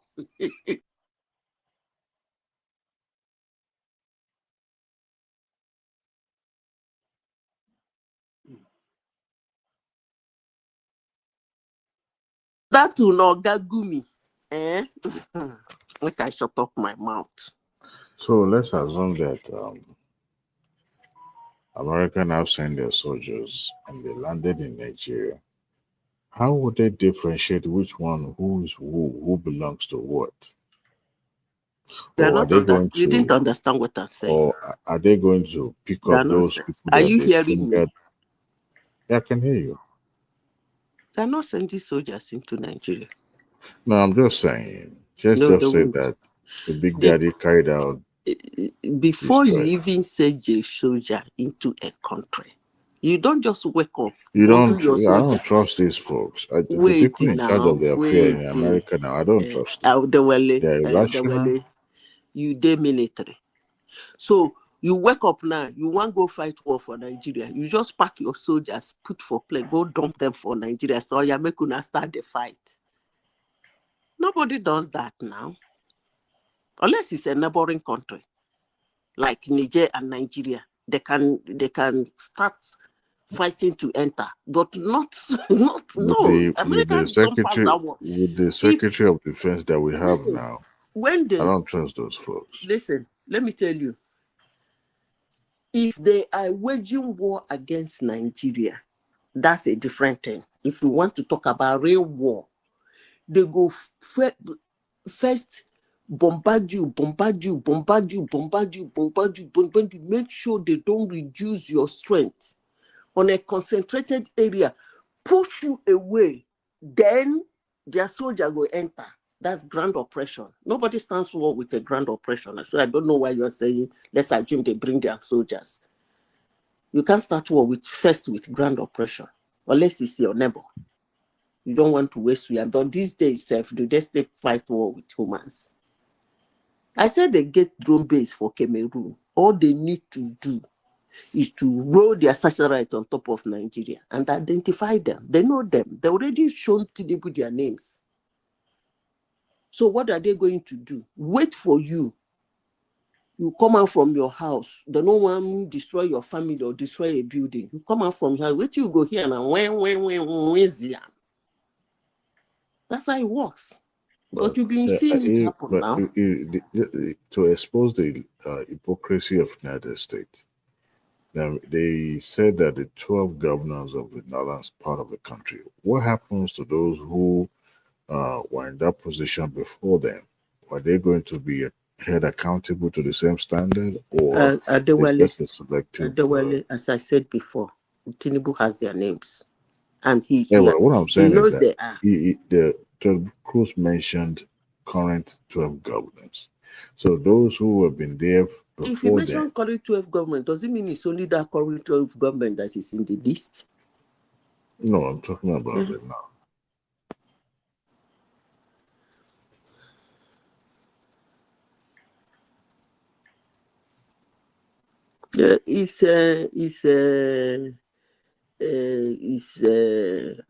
I think that thing should happen. No. I hope they should. I pray they take them out. No, integrity and sovereignty of any nation. They will take them out. You can't just invade. Okay, what gives United States? The sky will not fall. They have the right to enter anywhere. Let's get this thing right. Because and look, let me tell you, if you don't like it, you do them back. No. Here's a deal. You know, it's unfortunate that America is having the current administration in the United States is an unfortunate one. And that is where they've shot themselves in the foot. When Biden came, he's trying to correct some of those mistakes that was made during the Trump first term. What do I mean by these? Some of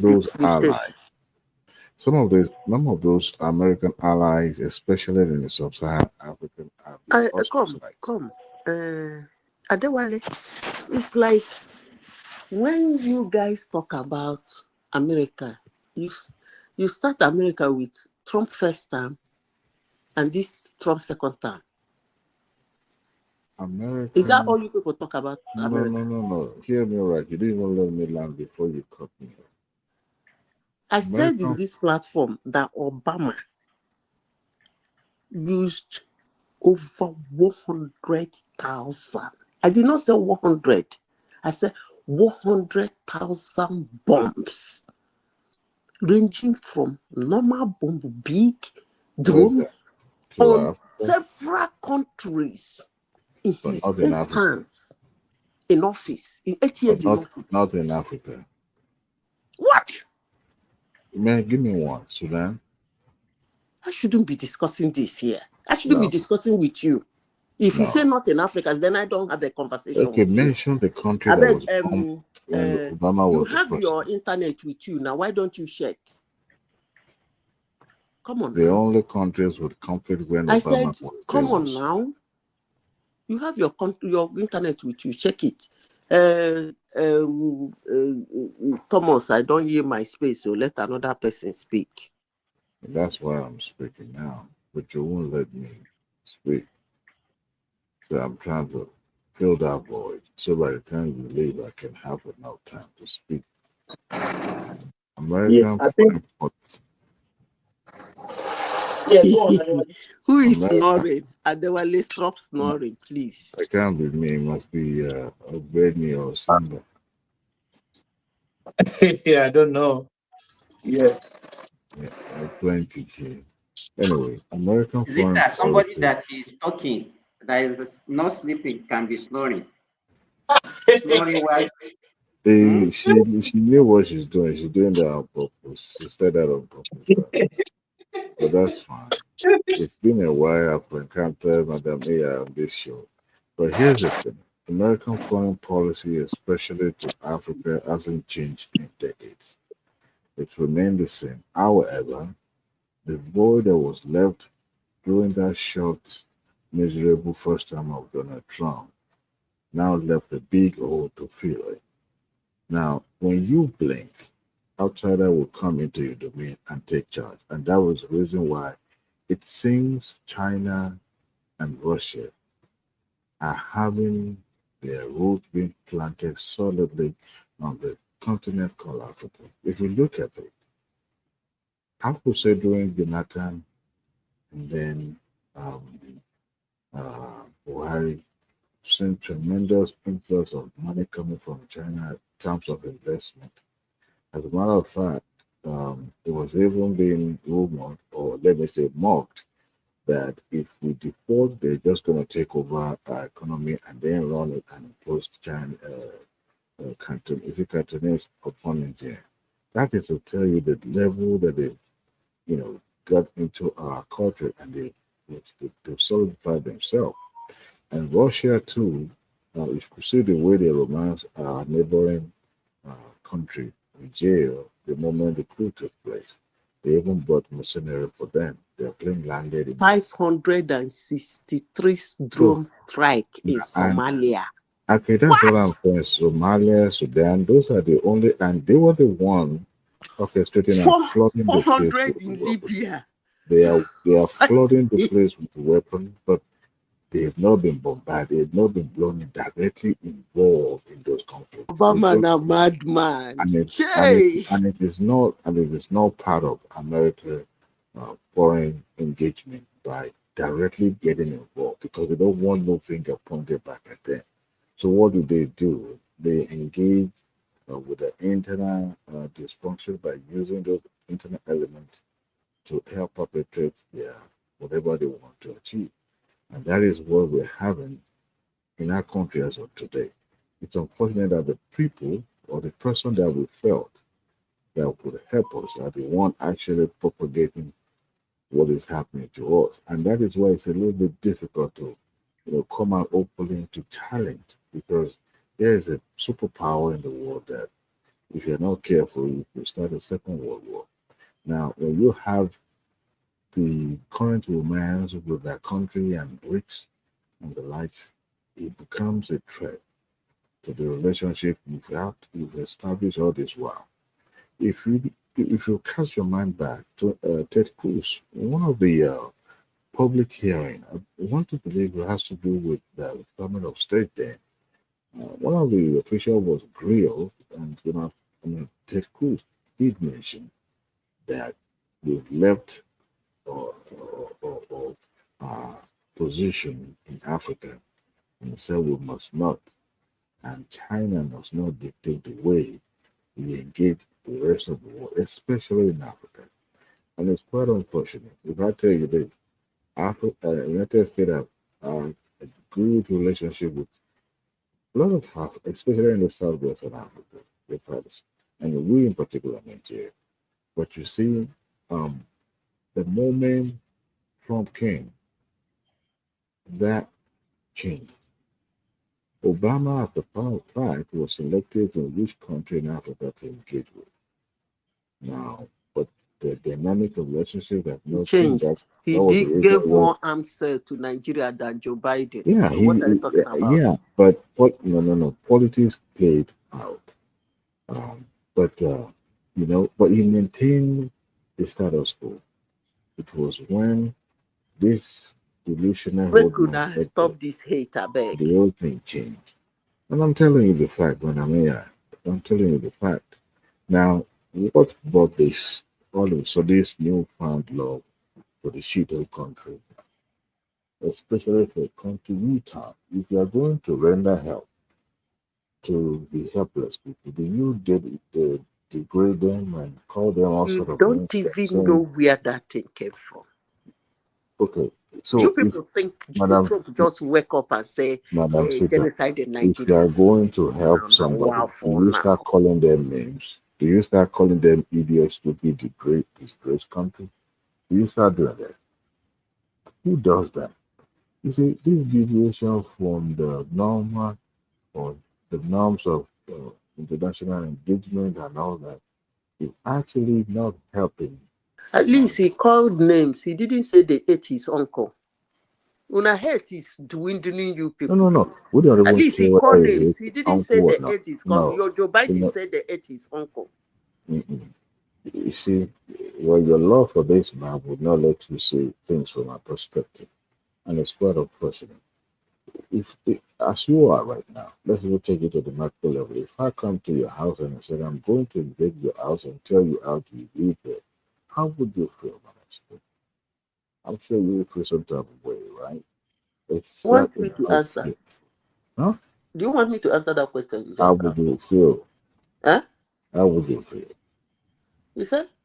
How would you feel if I come to your house, take over, take charge of your house, and If that tell you? man is the part of is being the one feeding me and my family But in one or this two man, ways, when was the yes, I last will time welcome and it. he, I won't feel anyhow. apart from I the won't feel counterterrorism anyhow. aid that If he was that given to man, listen Nigeria, carefully, if when that was man the last has time? been the person solving some of How my is he problems at feeding home, us? It's not then I feeding won't Nigeria. feel anyhow. No. It's not feeding Nigeria. As a matter of fact, he stopped aid being given to Africa, especially Nigeria also. That's why we didn't care. But with the fact that we're exporting items such as oil Thomas, and weapons, Adewale has spoken before. Let another person no, speak. I but beg. you have not There heard are my people voice on the now. Why are platform that you have not why are you spoken beefing it tonight? before he got with all his innuendos. No, I'm speaking the fact, and these are the things you hear from even well articulated, educated people more than me in the media. And I'm not trying to parrot some of those, you know, lies and all that. I'm telling you what is actually happening. Okay. Um, Trump administration actually put stop to some of these aids. And that's why I'm beginning, I got worried when, found this new law with Nigeria or Africa in general. First, he talked about South Africa being persecuting the white farmer. So the Christians being persecuted in Nigeria, is he going to open the door and allow them to come in as a refugee just like he did to the South African, the white South African? The level of hypocrisy, we can see through the lie. But I'll tell you this, these are the things that can be easily propagated in the 80s and 90s. But we are now in the advanced world where information flow easily. And to correct me, some of these propaganda being sold or being put out there can easily be challenged. Gone are the days when somebody can just sit in the corner of his room and say, "This is what I want to be pushed to the media." Now you get a challenge, and that's why people have been spoken up. Even though we've had our internet issue in terms of terrorism, there's no persecution. Most of these things happen because we have influence of that region being flooded with a lot of weapons, and then we have whatever they said up going over there with the weapon, the money, and all that. I mean, it's not that hard to counter any of all these unrest or insurgency or all that. It's not that hard, especially at the domestic level. It's not. But what the external factor capitalized on was the fact there has been a prevalent poverty in the land. And people are being enticed with monetary gains and all that. And they see that as easy money because they're not even doing much. So they could easily do whatever they ask them to do. Buy people, blow up things, and then that's it, and they hand no money from them. So it becomes an easy route for them to make money, to live as a way of life. And then how do you counter that? That is a problem that we have. We don't have enough people in that region that will be more patriotic enough to reject or to revolt for the cup, the glove. So they were enticed to take the money and they believe they are doing it. They don't care whether it's actually killing their country. They don't have the level of patriotism. So it's unfortunate that's where we found ourselves. But just like people have said earlier, TINUBU is handling it well because it requires negotiation. It requires some level of backdoor diplomacy. And fortunately, TINUBU has good advisors that is handling it. But where I have problem is the foreign affair minister, the extent, what do they call them now? Second foreign affair. The guy with the white beard, I forgot his name now. And I've seen him granting interviews, occasionally I'm saying some of the things that he said. Now, those things were direct. That's how were able to find out that the United States was actually um, asking Nigeria to allow the deputy to be flown to Nigeria. If not, we wouldn't have known that such offer was placed on the table. And if we would allow that even we are still really in poverty. When we allow some dangerous people from the South America to be flooded in Nigeria, then we will have a gang, not just gang, but dangerous parliament coming in with their devilish ideas. I don't know how we can, because we know that when it comes to allow foreign and that way, we cannot. So, and the president and his team, you know, exercised what they're supposed to do. They did it right because they rejected it just the way they rejected the alphabet people offers as well. So, yeah, all these sudden love for the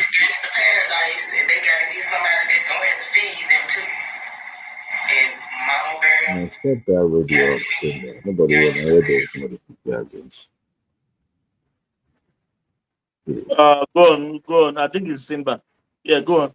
They symbol. So it may not make sense to ordinary person, nothing, but that is what is happening. Now, locally, we also have some collaborative element among us that are one, perhaps maybe benefiting from it, that helps to advance their political um, career, and also uh, they're able to use that to their advantage. The more unrest their region becomes, the more they have the advantage over the subject. So, also, we also have, you know, the federal government that are helpless because you can't just go into a particular area and start bombing because that's why I say it's going to be hard for any external interest to have their, their soldiers on foot because it's going to turn into Afghanistan or Iraq where you have people being paid unnecessarily. And I hope that's not the case. I mean, Nigeria is too big enough for such to happen. It's just quite unfortunate. And then with the Dangote export of crude oil, lithium factories up in the north, I mean, it's just a matter of time before they come calling. Because the proponent of this actually once said it publicly. The China and Russia will not dictate America's foreign policy. And you see, that is the problem with the Trump foreign policy. When he became president, he said America first. As a nationalist, he focused on domestic issues. It neglected that you can't just snub the ally and think you'll be okay, or you expect that they will be kowtow towards you and their needs. No, they'll find support somewhere, and that is what some of the allies have done. Look at the number of people that came to support Nigeria. You know, European Union came, even though they can't match the power of the United States. But they came and they said that and support of Nigeria's effort in the way to eradicate its menace. Russia also, China also, through their foreign minister, the foreign affairs minister, also echoed the same thing that we are fully in support with Nigerian government efforts to curb uh, this menace in the society. So, what tells you the interest group in this whole thing? And for those Nigerians that are not really informed enough, saying that United States are welcome to help them fight this war. Well, I wish you well. It's just that you don't know. People are not educated enough. I mean, particularly educated enough to know that you don't sell yourself cheap or open the door for every time you can marry because they will turn you to what they want. Same way they were enslaved our people in the past. If you can't see beyond their nose, you see, then there's a problem. Okay? Just like the last time. They will come into your means, pick up one round bellied man and make him the leader, and then all of you will have no choice, will have no say. I think if you all have rejected it as a patriotic Nigeria, no matter how we hate that country or we want changes to happen, there's no reason why another country, no matter how big and powerful they are, should invade or make incursion to their land in the name of the guise of religion and liberty. No. Nigeria is too big, it's too multinational, it's too multi-ethnic, multi-religious. It's a complex country. Far complex than the United States of America. Far complex than any of these countries that are engaging in a war for decades. Far complex. And it requires domestic solutions. And every government has been trying to do it. But you have the essence of acting, personal interest that would not let that fire extinguish. It's quite unfortunate. But there will be some give and take in this.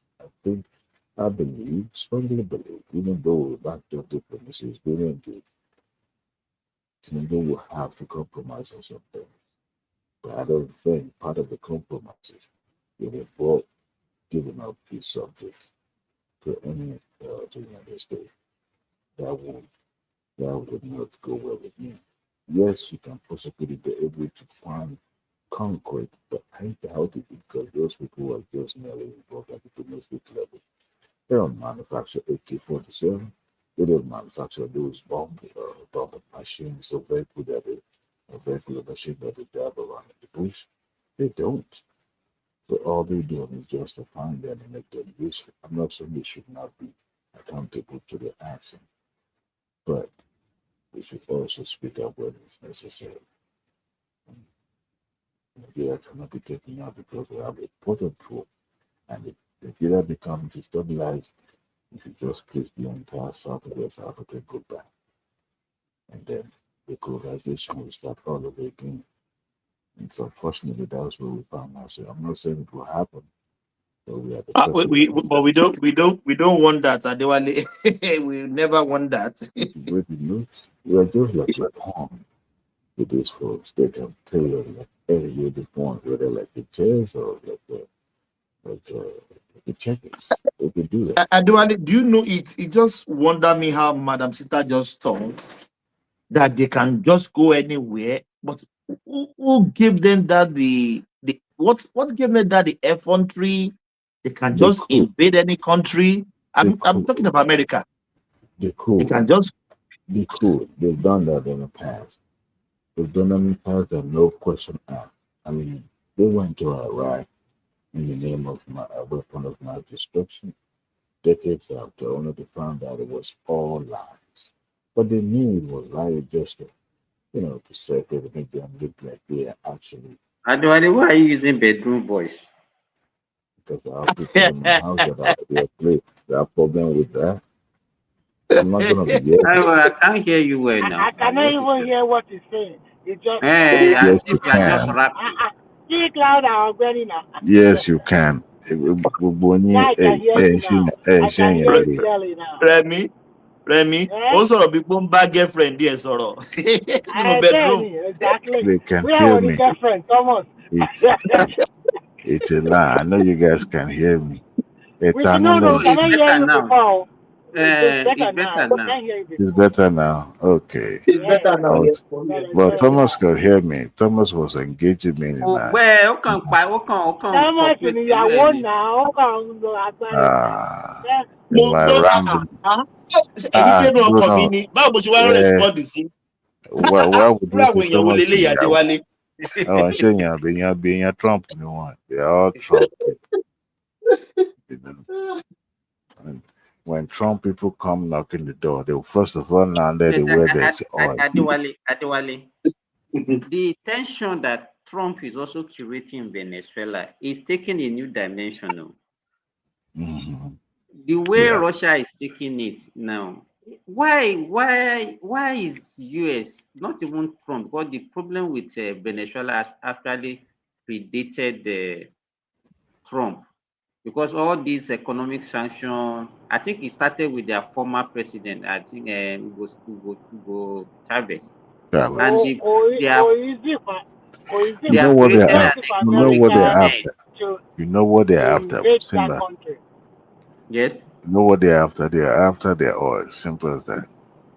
Yeah, you know they have the largest reserve in the world. Oh yeah, they're after their oil. And you know China and I think Russia lately have been bypassing. You know, Adewale, sorry. The US corporation have been in charge of Venezuela oil, which was actually in favor of the US. But immediately Chavez started now renegotiating and to favor his own country. That was when the problem started. Mm-hmm. And then when Chavez left, or maybe I think he died also.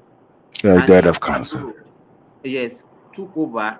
They thought that all these economic sanctions that they place on them, by the time people are now miserable and they think that they will rise against their government and they will, but it's not working. People can see through the United States of America. People can see through them. They know that it's no longer the way it used to be. The game is up now. They're trying everything. You can be an ally today. Tomorrow you are being labeled an enemy, and they want to crush you. Except you come to them and then take their offer. But we've seen them supporting authoritarians across the globe in the past, starting war, using proxy to start war, and those are the things they've done. When was the last time you see any of American president or their personnel being given a chair to sit in aid to answer questions? Who born you well? So, in that regard, they can invade any country. Adewale, sorry, don't you think the world is changing? The military might that they used to use, nobody is interested in coming with boots and kick anybody out. People are interested about doing business, making their country better. I think that is why China and the rest are really only. That is why a lot of people are tending, towards China nowadays because they If can that, see what they can do. But you if just come with gun and blazing every time. If you don't do it my way, nothing for you. We sell this for you. if You have to follow how to use it. We have to use it. The control is just too much. No, we don't live in that age anymore. Remy, can't everybody manage their resources and live within your means? Why do you need to go and be stealing or cajoling another country, look for their resources for you to live a kind of life that you don't deserve? You don't know the Simba. You know the irony part of it is that Okay, this people so-called like Adewale, Zita, and Co that live in US, they are beneficiaries no, now. no, no, no, no, no. I'm not even talking about benefiting. I'm just looking at it. America have a huge reserve of oil, and they continue to keep it. No. Why do you want to go? Remy, I heard one of their congressman saying that their reserve is already getting depleted, though. no, I don't know about that you know though, because they said they kept it somewhere. the oil in America. Those are old stories I've been hearing. You know the thing is this. It's not for about them. Sometimes they fight on behalf of their ally, because if you make your ally comfortable, then you yourself will feel safe. But Nigeria is a non-aligned nation now. We can deal with Who is it? Okay, which country is We a are, US ally now?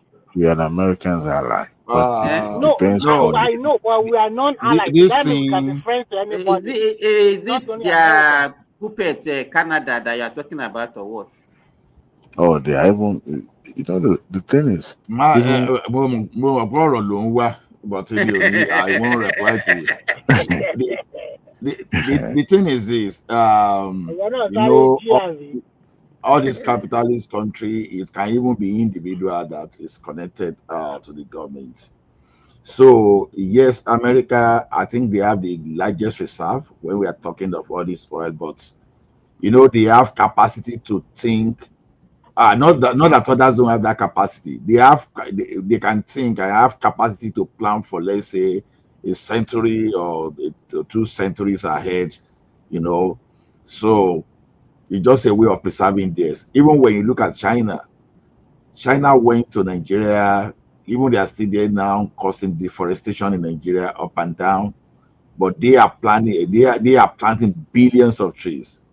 Why in Nigeria people are cutting the trees and putting in sizes, exporting to China, and some of those exports are totally illegal. So why they are preserving their own country. So the the capacity they have, we don't have it. Our own capacity is, let us eat everything now. Let us use whatever we see to oppress others. So that is why we keep wondering why this country with Ubongo's deposit of resources are running after Africa. I've listened to people saying, "Oh, America is coming to Nigeria. So what resources do you have with people others don't have?"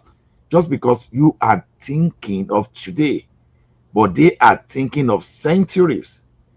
I keep saying this thing. It is just because we are still a little bit, we make the economy ecosystem functional to some extent. We Africa, we are so vulnerable. We don't have any defense mechanism at all.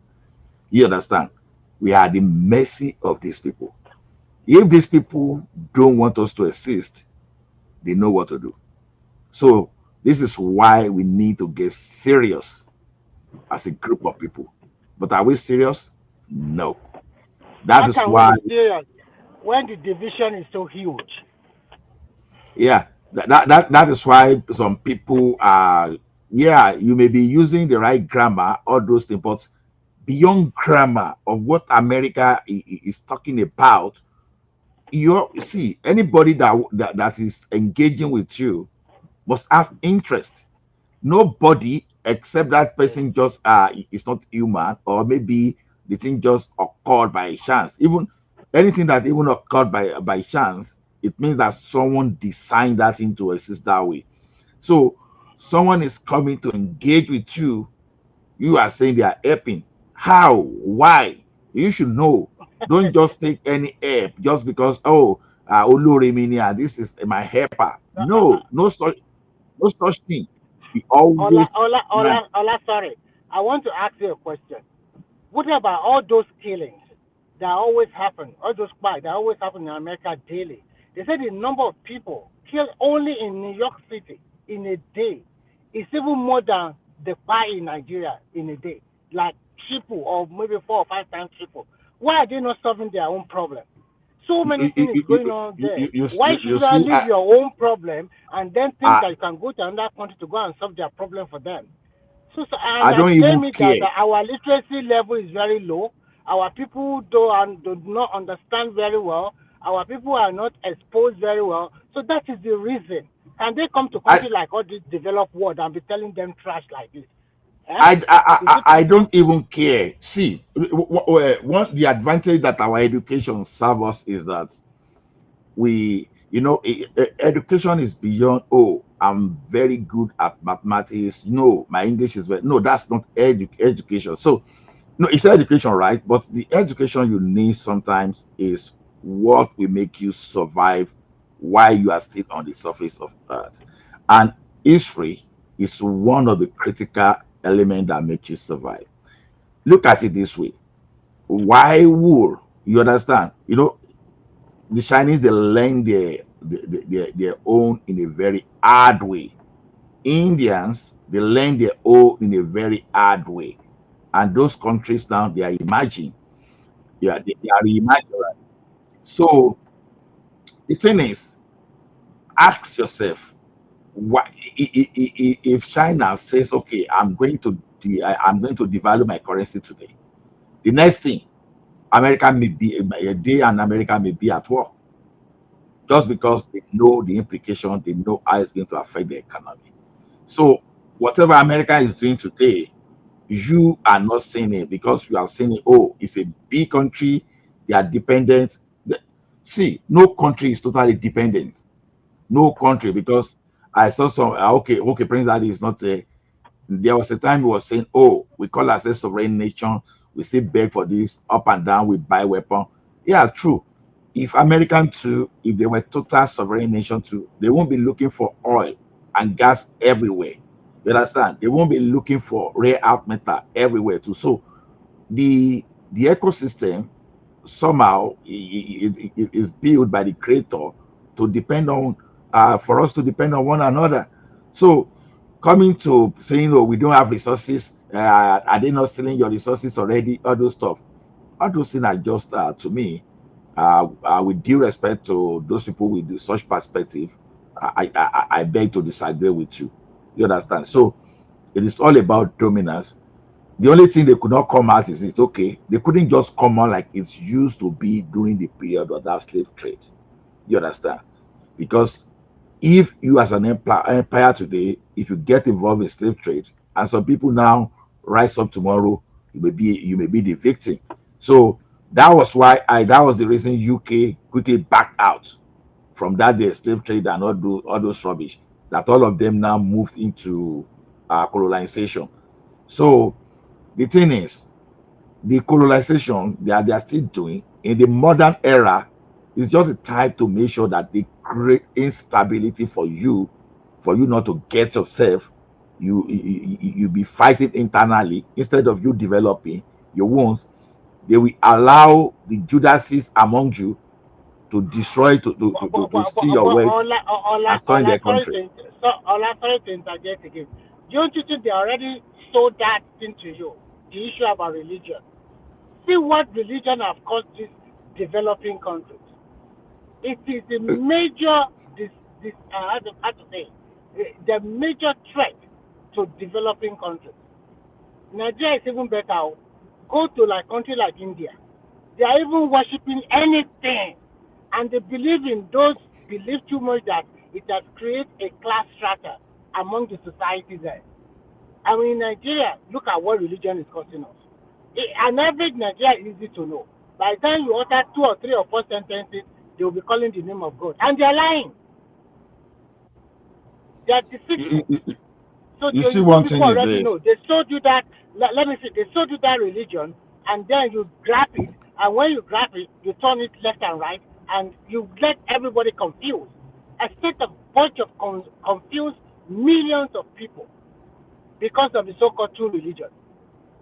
If we have stayed in our traditional religion, our country would have been better than this, to be frank. Because that's one thing I learned from China. You see one They thing is stick to their this. culture, their tradition, and they were well focused and disciplined. But of course, they have to like pack them to be disciplined. I mean, put them into order through their kind of authoritarian society there. But because it's a huge country with a lot more than billion population, can we copy China to the core? No, it's not possible in Nigeria. That democracy slows things down a lot. Okay, Let me tell continue. you, my brother.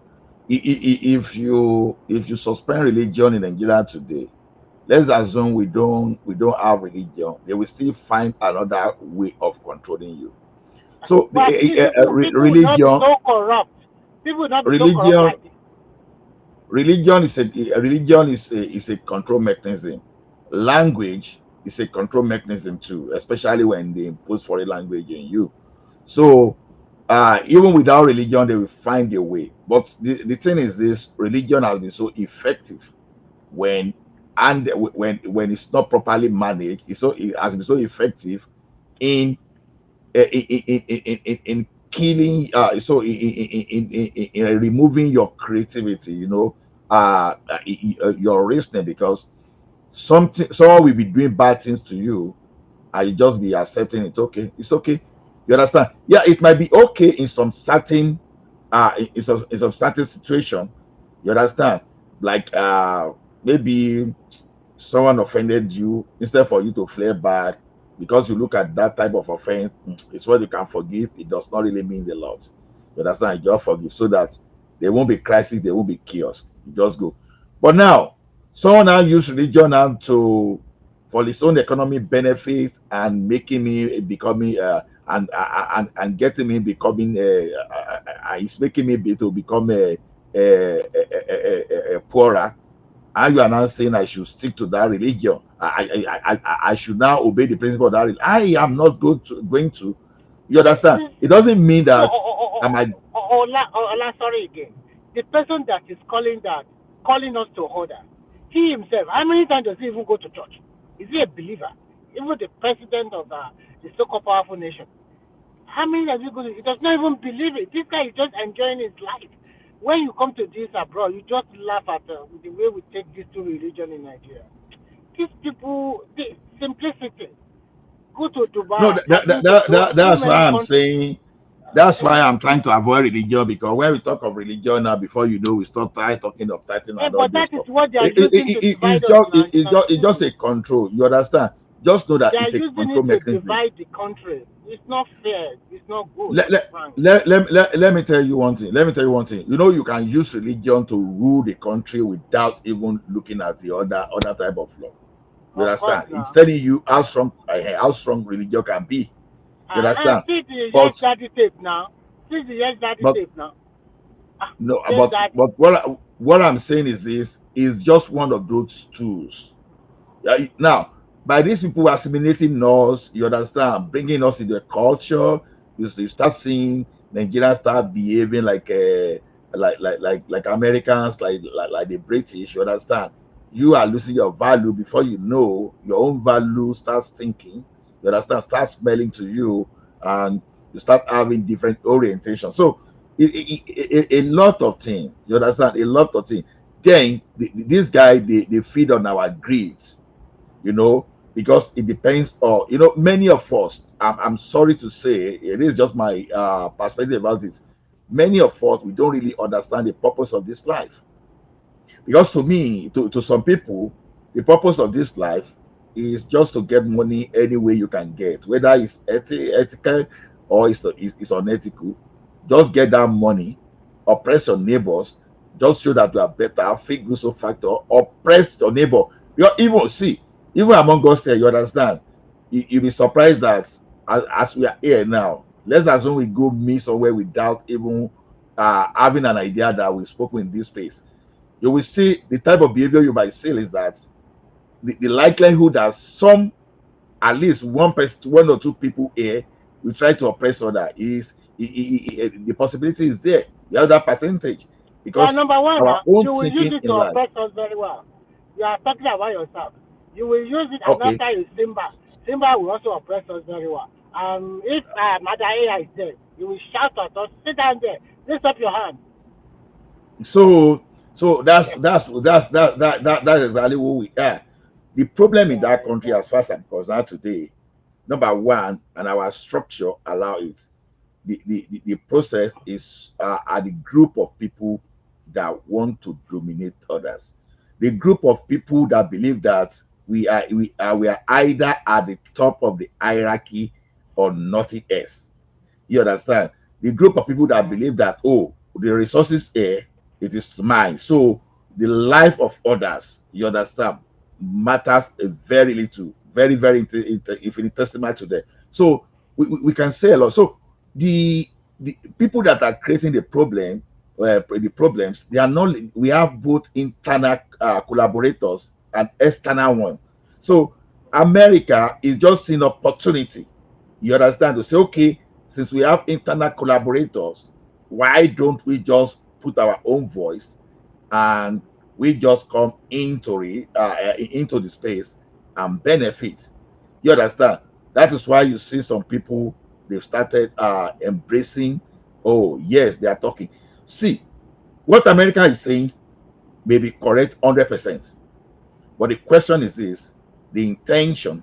You understand? The intention Of course. may be far away from what Like we are like thinking you about. like you said before, it's all about interest, and they are not dummy heads also. They cannot just help you without nothing. So it's give and take. And You if they understand? really want to help you, they will get more than you. It's as simple as ABC. If you cannot You put your house understand? in order and calling people to come and help you. You understand? Now, look, see, look at this. Look at this. I'm sorry to say this. If there's a group of Anglican that decided to say, okay, we don't want Catholic, and you start paying them, it qualifies for genocide. You understand? By the experience. So if Igbo people don't want Yoruba and they start paying Yoruba, it qualifies for genocide. So it's just that some people are just after you just because of what you represent. So we have so many of those things in Nigeria. You understand? We cannot deny all this stuff. But when we have someone now that now loves us more than us, that runs somewhere and decide to side with the most dangerous, you understand? The one they are picking is the most dangerous part of it. Okay, if you say, okay, the northern group, they don't want certain group within the northern group. You understand?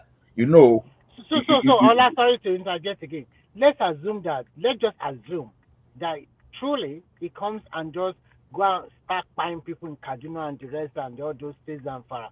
Oh my God, that's a religious war. It will start immediately. that is what I'm saying now. What Yeah, Erufai God. did, what Erufai did in Southern Kaduna, you don't That have any that definition. you see any midgets you see, any short people like that, they are You always understand? terrible human beings. You don't have I any like it, other but definition I don't what know I Erufai. don't know if I was surprised it was a religious bigot like that. I was shocked. And I can't you now believe see it. what I'm now saying. You now see, God. that's why I'm now questioning the intention of America. Erufai today is working freely. Ali Modu, Sheriff, they all know those guys. They know Now, all of them, but they won't do nothing, and now they now start talking like this. our former vice presidents, you understand, threatening Jonathan when they want all those stuff. These guys, they still go to America. These guys, they are in Dubai, and Dubai, we know that they have good relationship. They know they are with America. You understand? So the question is this: Yoruba will say, "Bubu wa ni alowo nbe."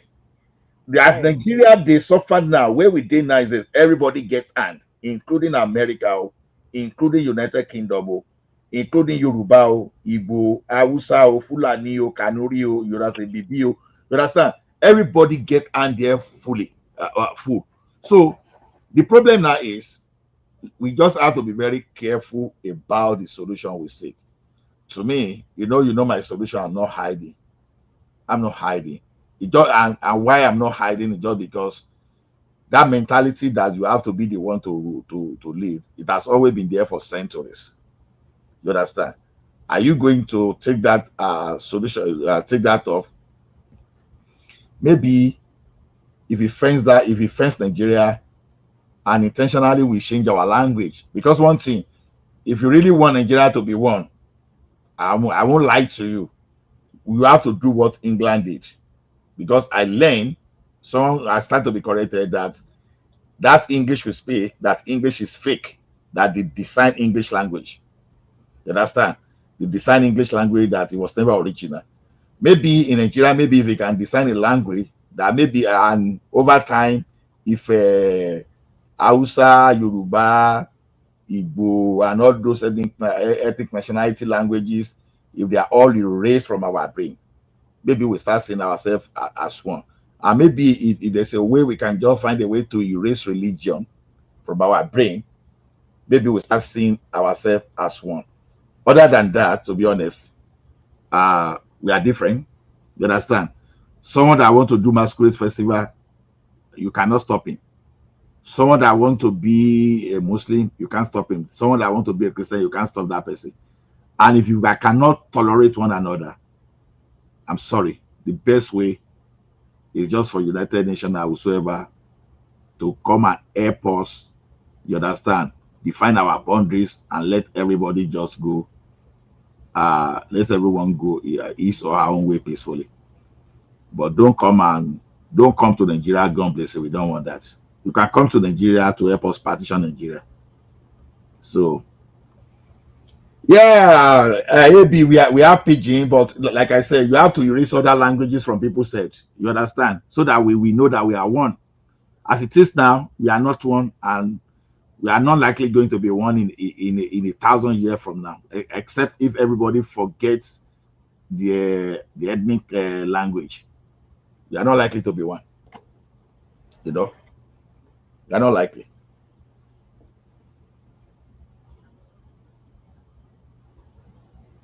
Why is everybody quiet?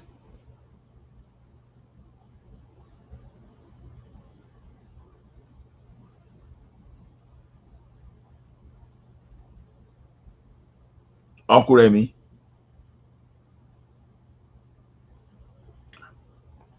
Okay, everybody don't go. Uncle Remy. Uncle Remy no dey now, abi? It's still okay. It's still on the platform. Ó wà ń bẹ̀. Kí ló ṣẹlẹ̀? Ó ti lọ fi AI Google ni, ó sì ń wá topic tó máa discuss, ó ti lọ fi AI Google. Ẹ̀yin ará Èkìtì iṣẹ́ àṣẹ ìtanú àwa àgbò. Ẹ̀yin ará Èkìtì máa ṣètánú àwọn Ẹ̀gbá every time. Kí la ṣe fún yín? Kí la ṣe fún yín? But Ola. Yes, sir.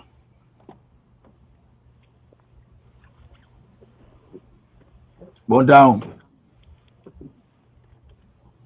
Ola, can you hear me? I can hear you. I can hear you. Clear, loud and clear. Okay. I think you heard the question I was asking.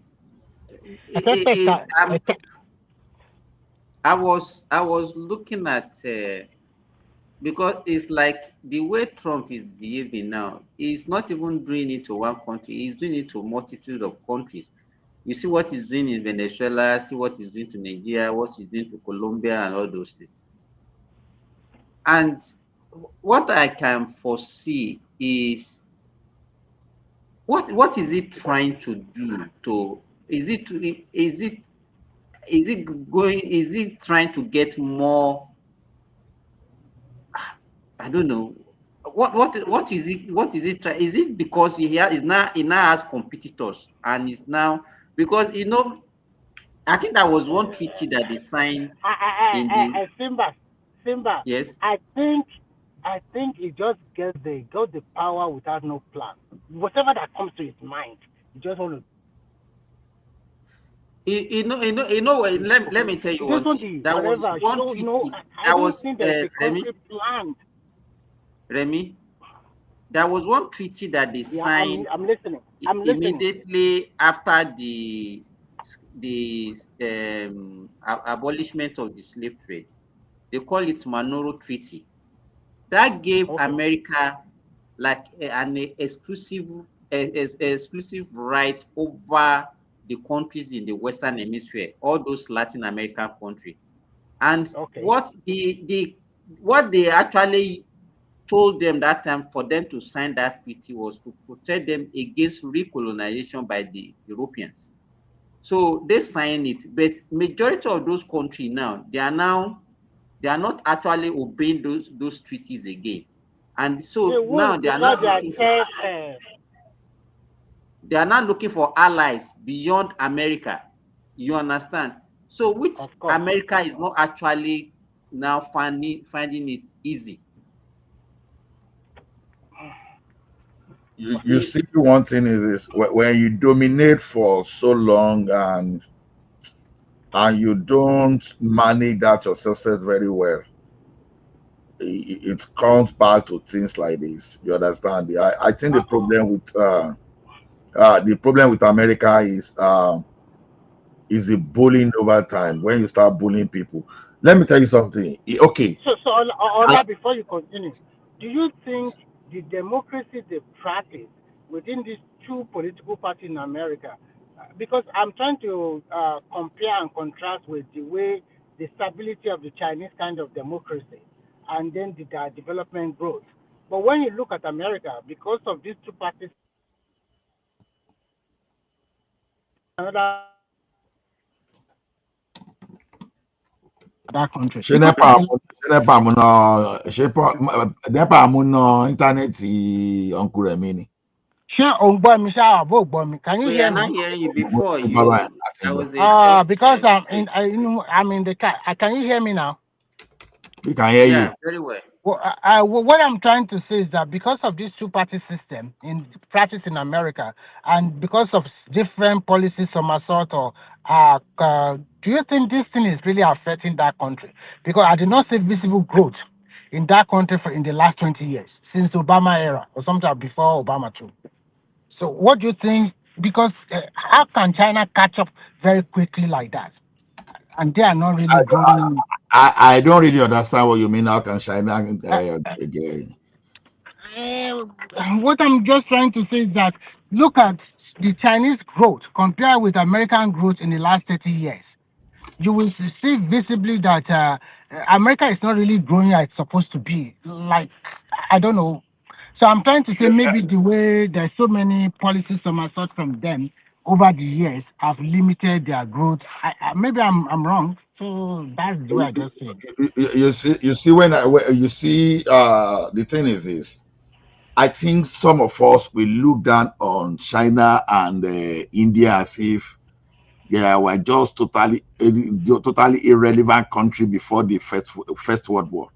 See, those two countries, they were never as the Western as the Western media would like us to see them. You understand? Now, where I got my information, funny enough, it's even from the Western Country Library. Done those researches done and documented by even the Western people themselves. You understand? You know what it means if you are getting a document from America and it's telling an American telling you the story of the Chinese and the Indian people. You see, when you are talking of technology superiority, advancement, and civilization, they were there several centuries. You know, especially the Chinese, they were there several centuries, even before America, even before the United Kingdom. Now, what happened with this? You understand? The Chinese, they behave, they could not coordinate themselves, and they allow infiltration of the Western people to gather together and conquer them. That was a mistake. Now they are reimagining now. They must have learned from the history, unlike those of us in Nigeria that we don't even learn anything about our history. So those guys must have learned a lot from their own history. So the game changed totally during that global recession between that 2007 and 2009 or thereabout. Yeah, between 2007 and 2009. That was a game changer. You know, in most capitalist countries, they were just laying off. They were laying off because capitalists, they want to maximize profits. But the government of China acted, started giving subsidy to those local manufacturers and all those local services so that they will not lay off. That was how they grew very fast. While others were going down, they were not going down. Instead, they had some kind we call oversupply.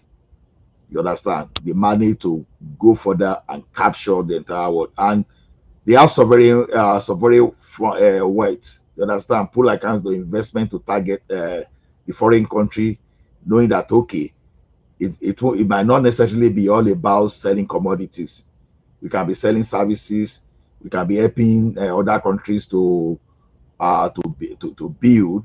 So they were investing so much in the heavy industry, construction, all those stuff. So they are moving.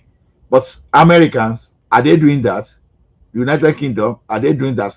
See Thomas. So that maybe we know say you are be fine boy, Abby. We don't see. so so that's it. But American ways, you understand, I don't know. You give some kind of foreign aid that is not actually putting something down in the long run to support foreign countries. Anybody that raises their voice against you, you go there to shell them. You know, you are just using a lot of tactics to dominate. So, okay, let me that I'm even addressing has even gone. So that's what actually happened. So that's what actually happened. So the Chinese were trying to see as a nobody. They were there even before the Western civilization. So you can't just be using today's eyes only to judge the Chinese. They've always been there, except for just for about 100 years. But other than that, 100 years of their maybe decline. You understand? They are just coming back. So they've always been there. They've always been there. They've always been there. Niger man. Good morning. Good afternoon. Uh, Good everybody. you're welcome. So you don't enlist in the U.S. Army that will come for Nigeria this time. I don't know. I register for Nigeria Army. I will carry color for my country. Ah. I mean, Is that what you know? Be juju you supposed go learn. Why will you be competing Western machine for Western machine? I think the juju way, all the old juju that they said the Africa have. Today we hear story, this empire, the enemy empire, there was having juju, this one was doing this one. Why they don't use that for Igbo when the Igbo come capture them? Like for their fellow black that they get the juju they work. No, now some people use that juju. So people use that juju to escape Oyinbo now. What are you talking about? Those guys, I don't they escape. When they pack them, they put a chain for their mouth and this thing. They carry them, they come out. They send them with mirror and matches. With the guguru. Juju, that juju never work, my brother. That's the only work work with black to black. Not the work, we don't catch Oyibo. Oyibo didn't come with a juju. They all come with law and gun finish. They change everything. They sign treaty with them. They collect all the land. So it doesn't work. It's only black to black. Our evil way work. It doesn't work with Oyibo. Simba, you see so. Simba na juju person. Juju dey. That's true. Okay, if I not go medical school, I make you put make you do put up for head. But medical self na juju now. And I say, but you have to learn it now. Why all of us not? Why all of us not go carry juju for head more than become medical? So where is it? My own contribution is I don't know why everybody just trip for America to come to Nigeria. I think they make Africa Nigeria they fear now. Why do they fear? But not fear. And some people try to turn it to tribal. Don't tribal. Now, like mostly that alake will not get sense. Try to turn it to tribal.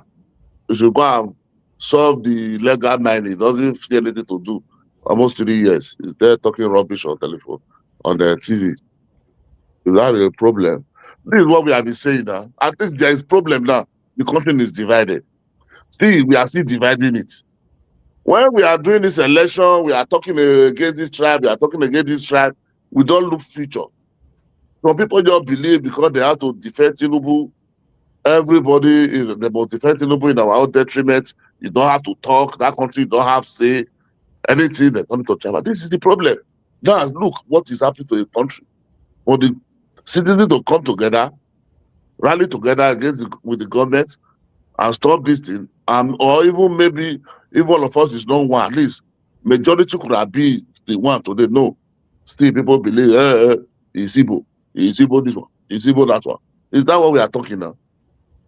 Is that what we are talking Now, now? is there any wrong in defending TINUBU? Maoga, TINUBU is the president, he's not a governor of a state, he's not a senator of a constituency, he's the president of all Nigeria. So because you want to defend TINUBU on my own detriment, how would that possible? Me too, I have a right to complain what I didn't like, which is my right. You can't shock me. I'm telling me when I want to, you have to label me one kind of thing because I want to complain. TINUBU is a president. It's not a president of one tribe. It's for the whole Nigeria. That's why the whole country must vote that day. A governor is only you for your own state alone. Your senator is for your own constituency alone. It's not for the whole state too.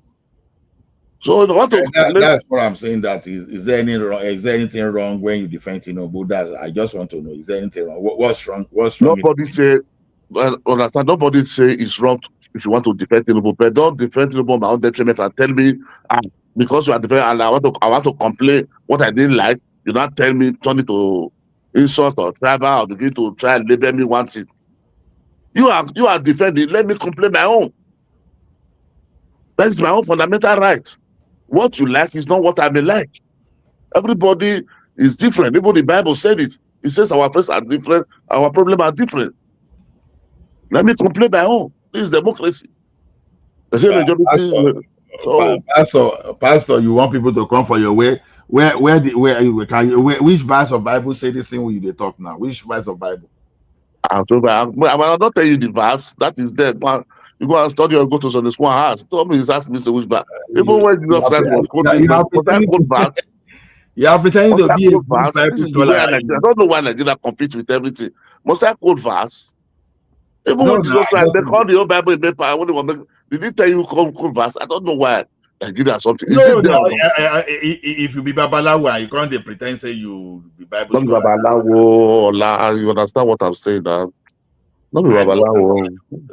Understand you, don't rope me. How will I understand? When you say Babalawo, you see me say I go afar. I don't do Babalawo. Babalawo. When you quote Bible, you don't know when you quote Bible as if you be Pope. So you don't want me. I asked you. No, I'm Babalawo. I'm Babalawo. What do you gonna be? Free thinker? No, I don't do my own there. Live God. Believe God. Believe everything. What else? Nigeria, I wish one. None of them. We don't. They are using everything to manipulate everybody in Africa now. So that's why I don't go black man church. So which church you come they go? My white man to go pastor.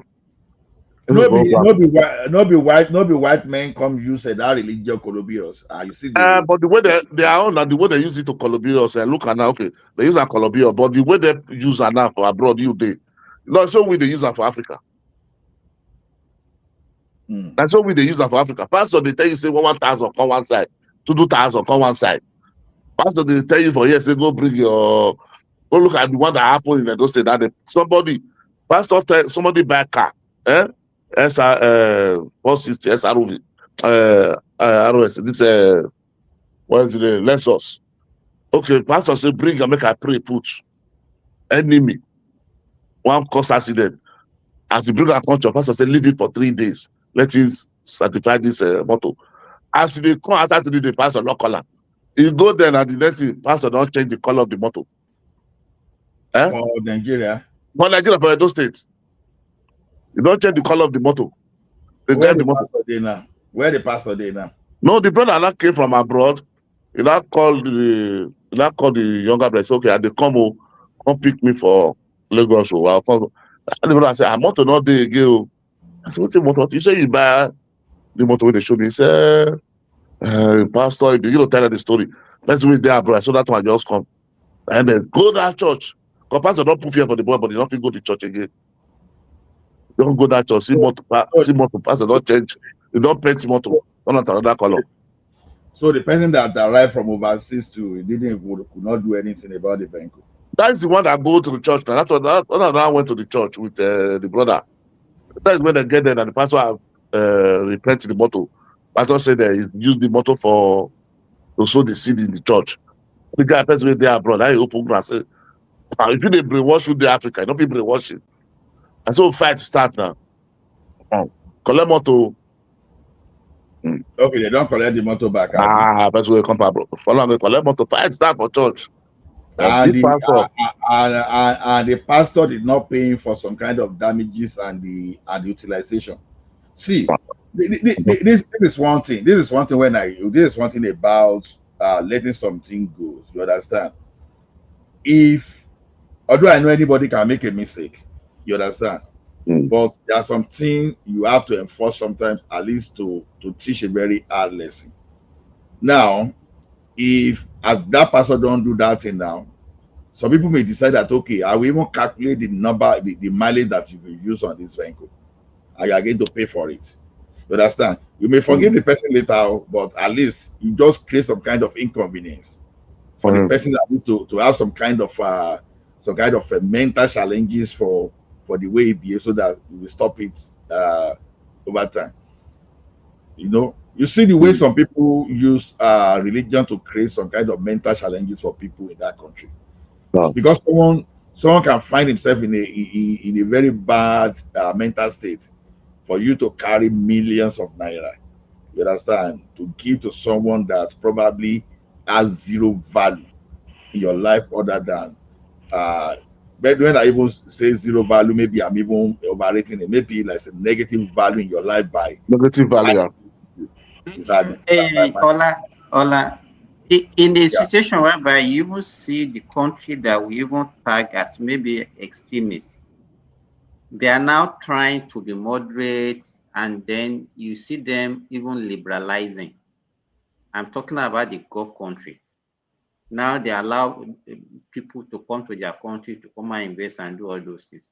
But we that will borrow those religions, we are not trying to go into extreme of those religions. What is actually the problem with us? Let me give one. Let me give one example. One of my friend, he doesn't normally stay. He comes weekend to his family. So one of these occasions, he came. That time, this thing happened in the early 2000, between 2000 and 2005. So he gave his wife 50,000, and that 50,000 is for the running cost for the whole month. But instead of him to now leave on Sunday as usual, I think he had some delay. He now left on a Monday. So on Sunday evening, he now had a visitor. He now asked the wife, "It's okay, please get drinks for this visitor." The woman was not saying that she doesn't have money. How about the 50,000 I gave to you yesterday? She said that she has used the money to sow seed. Many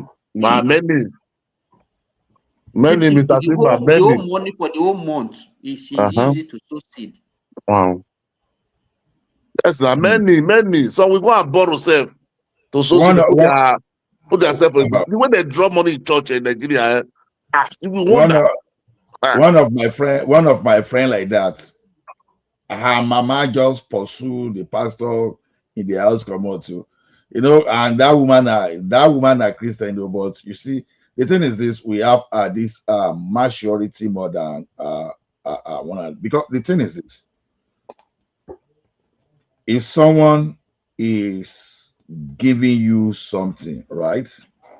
If Mm. someone is giving you, okay, it's just like, how do I even say this thing?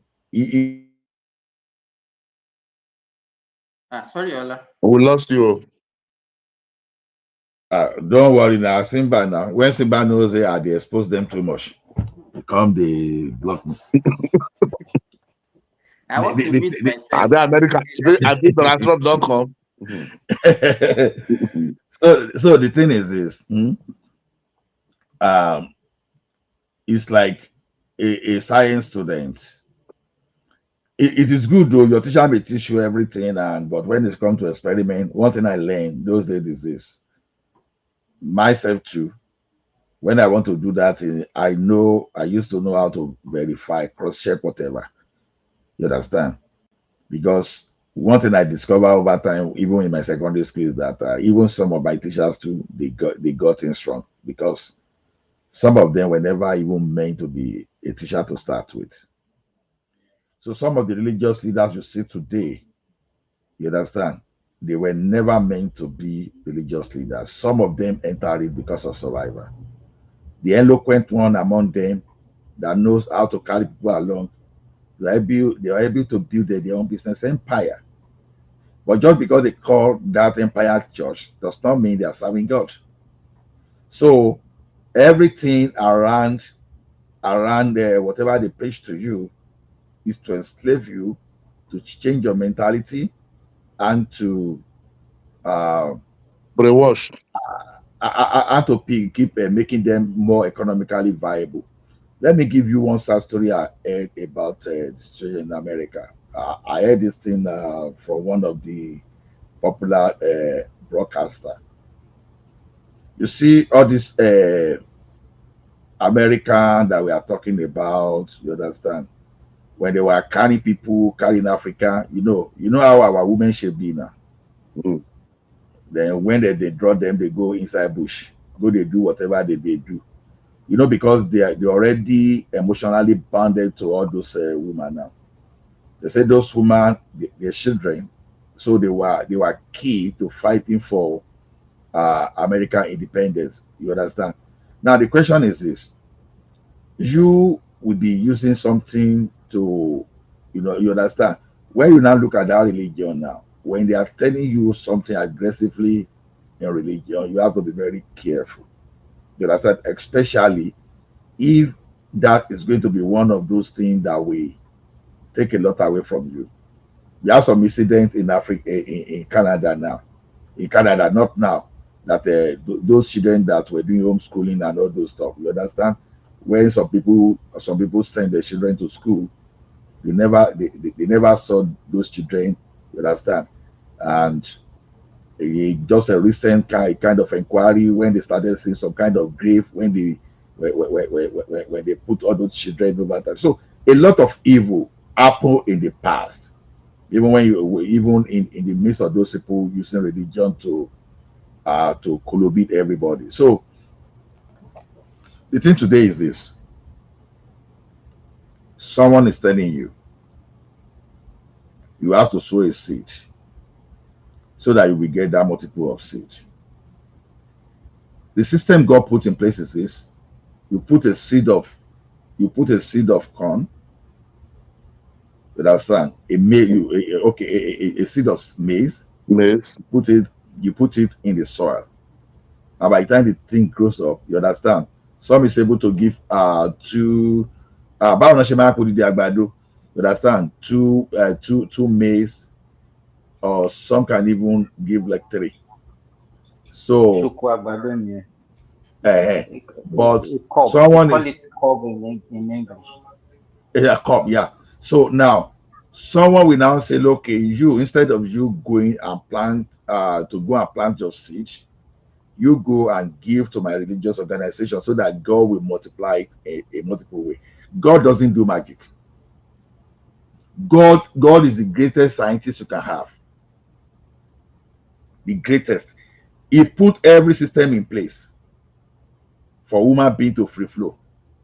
You understand? Contrary to people that think maybe God created the first human. That you understand? Human being are product of their parents. People that are saying God created them, you understand? Human being are product of their parents. God put the system in place. Without anything between man and woman, you are not going to get a child. It's so simple. So you don't need to disturb God for what God has already put in place for you. If you invented something now to solve one problem, you are going to become billionaire overnight.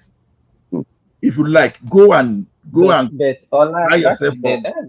that's the way we behave now. Something that we can do for on our own, we'll be praying for God to do it for us. No, okay, Simba, is it not funny? Let's assume that a father and mother gave birth to 10 children. You understand?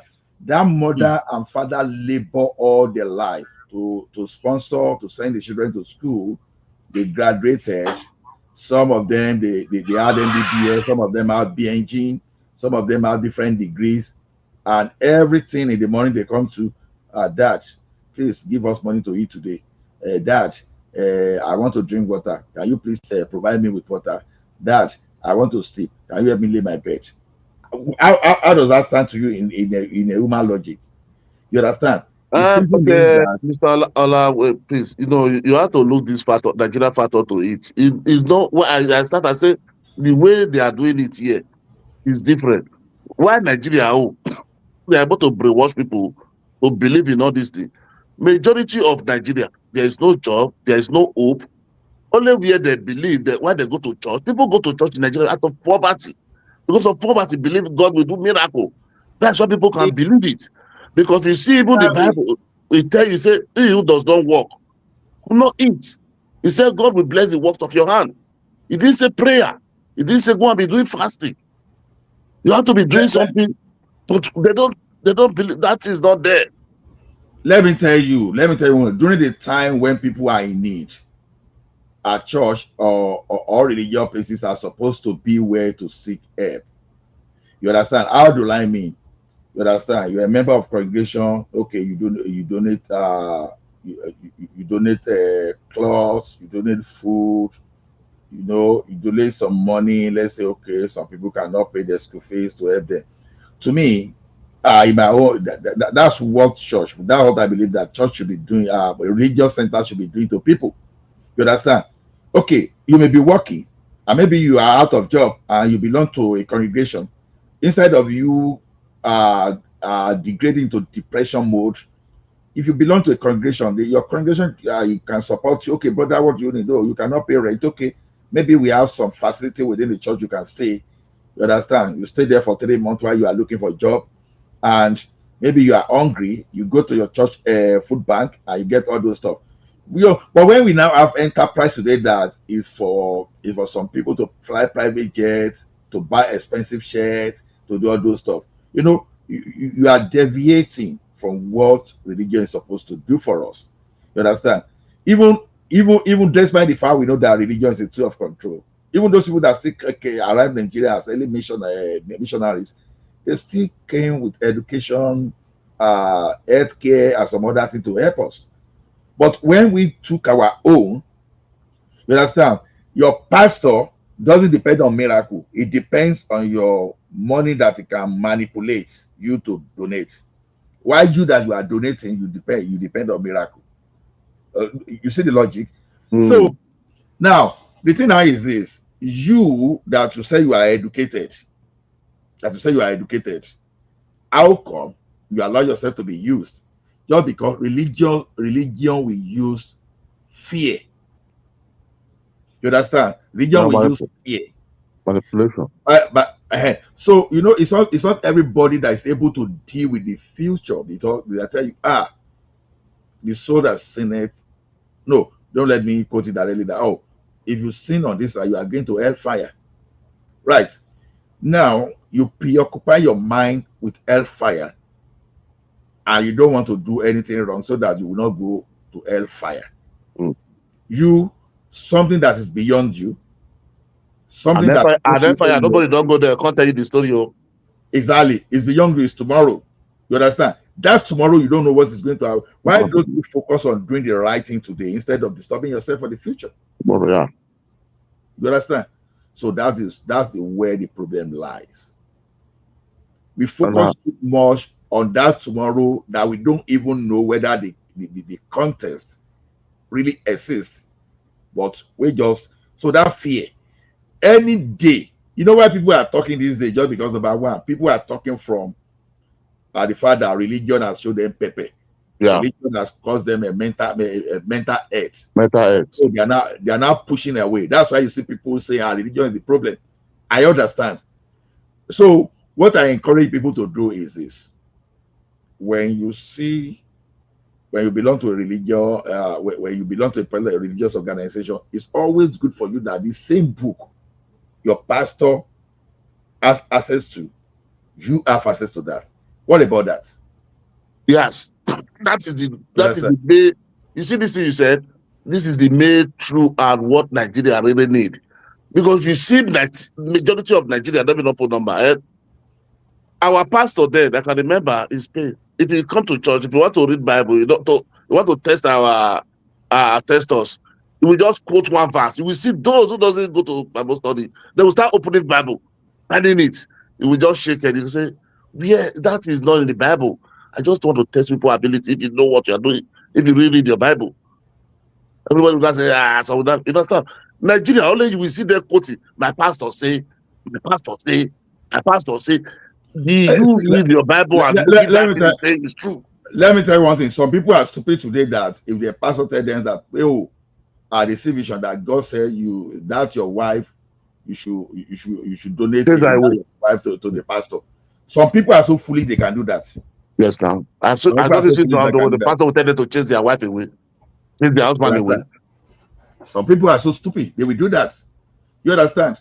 So the thing is, I say it the other time that it depends on how you understand Christianity. Oh, if they slap you the right ear, turn the left. That thing is Ola, do you know the word that baffles me? A pastor will come on the pulpit, he will sell you anointing oil, handkerchief, put in your car. He will sell you manners of man for security. And this same pastor, they are driving bulletproof car. With security. 10 mopo is following them all around. Yeah. And the same sticker cannot work for her, for he or she. Then he gave you that same sticker to put inside your car for protection. But what about the mopos, convoys of cars. The one that is selling bracelets, The one that is selling bracelets. The one who is selling bracelets for security. But they have bulletproof cars. 10 police mopo men is following them, open doors for them. But how rational is that? It doesn't make sense. Let me tell you something, Thomas.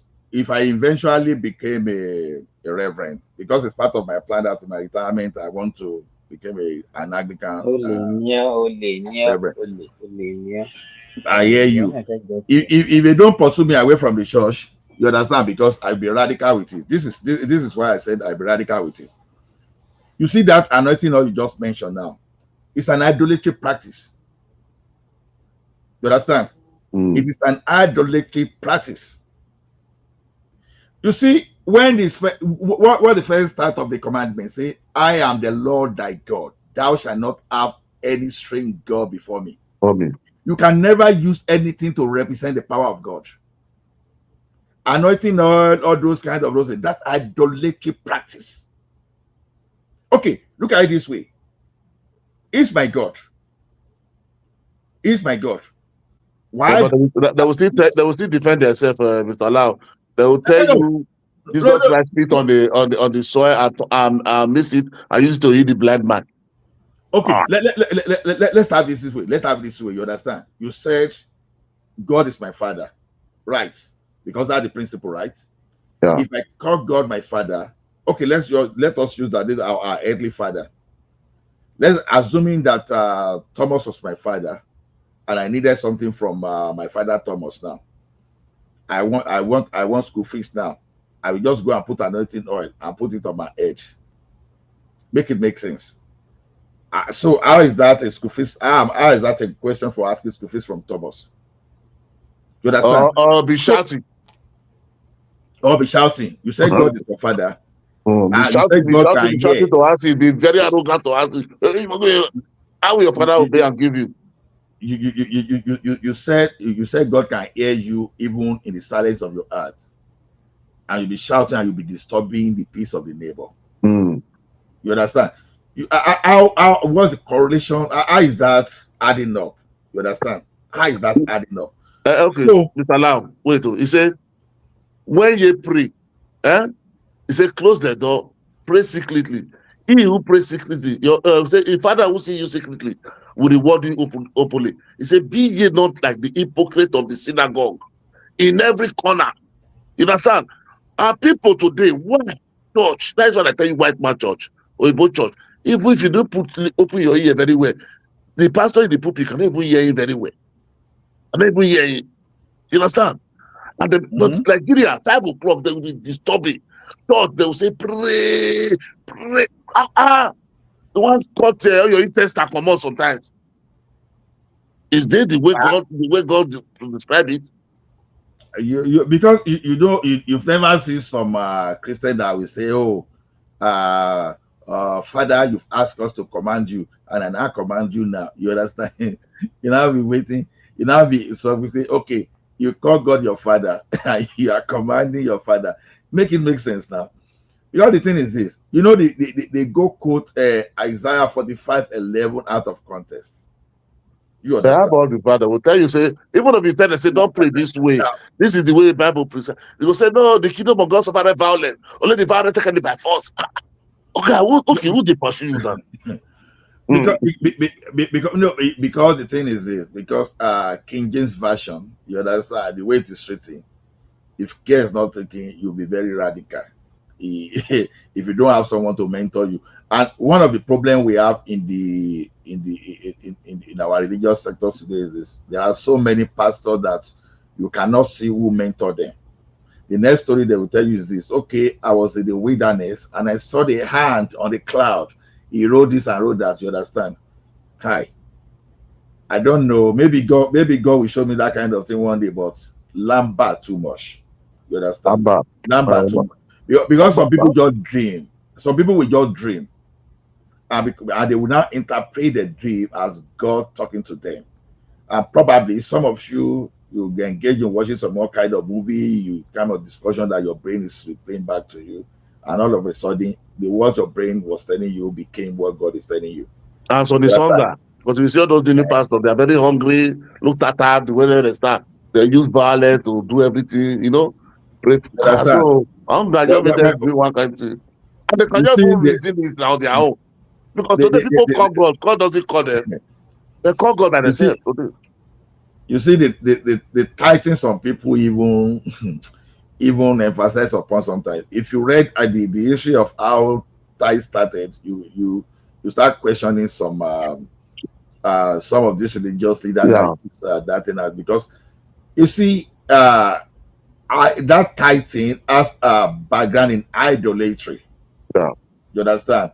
Idolatry, like when you were going to all those Yorisha, all those things, you don't go to idols, you don't go to the shrine empty-handed. So when Abraham, before he became Abraham, he started from idol, was an idol worshiper. You understand? So he came with some things from all those from that background. You see, one thing is this: when you cannot separate materialistic things from spirituality, it became a problem.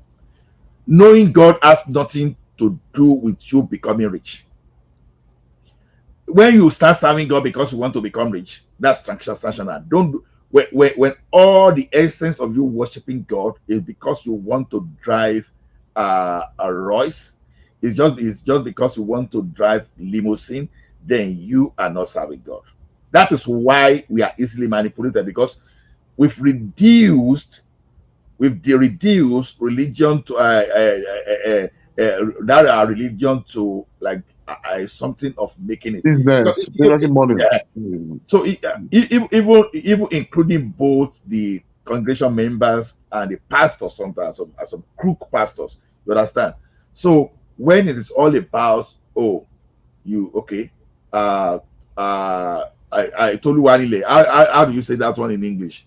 That Toluwanile ati Ekunre. For those people that understand the English, that's Psalm 24, right? If anybody, so if you see the earth and the fullness of earth belongs to God, right? So you now need 10% just to bribe God, for God now to now bless you. You understand? God that created America, that hosts America, that is over about how many trillion dollars GDP economy. God that created the India, that created China, that created the global economy, right? All of a sudden, that God needs your, maybe you are earning 1,000 a month. That God now needs your dollar, your $100, $100. You understand? So now, before you can, Abba, see many But you know of that tax, it was for the Levites, like for the pastor, those workers, widows. That's what was that more. All those things was for that. Maybe bring food. It was not even money. All this food stuff, For those Levites, they were preaching. They were not doing other job for them to be able to focus. I mean, many things are able to that book. But I don't know why Nigeria they only quote that Malachi to you. They only quote that Malachi. That's only what pastor. and the way the tithe is, you understand, you even eat your tithe. So you understand, it depends on where you are even referring to.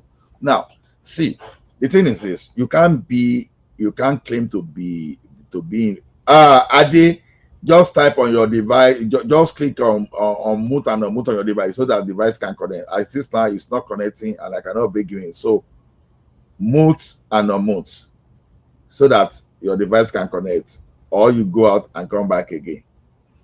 So the thing is, we are just using the one we are familiar with just to understand, just to analyze. Then when you now go to Islamic now again, you understand the same way you use that thing to indoctrinate. Now look at Gumi. He is advocating for rehabilitation of Boko Haram terrorists rebranded as bandits. Now, when you read the Bible, all those will refer to prophets. You will never see any way anybody. That same offense that is clamoring for them to rehabilitate them, if they commit it here, it's straight death. Straight That's what I'm death. saying. That's what I'm saying. That's why they can't. That's one of the reasons they can't allow Gumi to enter Saudi Arabia. See, but okay. If Nigeria Nigeria government are really serious is the country, how can Gumi's sons be in the military? That's one of the problems. You see, where I say I want to Yoruba nation, I've thought deeply. Because honestly, some of that these is just the best. Honestly, the only way maybe if this thing, I'm sorry to deviate a little bit. Sorry, maybe if this thing really happen, maybe this is what we set Nigeria as to straight point. So those who they have to negotiate that country again. Those who want to stay will stay. Those who want to go will go. Northern Ireland is only 2 million. It's only 2 million population. Which a region. Even if you want to be a region, we can have as many regions. India is about 28 regions. The state that doesn't agree to join any region, they declare those states as a federal territory. That is just really the best. That thing you said. Let me tell you something. Yeah, now I'm just feeling a background check now. You understand? That background check is internal across because the company it will be across North America, right? I think click on mute and unmute for your device to connect because sometimes you have to mute and unmute. Just click on you will see the symbol of your microphone. Click on it, mute and unmute for your device to connect. So what we're saying is this: now they will collect all my data across United States and Canada. They will do background check. They will look at my father and my mother history. If they find out that you are in any way connected, maybe in generation. No, Mm. you understand?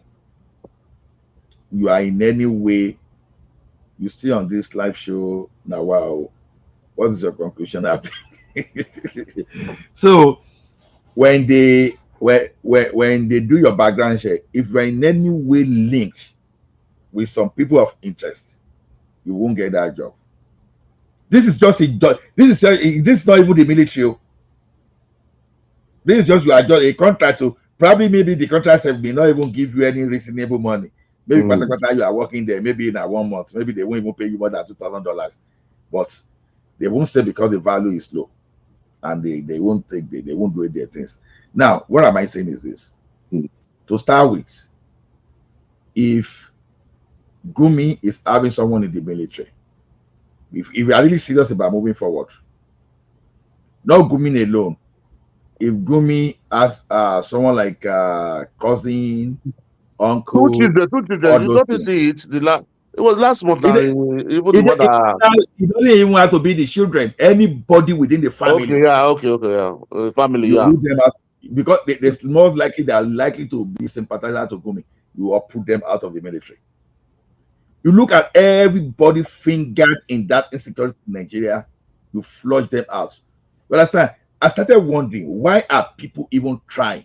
Because all these coups that Nigeria is denied, we still don't know the full reason that they want to move that guy out to. You understand? It could give all those things maybe still be linked to all this banditry, may not even necessarily be because they want to get power. It could even be, we never know. You understand? You never know now. So all those people that are sympathizer, or maybe if I want to even be extreme in my own this thing, if anybody has ever come out on the TV and said, okay, you should negotiate with them, I look at that person get picking for police or the military, come on the person, come on there. Anybody that has utter statement, see, is that bad? Is that bad? If America knows that anybody has other statement now in support of banditry or terrorism, you are not going to get their visa, except they don't know. UK will never give you, Germany will never give you, until we start doing all those in Nigeria. But it is now, they've infiltrated all our security architecture.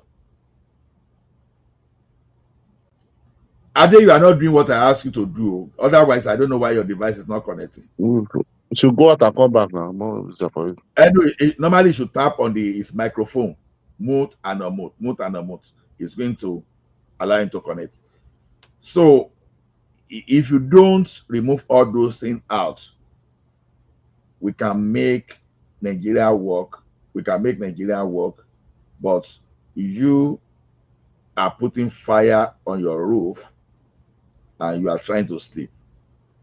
Or you go and put python on your roof and a chimney there where the python can enter into your house, and you are going to sleep, and you are saying you want to sleep.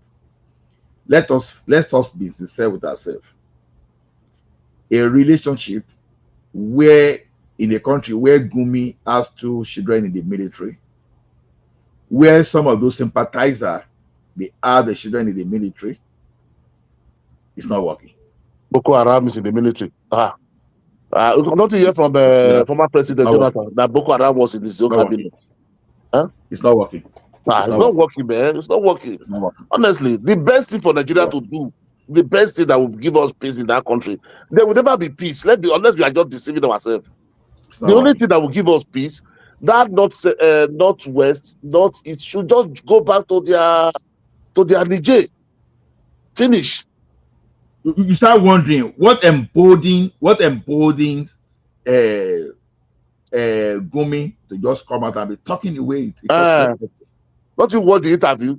See the way he's talking. He's talking very boldly. We should forgive them if they are repent. Even the Bible said if somebody is repent. Did the Bible say terrorists should repent? Did they mention terrorists? That they are forgiven. Forgive who? No. That's where I challenge Nigerians to take up there.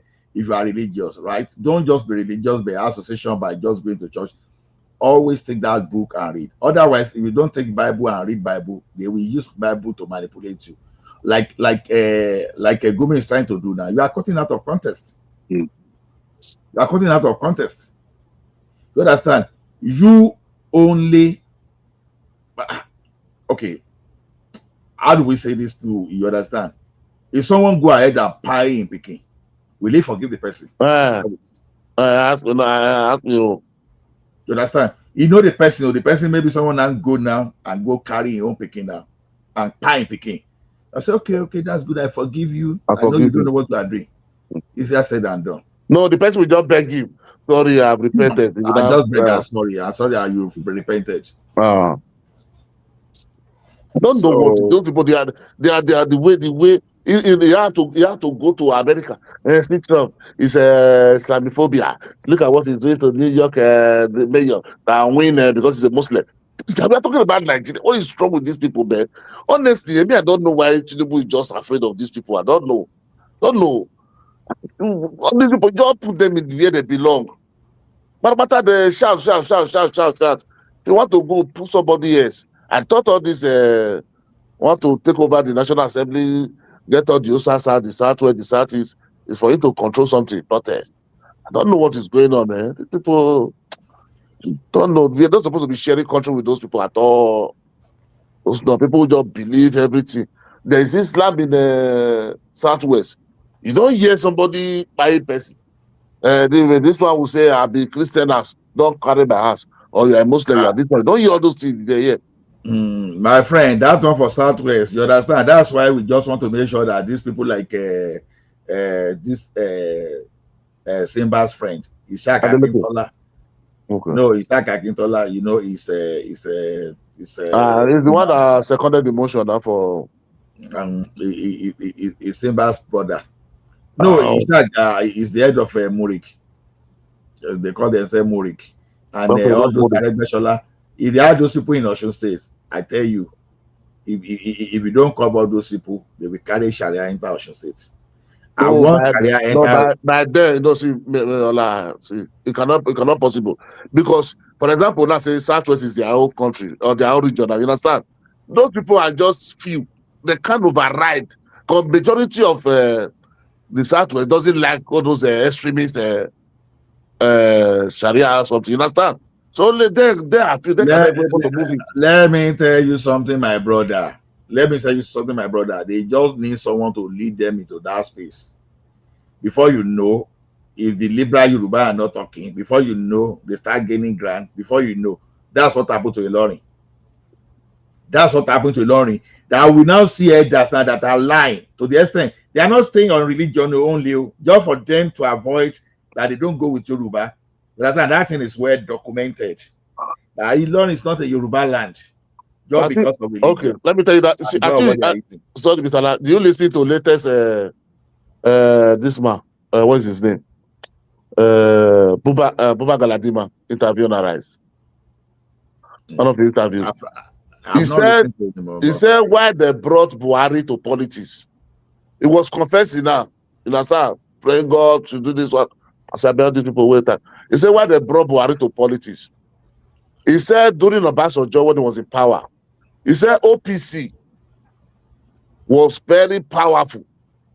And OPC now mobilized about 500 vehicles. They said they are coming to Ilorin to dethrone all the old Fulani, all the Muslim Fulani traditional ruler. Install all Yoruba there. He said TINUBU was a governor there. TINUBU didn't say anything. Obasanjo never say anything. He said they now saw from they now watch it that these people mean it, and the Yoruba elite are not talking, they are not doing anything. He said that is why they now go and beg Buhari.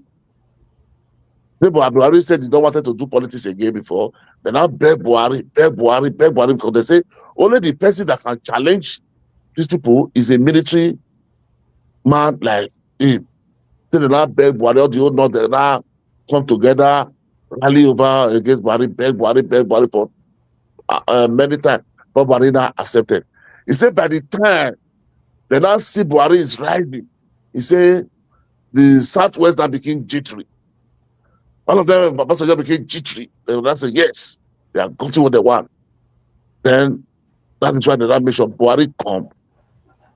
Just for the interest of this So you believe that man, that one, where they lie, man. Those are they the people lie, that don't be there trample Buhari come. they lie like fish. Oh, You I know, be don't be. they Let me tell No, you I one don't be. thing. I don't be. I don't The, be. I that don't be. they drink lie that like fish, they drink that, water. that Obasanjo you see, Obasanjo look like someone who go fear Buhari. They See, mind the down. thing is, They lie like fish No, where they to drink contest water. with him, that not be fear to say fear for this thing. To contest with him, you understand? Well. That is what is. Okay, was that why no, Buhari, that Buba Galadima, Buhari just ignored him throughout his regime? Now wait till the Yeah, program talk. because why the Patos, you know why Buhari ignored him? If you, I Because don't, it's if not you important. watch it, have he said, then, let me tell you something. He said, then, he mentioned many names. He said, then, in their own, then I said, no, they will not contest in any election. He cannot Buhari, they win will be now. the engine room of Which Buhari. engine? Which They say, engine? whether Buhari now win, you know, live, you know, sideline all of them. Which engine? That's what he talk now. NG way knock the man can lie. You know he like to the grant it No, as what if I'm saying, no, but what you try to talk, no you have to look wait, the I want man, make you study that their man intention. next time. Look their intention. Study the man. Hold on, study the man next time. Go and listen to most of his previous interviews. The man like me, then they bring out come to say, Sheun, Buhari don't die now. He still they talk of Buhari. And everything Buhari is this one. We are the one that brought him. We're the one. Look at me. I don't want money. I don't want this one. I lie. Now he But went the to daughter is in Kwakwan. The next thing he TINUBU went government to now. the next thing he went to Kwakwanso. Oh, Kwakwanso is the only one that can rule this country. Look at what he did. We are going to win. We are going to. The man he can just lie. I think he just want relevance. But everyone is the one relevant, but you have to take on the message, look at the message. Na lie The they way these people talk. bring Na all these lie. people, that is what he's trying to say. That Na is the point lie. there. Na lie. No, that okay. What the other man that said the Gawa, the guy, what is the name? Gawa I believe any other person, not Buba Galadima. that said brought all this thing from all these terrorists from Senegal, Mali, Gbogbo to win 2015 election. Not be their group. Senegal, I don't even get terrorists, so I don't know what they They said they brought it, but they said list for that list now. Well, they now said for what to be Mali. that man? Not be If you have terrorists, they are in the northern Mali, no. not Say that Senegal. Senegal is a very peaceful I territory. don't know. Say they brought them from a different part of the. It mentioned many in the country now. Buba Galadima can lie. No, not people back at the talk that one. The other late man. Which one? What is his name? Gawa Buga, something like that. At Buga, what is they call that man? Most of those guys no get those kind of things, Jerry. No mind them. 2015. TINUBU, I just pray may God help TINUBU. 2015. They bring people come on. How this thing start? So they bring them come on. This security in Nigeria not be like that before. America should not come. America will leave Nigeria devastated. America, look at it. Let's be objective. But this one will do. Which one? What will be the Make country I ask today? you first. Let me ask you so that you understand. Tell me which war where America don't fight by himself, not in conjunction with others. The American fought alone and has ever won. Tell me one. None. And why there will be none is that our own, we should supposed to forget America. America We has should never hold won our any country, our war. president now. They should do the needful. Yeah, I'm okay. I agree with you. But America People leave America. America talk their own. If Mr. Patosky, if America can talk like this, only tweets, and the country is just jittering like this. So No, it's let's just focus on our country. because, let me tell you why. It's because we know that when America goes to a place, they will just make it more complicated. The country will be worse off than waiting then go settle. So Okay. because of that, we don't want it. We don't want them, yeah. So that's why everybody's just look, it will be worse off. It will work for us, yeah. Part of 100%, you are right. Part of the problem we will get today, no be American cause am. Not them. America now. Look at what they did in Libya now. Now what they do for Libya, they affect us now. It's part of it, even though it's not the whole thing. So we are not blind to it, but our government they've been they've been too relaxed over time. They have gotten used to people buying and everything, so they need to get back. For now, what we're supposed to be seeing in Nigeria now? This by don't know God, them what is the name? Dele Alake, Festus Kiyamu. Those people should shut up. No, they should not shut up. They should speak. No, they should shut up because they are complicating Why? different things. Why? How? Minister of Foreign Affairs, who is more What are they expert, saying? and let's What wait at are the come up. May I finish? Sorry. Those are people supposed to focus on all this. Not they are those who are trying to turn it to ethnic, tribal something. That is not what we need now. And the government should what did Dele focus. Alake say that is wrong? So let's pick it After from him there. is people who lost election want to turn it to Igbo something. That is not that they are pushing it. It's also part of it. No, even though the part of it, we don't need division No, right but now. that's the truth. That is the truth. No, we don't need to divide. So If you don't need America come from one side, you don't need to speak the truth. no, they come, Oga. If No, America, for example, now they wait invade now. us now. Let's Wait pick it now, from. We they won't come, pick Oga. them one by one. We are talking of Dele Alake now. Yeah, that's what I'm telling you now. That thing with Dele Alake talk, is it true or not? It's total. Yeah, that is irrelevant. It's just going to bring tribal to inside with Ononuga. Is it true or not? It's not true from anywhere. It's true. It's true. It's true. All those opposition, especially from Southeast, they don't care. They just hope that this thing can lead to problem so that it will break the country and destroy the country. Okay. That's what they want now. Okay. Now wait. Okay, Except fine. we won't deceive Okay, wait. ourselves. Okay, fine. They want Okay. that country. Now, They want that okay, country but is that what we need destroyed. now? We need to address. We need to speak to ourselves truth also. No. Now. Let me tell you the truth. We also need to speak to ourselves. You see, Yoruba man has a proverb. They say when the heaven wants to fall, it's not going to fall on only one person. But if you go to media, it's not. If you go to media, if you go to social media, go to TikTok, go to X. Most people there who are clamoring for this thing. But the Igbo are there. Yoruba are still more. It's not only Igbo. Plenty pass. The Igbo plenty pass. That is true. That's why they use and play politics. They want Biafra. They want the country gone. The hatred is too much. I don't know why they are keeping that. If they don't want the country and you have this level of hatred, please let them go. Let them go. That's what we are saying now. They should go, but the problem that what the country should have need now is the way to galvanize everybody, because God make sure not let us see something bad. How do you galvanize people will be saying that then they even go ask for that thing to come? But it's not the way that people will be tensing everywhere is so tense to marry you now. If they want to go, let them go. Marriage is not by force. If they want to go, let them go. No, the thing is this. It is not even let them go. It means that I'm talking here. I want Yoruba out because I've said my reason. But you don't hate other people now like that. No, I know I don't go the right way. That's not the right way. I was speaking to one Igbo guy today here in Canada. I said, okay, if they give you this Biafra now, with the way you people have hated everybody, how do you think that country will do well? Let me tell you. This airport that they say they want to go, their mind has them very sit down with them, ask the question. No, they believe after they have their Biafra, they will still be in Lagos today, be in Edo, be in Kanu. They don't believe that. That is their own mentality.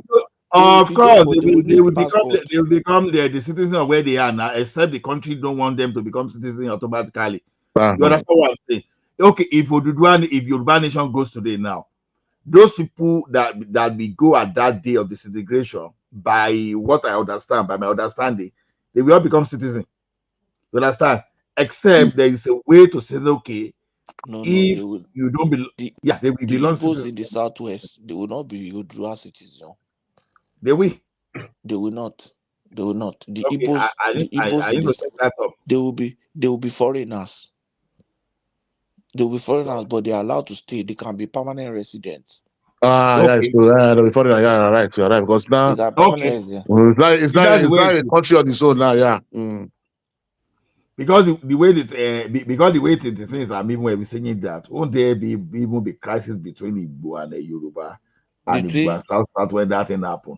If the country is disintegrated today now, what would be crisis between Igbo and Yoruba on one No, hand, and the Igbo and South problem, on no, there the will not other? be problem. The Yoruba is very settled there because will you're be. inside your map is okay. You are not passing where you want. Even from a lorry to Kwara, you are claim. If you look at his descending, you understand the same route, the same one way there. You see there. No be That one that is very one. No be Yoruba is that very one we map. dey talk. The one that No is be not that map, one. the one that is not map. That this Igbo we say they get Benue, they get Kwara, they get Edo, they get Port Harcourt. That one will be problem. And then chaos will be. And then not Chaos will just be. that now. Let me tell you another thing. By the time we start the Oduduwa Republic, because the Southwest, they are intelligent, they want to reform their country, they want to do everything. Then Igbo man go say then they oppress them, just like we are trying to demolish buildings in Lagos and doing all those things now. If that's how it starts, that all this demolishing, all this one, all this that one. I just look at it. You see, I know a man here, as intelligent as he was. This evening, the man was telling me that Buhari had died long ago. I said, as we did here. Obasanjo just said it now. He said one man that he respects so much. I don't see that interview. He said was asking Patuski, are you surprised? Are you surprised? You understand? As Okay. educated. Don't you see that Tony that come here? Is still saying it every day by day? I said, this boy, who's can I brave with this one? I He know. said, nah. When he mentioned that, I said, okay, I know. I said, I don't want to discuss again. Yeah. I said, no, this is a waste of time. One time now, my brother. Honestly, you are right. No intellectual value for somebody to believe that. So those are the kind of people.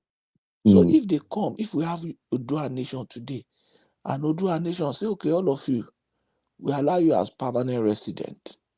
You'll be in this country. But if you want to take money home during Christmas, there's a limit. You cannot take more than $10,000. You cannot travel with more than $10,000. That is even much. That's even much, sir. Even when you allow much, not be 6,000. So what do you think they would do? They will fight now. But even if they fight, now you'll be able to control them now because you're able to control them there. If Odua Republic say, okay, as a foreign student, your school fees will be $5,000 per semester. DG 1,005.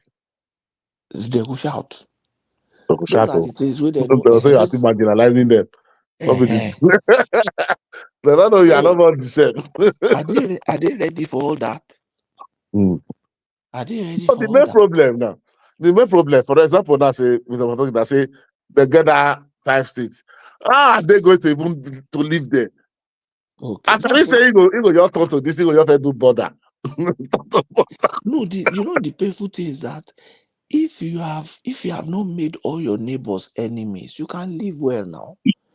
Maybe Democratic Republic of Congo today does not have a seaport, all surrounded by land border. There are so many countries now that doesn't have seaports. Yeah, and surrounded by land border, and they still survive. All you need is to have good relationship with your neighbor. Even if you have seaports, if you don't have good relationship with your neighbor, how are you going to survive? Look at the way we are fighting. If you have seaport, the ship is not going to just come Exactly. direct to your district. You have to go through some people water and have to come to your place now. Exactly. You need good relationship. Look at us. We are trying to lay pipe now from here to Europe for gas. If we don't get good relationship with all these countries, how are we going to do it? Because the gas pipe will pass their country now. We still need them to help us secure the pipe.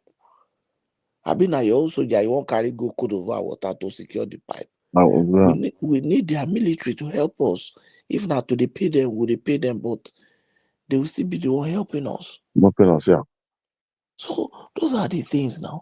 So when you make enemies of your people, and you now want to go to Port Harcourt, you want to use the port, or you want to use Lagos port, and they say no, because we don't trust you. If you bring in weapon, how are you going to cope?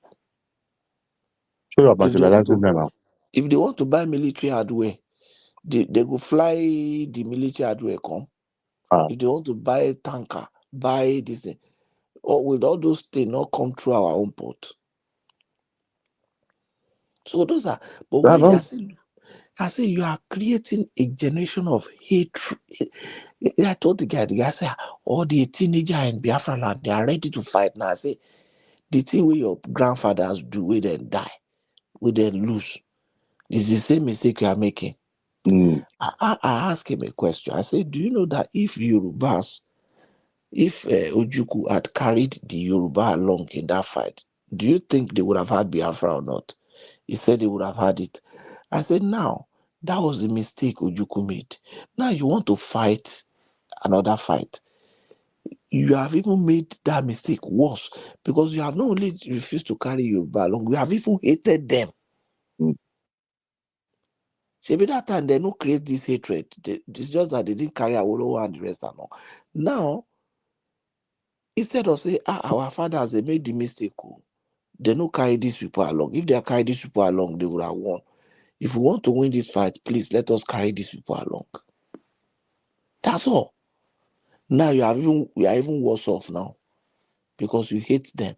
You say, Even the South side they claim. Even the South side they claim say the people. Look at the way they are living with them now. My brother, The enmity there is so much. Do you know that on this platform today, if you go back, you can play this thing. Earlier in the discussion today, one Igbo guy say IPOB are in Lagos, say it's part of Biafra. Badowski, you are listening to. I just kept quiet. I don't want to interject. Because everybody just kept quiet. He's just talking. He's just talking rubbish. Just talking rubbish. He doesn't That have is their new.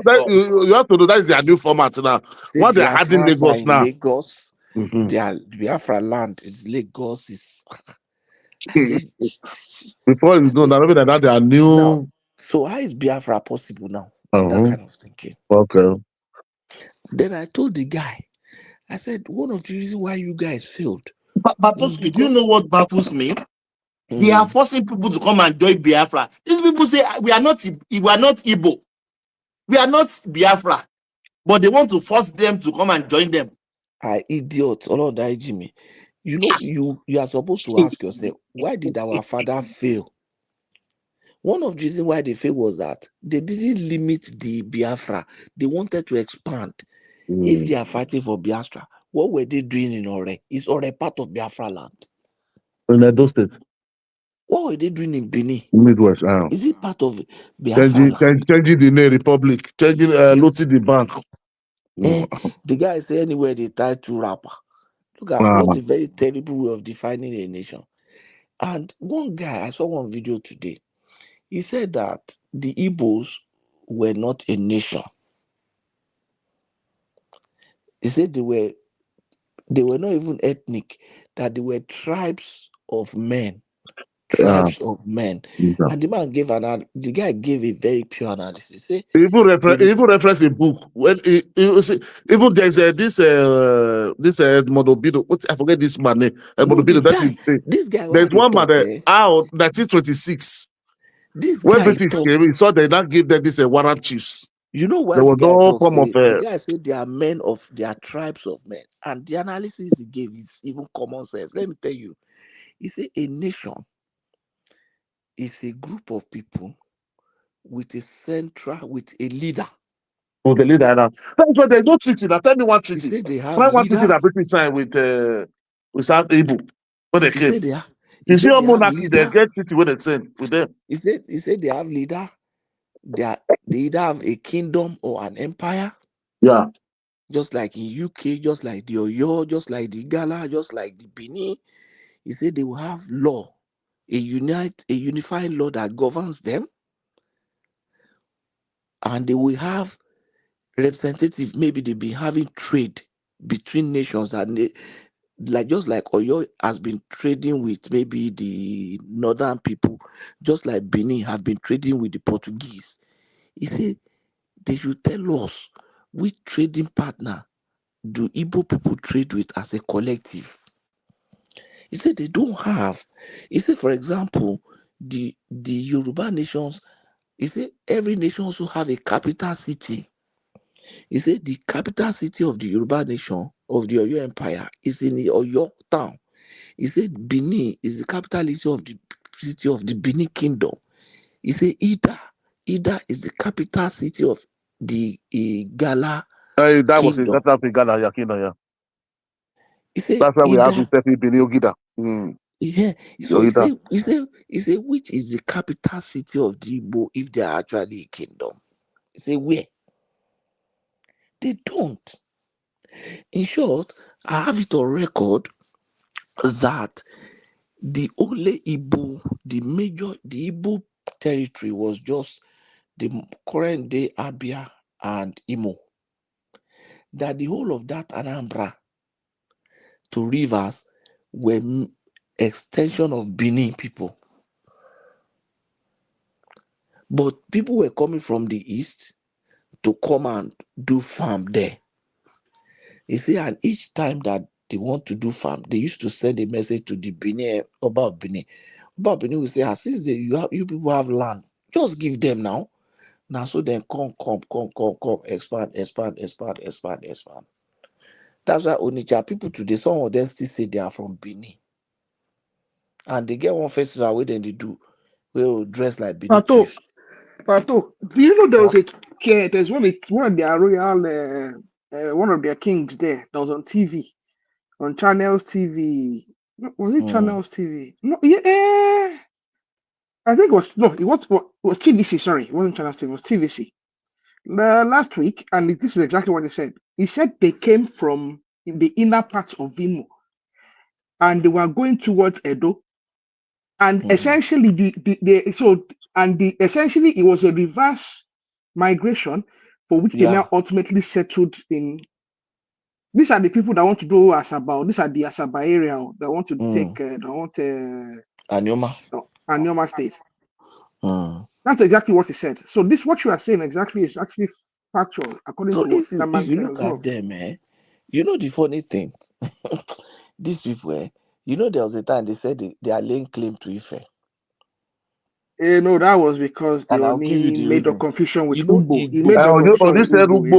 Ugbo, they He's can't say confusing Ugbo with Igbo, yeah. because the thing sound like Gbogbo. But the only thing that Igbo did, then the Obi of Onisha then went and he then started using that and going around and making speeches about it. The Obi of Onitsha, you know that. I say, how can you be thinking that way? You people are not from Israel again. So no. it is an interesting thing with that bunch. The guy. So if then the one of the questions I asked the guy, I say, I've never seen a nation that's broke away. Maybe they divided. That knew they will not know peace for maybe the first 10 to 20 years. They say, I know it's a lie. I say, go and check it. A nation where we say then break out. They will not know peace for maybe about You see, 10 they to don't want 20 to years. break out. Okay, I'll tell you why they don't want to break out. They will not go. Number one, they don't want to break out because it's in the interest of them to stay in Nigeria. It's in their interest to stay in Nigeria. Okay. Look this Adioma something now, They want Adioma to create to go to Southeast.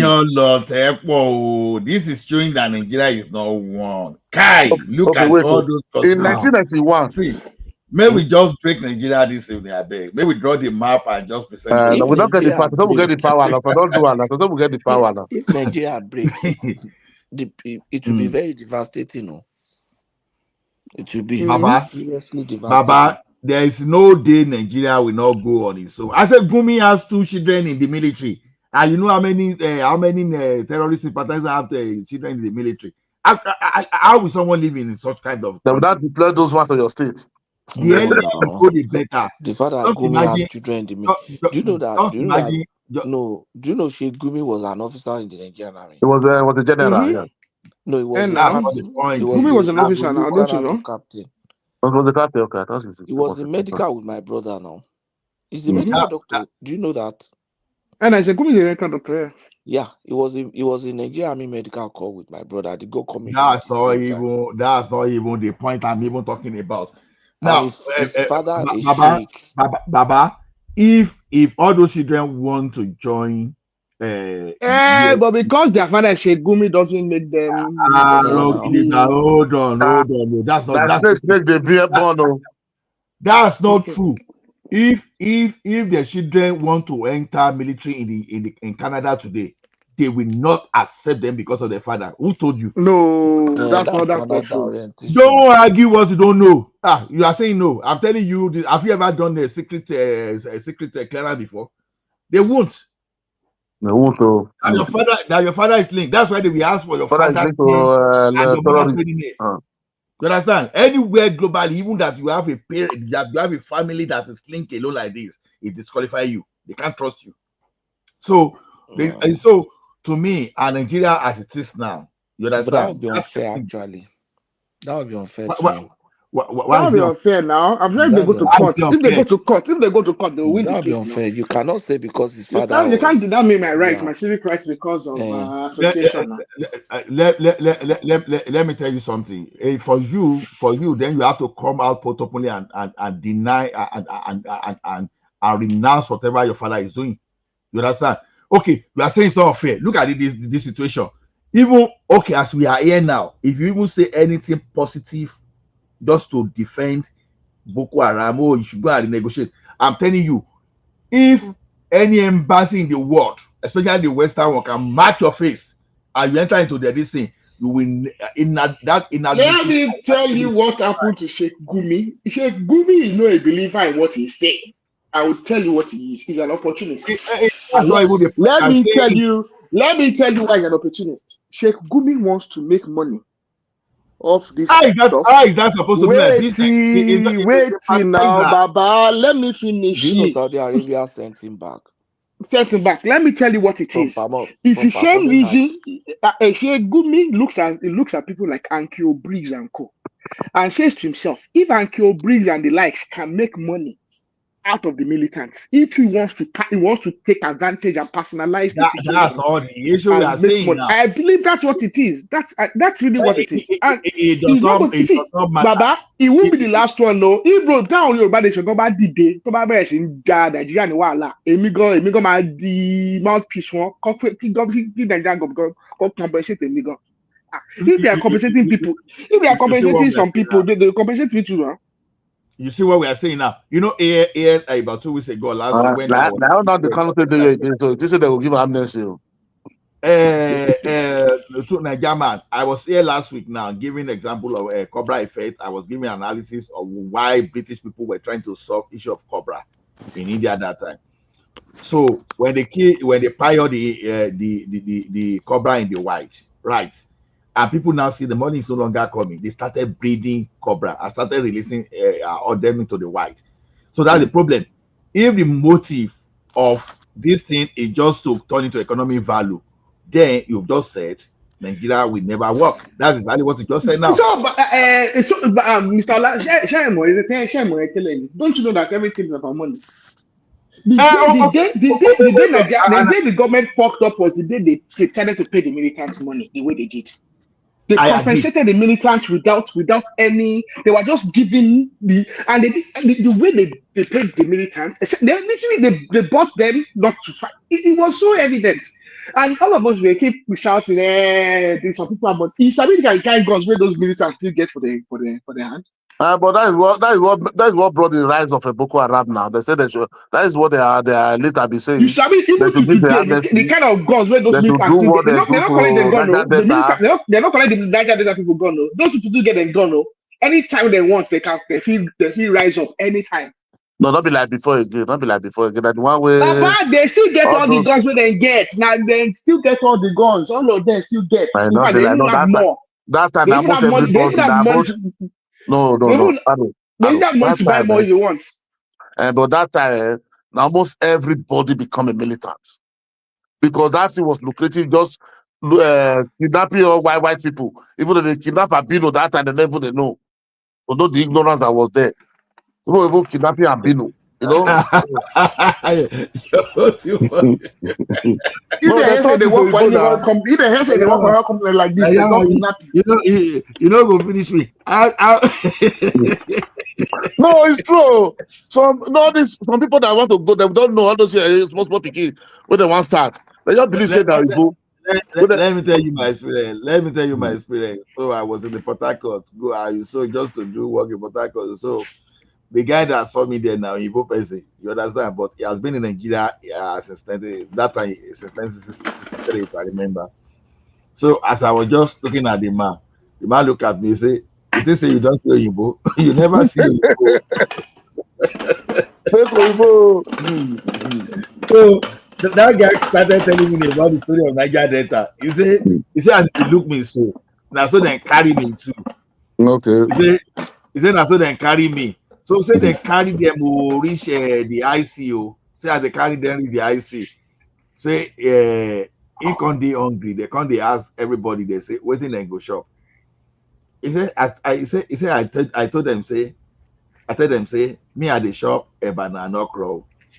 And he said they look at it and say, something they worry this man. He said, my brother, something know they worry me. Oh. You never see Oyibo. Now your brother, you have been Nigerian man.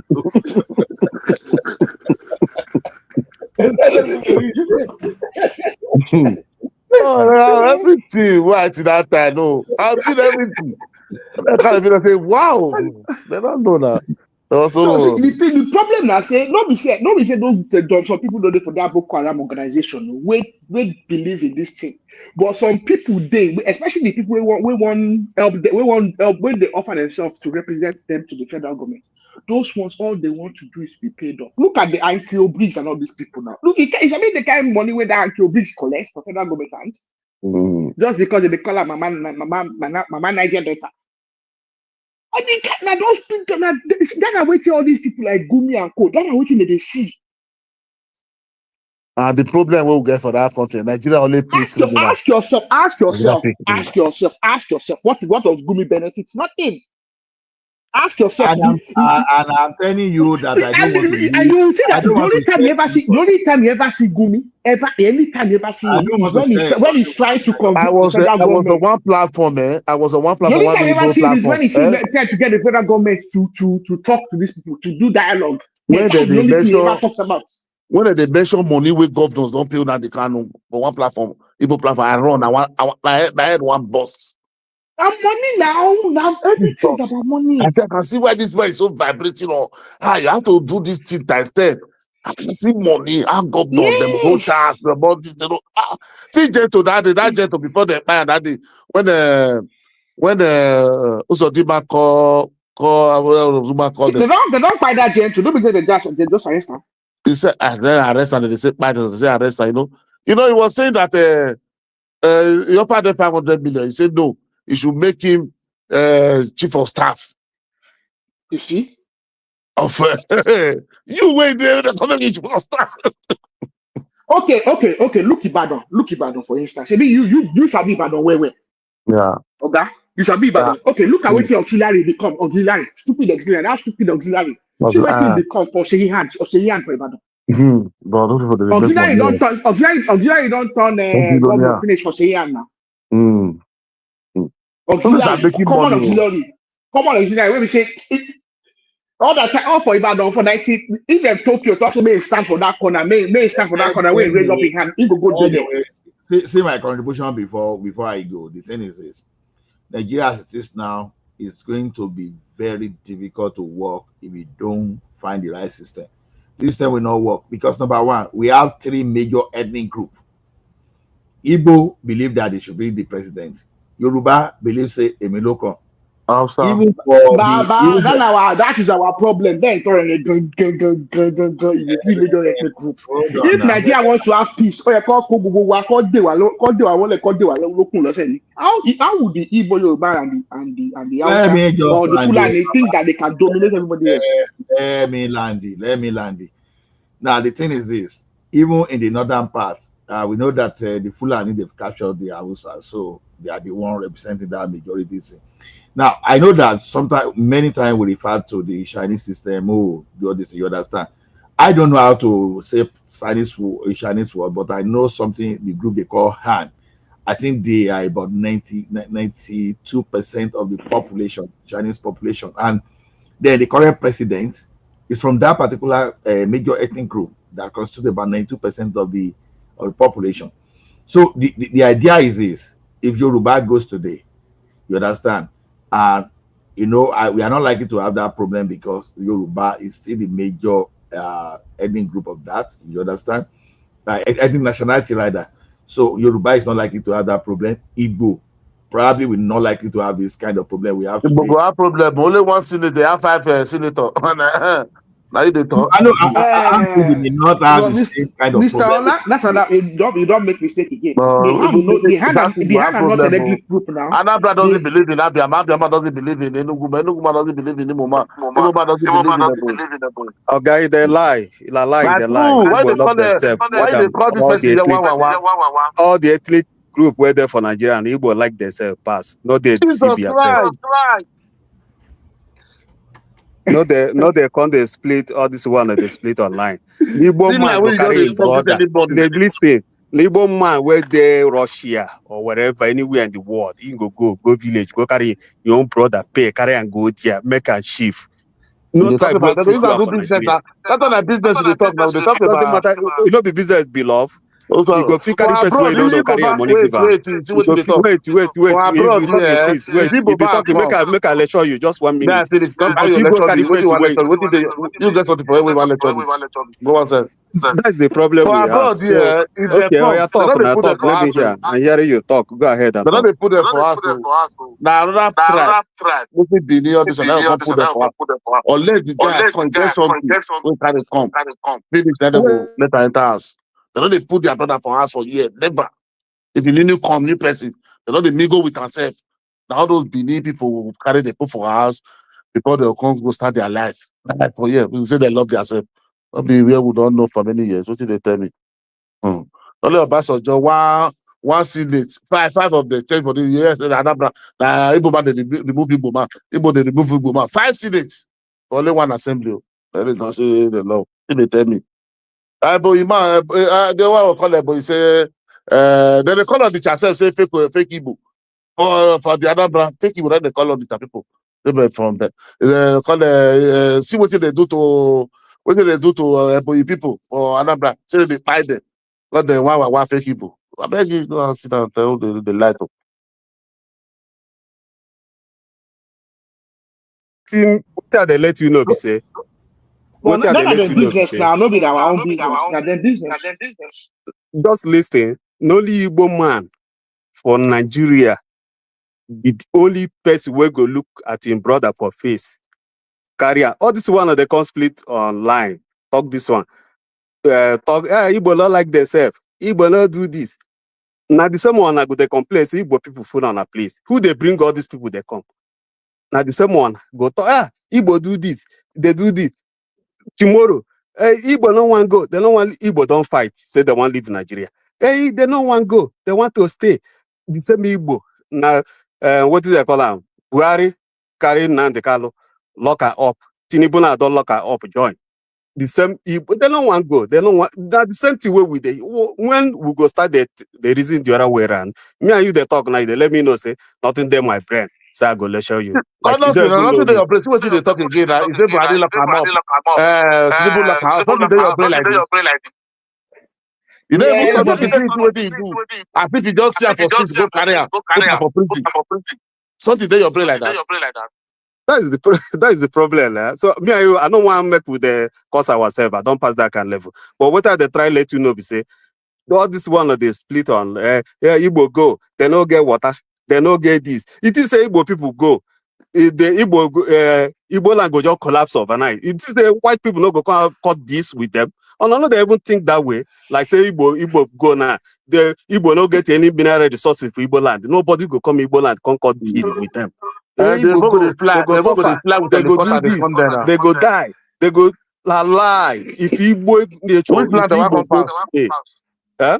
Which land they want come pass on there? No, they fly with helicopter, they enter there now. Is it helicopter no be transportation? They no I make have am to for talk to transport. You want to go buy No, Maggi? You want to buy They will Maggi? Use be. helicopter I drive don't. go Cameroon. They'll do okay in the end though, but I think they'll struggle. It'll be difficult for the start. It'll be very, very difficult for the start. yeah, even if that make it be difficult or whatever you want, whatever you want to, but what are they letting us? If Igbo go today, they will still have a deal. Money will be flowing because these It's people. told I It's want not go. like They're not supposed to come out. They're supposed to. listen, Therefore, the years so that they go back home. Baba, do you know one thing about money? You know one thing about money? You know the money is not is not infinite. The people that you say want to come and invest, so look at the other options around them, Mhm. and then that's where they'll invest. Do you know uh, that? that's where you get it wrong now. Now there I get it wrong because if Igbo land go today for my own, as our brother say, he said nothing there my head. I believe that. So, but he don't know me, I don't know him, I respect him. So, but what I try to say is, if Igbo nation go today, definitely, brother, go hard. Igbo people get population for Western world. Only the remit where they go do can sustain Igbo land before they go start they develop. If you know, I don't know how they think. Like they think all this I mean, side. that is true. That is true. That's a But general truth. But I don't think remittances will be enough to sustain. I don't say it's enough. That is first thing to hold them for at least for 1 year before they go even start letting governor or whatever or this or this. That one can hold I them think because you are undermining. You're underestimating what it takes to form government and to run a government as another country. yes, we You're have mineral underestimating what it resources. is. We have mineral resources in Igbo land. One cup of oil. No, they It's not only get oil, they get gas as well. we get gas. The highest gas in West Africa is in Igbo land. I said West Africa. That is not talking there. I don't start this Wikipedia propaganda again. It's real, brother. Go to your Google. Go to your Google. Now, the same you wait tell me say I don't know anything. I say you now Imo they get for my gas. hand. Check Google. Check. I get Imo not the get gas. Google. I get the whole list. People Okay. never did there. I just go internet. But okay. Go internet, go to This guy they not propaganda, do the put for laugh. there. I think when you look at it, okay, let's even say let's say Imo as well. Imo has gas. Guys, hold on. Someone is echoing. Yeah, let's mute everybody. Let's know who is echoing. Someone is echoing very heavily. Yeah, let's Is it talk me? one by one. So Who is talking now? I'm Yeah, Aaron is talking Aaron. now. You are mute yourself. Let another people talk. Somebody else talk. Triumph, please stop. Someone is echoing. No, it's Bato. I muted him. Bato. Oh yeah, that's all right. Yeah, go on, please. So let me say, even if they leave now, I think if the Igbo leave, which is not a problem. I don't think if they decide as a people that they want to leave and they do it through the proper means of doing it, I think it's important that they leave on good terms. Because whatever happens, they will still be at somewhat of the mercy of of their neighbors, which will be Nigeria and maybe Nigeria really, because they don't have any personal access to the sea. And also, if they say gas, the gas, you can't put gas on a plane to go and deliver it. Yeah, well, you can, but it's not economically viable Aro, you are to even put gas on going a plane. far. During the civil war, not the only food they caught that they are blaming Nigeria for that. Why they don't No. remit, can't give them when they take buy food. This guy So, I think nothing. it will be important. It will be We don't have important the that population by then. Sorry. But for now, I think probably in no. Nigeria, you can testify Igbo people are more outside more than any other tribe in the No. state. We are not talking about outside or inside. We are talking about trade and commerce. So, Aro, please let me just ask something. Yeah, you said Southeast has gas. Trump, you are echoing. So the thing now is this: you say you have the largest in West Africa. You see, one thing is the way you guys amplify things. Sometimes you You understand? Like I put this thing out now just to cross check. Even the 20 CF you have in Anambra is not only, it does not belong to Anambra only. The state involved in that boundary, we have Anambra, Enugu, Kogi, and Imo. Okay. Let's say so. That means that if Anambra, Enugu, and Imo are involved, then that means that for that entire region, that four combined together, that's you have only 10 TF, whereas the Niger Delta Basin has 200. You understand? So in the rivers, Delta, Bayelsa, Akwa Ibom, Cross River, and Ondo. Then we have little in Lagos. You understand? There's no way you have the highest in West Africa. So And that is Wikipedia propaganda they are doing. I have the full list. As if I'm not on my phone now, I could have sent it to you now. Nothing will even come out there on the federal government gazette. These people just lie. No, well, if they want to leave, see, for me at this stage, if they want to leave, they are entitled to leave. They are entitled to self-determination. I acknowledge that 10 trillion cubic feet, you understand? 10 trillion cubic feet is not a joke. I know, but for sure, I know 10 trillion cubic feet is not a joke. But let's assume that you even have maybe 6 of it. It's good, to be honest. It's good. But where I have issue is when you say you said in West Africa, that is the problem.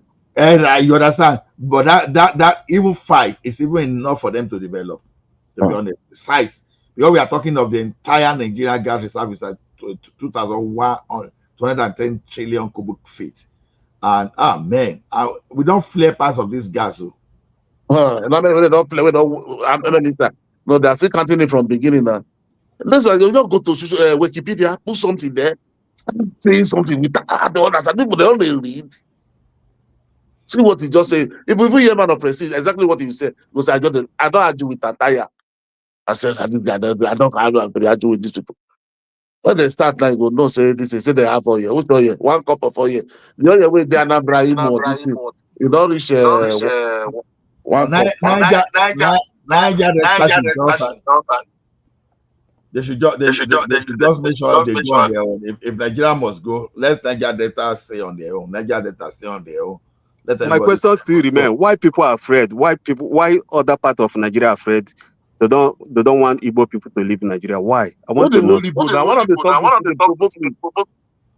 Nobody's afraid.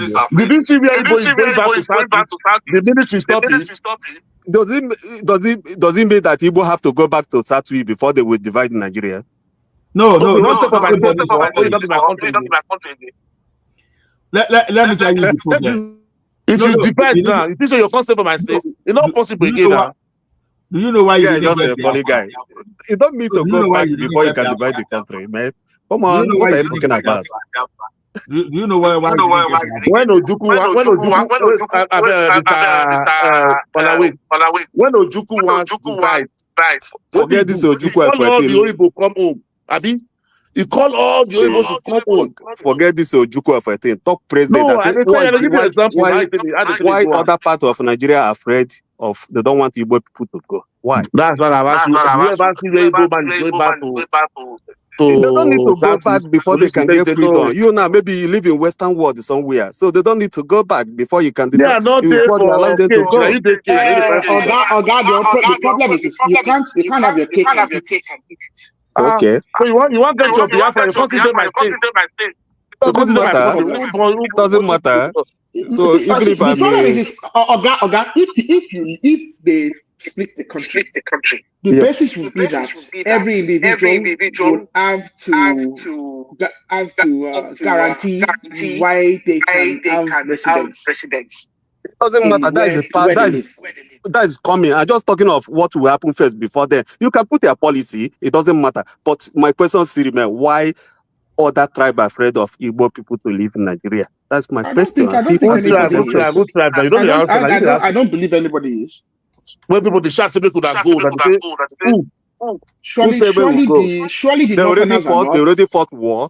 They are still on top No, since more than 60 something years. They're Oga, still talking Oga, the same see, thing. there's a confusion as to why the Nigerian government, the federal government did not even declare war against the Biafra until they invaded Benin and actually were on their way to Lagos. Fallacy and lie everywhere. They have three No, but divided this is Benin. true now. This is true. You know that These the guys, government's they just deployment is make actually this make public it laugh. knowledge. Okay, why not carve No, it out? Why not carve it out? Nah, Okay, why there's not nothing. federal There's government there nothing. carve it out? Okay, this is your own land. Go and stay on your own. Oga, Why you know not? that there's nothing new under Don't the answer sun. these people.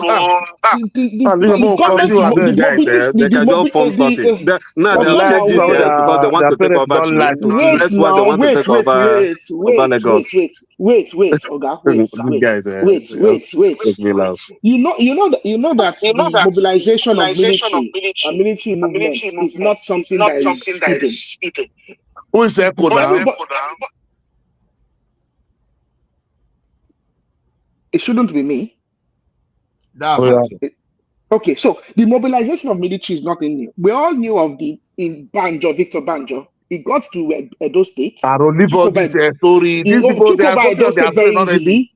And it was only stopped. It was only stopped at Ore. And even when at that, it was stopped at Ore. And when he got back, okay, the reason that he was charged by one of the reasons that he was charged by Ojukwu was the notion that he had betrayed and he was meant to proceed to Lagos. There's not, all this one you are saying is not even listening to you. Not just leave all this. Just forget about this. All this they are All taking already. the historians, none of the historians, excuse me, why not push them back? Why not push them back and give them boundary? Even Ben Gulle confirmed this in his book. If you talk from last 100 years, that's the way they tell us for time. Nothing will change. Why not push them back and give them their own boundary? Why not push them back and give them their own boundary? Who will push you back? Don't be one go. If we are fighting war, I have to take territory. That is how war works. My understanding is this. They took territory. If you are fighting war, I have to take territory. That's what Russia is doing. So later you negotiate. So the Nigerian government, what the Nigerian government did was to take back the territory first. Because when the government first tried to come over from towards the northern side. And Muritala failed. Muritala tried to cross. They tried to cross the Niger several times. I failed. And that was when the third commando was formed.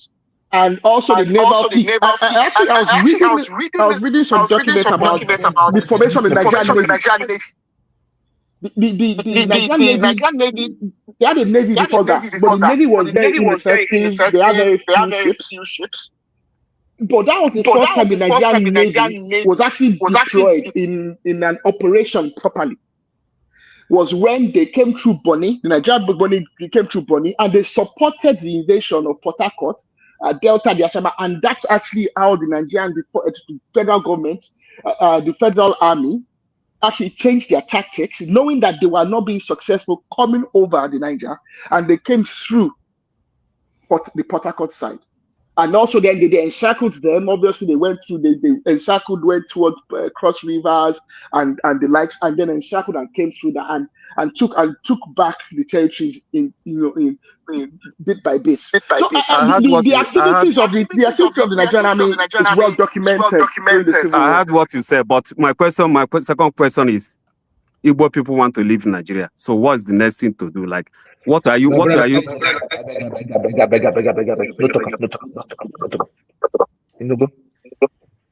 Why? No, I will tell you. Number one, please, somebody, all of you, easily, please. Please. My brother, see, you dey abroad, that make you talk this way they talk. If to say you dey Nigeria, let's say you don't get properties for Nigeria. If you get properties for Nigeria, you go say one Nigeria. Now poor people, when they don't get the same in Nigeria, separate. For where I know, what thing I get for granted today, I don't go separate or lie. Even the men that they pray, they fast. Now one Nigeria we dey for. Now one Nigeria.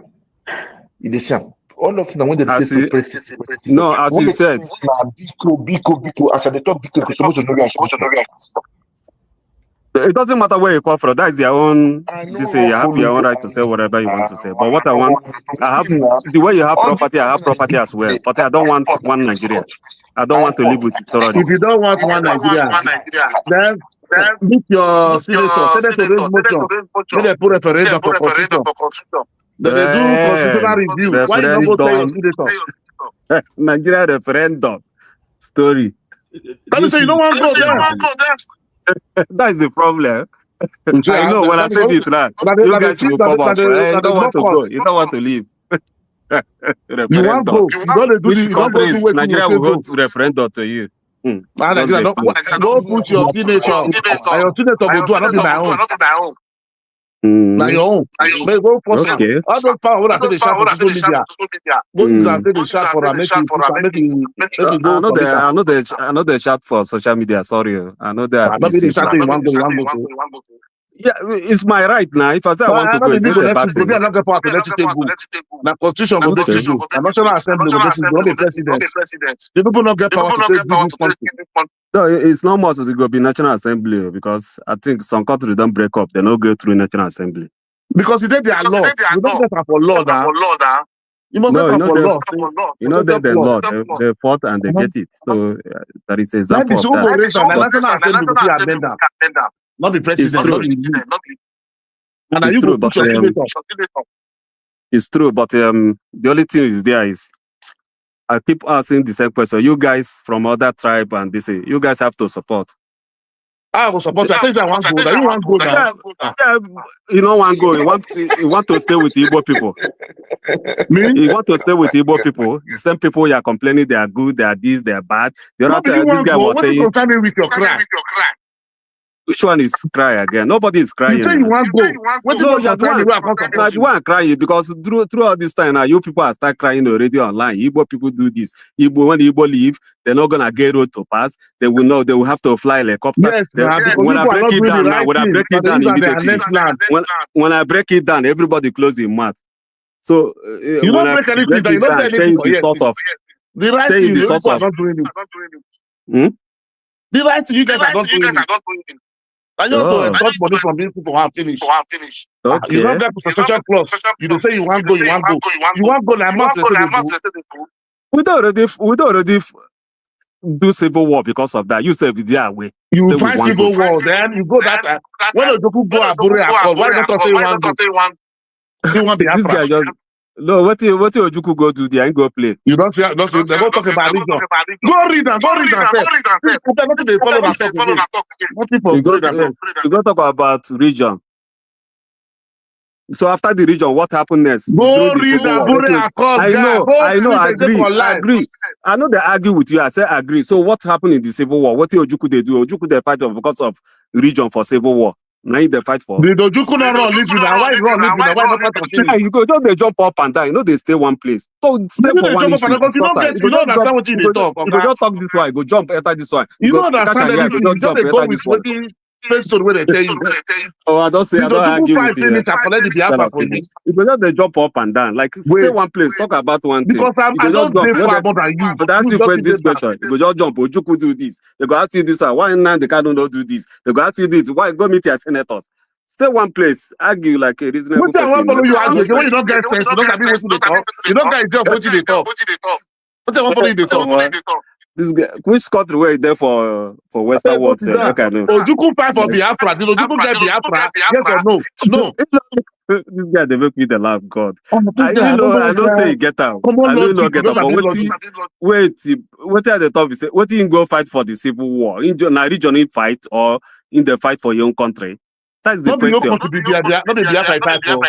Wait, make answer one question. This guy just did he get the Biafra? Yes or no? No. You don't leave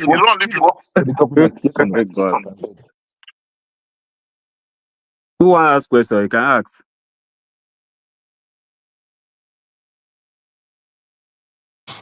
But we dey waste our time to follow them. Yeah, we dey waste our time. You know what we see. Open spirit, we say we would like to people when they talk. That's so like this. Yeah, if it's because you won't talk alone. Look at the good people they achieve something for life. People they visit. But when you don't talk, you don't talk everything out. They say they achieve the same thing. I remember the first time where you come from. I said, I was still broken with you. Let's say the name. Forget the name with the 50 crayon. Come French. I the Nigerian man. I the blood Nigerian. So I did for you to see make everybody come together and work as one. Make I tell you, I did even I get even friends here. They tell me say me I know the you get that one. They tell me Koroko. They put that. Forget that one when I just talk. See, number two, again, for you make you know what they go now. Yes, make it go. And I never prepare. And I don't get Why anything. the talk? Why you go say we never prepare? What do how you want to prepare again? Make I talk now. You say make I talk. I beg. Go ahead. I don't get anything. And again, for which you don't understand this actually is a cash out. I deal with one guy saying my website and make people they contribute money, make people take my money. You never make money for this mistake make money. What did they talk again? Making the thing differently. Making the system make the talk. What do you say? I know people they waste my time. I don't waste my time with people no one go forward. We live in America the talk. I come because of you battle. Use your let's say I know that's one thing to you. Just thank your God say you need that direction. Now try a way to bring your people together. Don't think as one. Nigeria come together. Everybody. Not they call leverage. Oh, but not tell me about that in Nigeria operating. What in Nigeria? What in Nigeria don't offer me? Nigeria never offer me anything since I was born. So what do you mean? You know the work for. On and on. Biko. Make a talk. Still not do their own. Start to do their own. Once they it's all about leveraging. When they leverage everybody, mute yourself. But to mute yourself, make a feel talk. I beg, mute yourself. Thank you. If they don't be leveraging, not that people they complain say there are people that don't go school. See people that they south and southwest, they're too intelligent. This time that they complain too, say they don't imagine. I don't know what they're going. But I want to say, what do I know? I hear say now the government. You can put allegedly, maybe they don't bring a problem for woman platform. Okay, now use allegedly. Say now the government of Indigo, no one make now the Kanu come as I do. Ayara, one of the governors open my talk live for air. Ayara, nobody say them say, you talk about. So what do we say? Indigo, sorry to see you, no get leader. One. What you that they talk earlier? Just listen. For anything to work fine, you must get a leader. Anything no get leader, when get many leaders, now monster. Any object when get many heads, now monster. Eh? But if you get two heads, now I'm say be monster, I go wrong. No be human being. So we make it a look and so. So what I go tell you say, making that go back. Think as na go take work with the country. Now go say every prosperity go come overnight. Now help people put them there in position. The reason they cash out. And go is you come. The reason they cash out. When they will let them the reason they make ego according to the language now. The reason they make ego. So what did they say? I go tell you say all these things when they go on today. Now we in Nigeria they cause the problem for ourselves. Okay, thank you.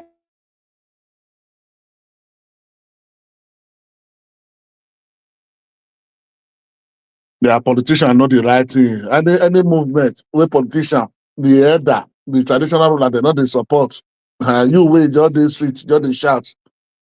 Like under the Kanu, the say nah, under the Kanu Baba, now I want to give the like this thing. They say the day to the press.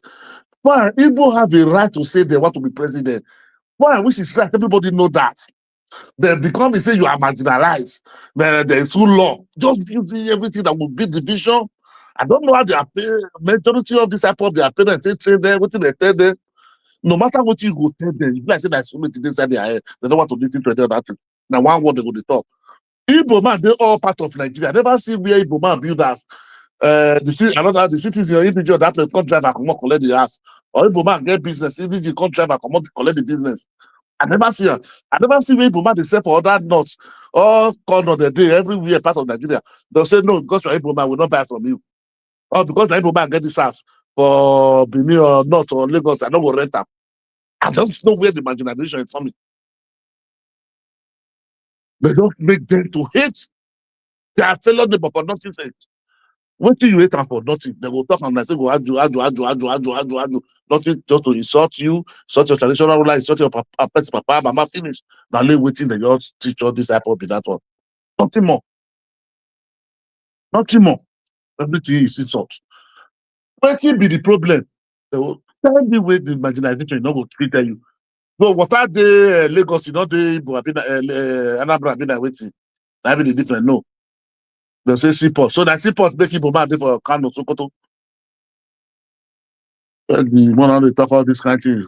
Country, we have to come together, work as one, and look for way forward. All this bitter politics, hatred, will be they carry, they go right from Anambra, they carry come. This guy cannot work. Now insulting people, insult the old SULTAN, insult the old bar, all the old king in Nigeria finish. 2027 now will come. You're constantly they vote for Obi. How is that possible? No tribe will never insult for that Nigeria. No tribe will not the Kanu not insult. No traditional ruler, no king, no pastor. I don't want to give you Biafra. Focus on your Biafra. Let you get 15 senators. You don't feel persuade them. Let them make sure say they raise motion. Let them put a sectional clause for law. No, they don't feel do it. Don't go. They insult everybody. They insult everybody. They insult everybody. They insult everybody. War where you don't know how they take fight. You don't know the story. You can't carry your head. You want to put there. They say pikin where they fight with kill the papa. When they grow, they fight with kill the papa. Say that's where kill papa go kill her. It not concern you. You don't know how it is that. I don't drop on ourselves. Oh, you saw. Ah, beg, you don't do that. You don't have the Nigeria now. Beg. That's where one go. You come, the migrate, they come up. One Nigerian man. Not be one Nigeria, my brother. Now, how we take in peace now they turn. Not be one Nigeria matter. This thing was not like this. This was go for that Nigeria now. It was not like Since this. where the Hausa people they rule, like the Northerners they rule Nigeria, reach today, since where the handover give them, since Nigeria was created, reach today. Go check how many people where they pay every day just because of malaria medication. You see? Where they pay every day. You see the problem. They talk about your problem. They don't want to talk about it. Don't run. No, I just they tell you now. No be people where they rule Nigeria since. That's why if say Nigeria they move, who want to leave Nigeria? If Nigeria they move, how they say they rule Nigeria? Everybody don't rule Nigeria. Igbo don't rule Nigeria. Yoruba don't rule. Hausa don't rule. Hausa never rule. Fulani dey rule. I know. See, Fulani never rule. Fulani 2 times Fulani don't rule. Okay.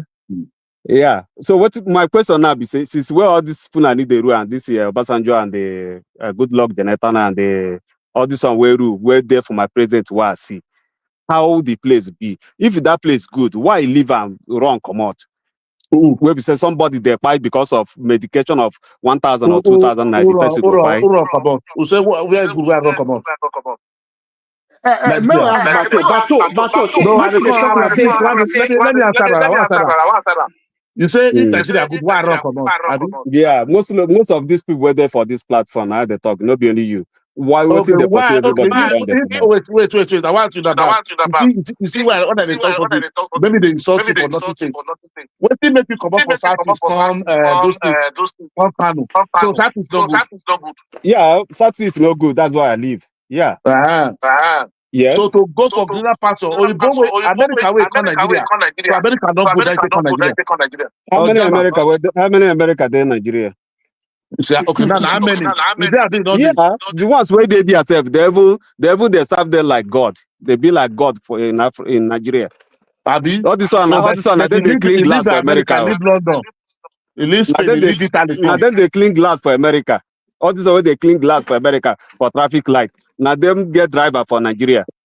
But you leave America, leave dollar, come here there.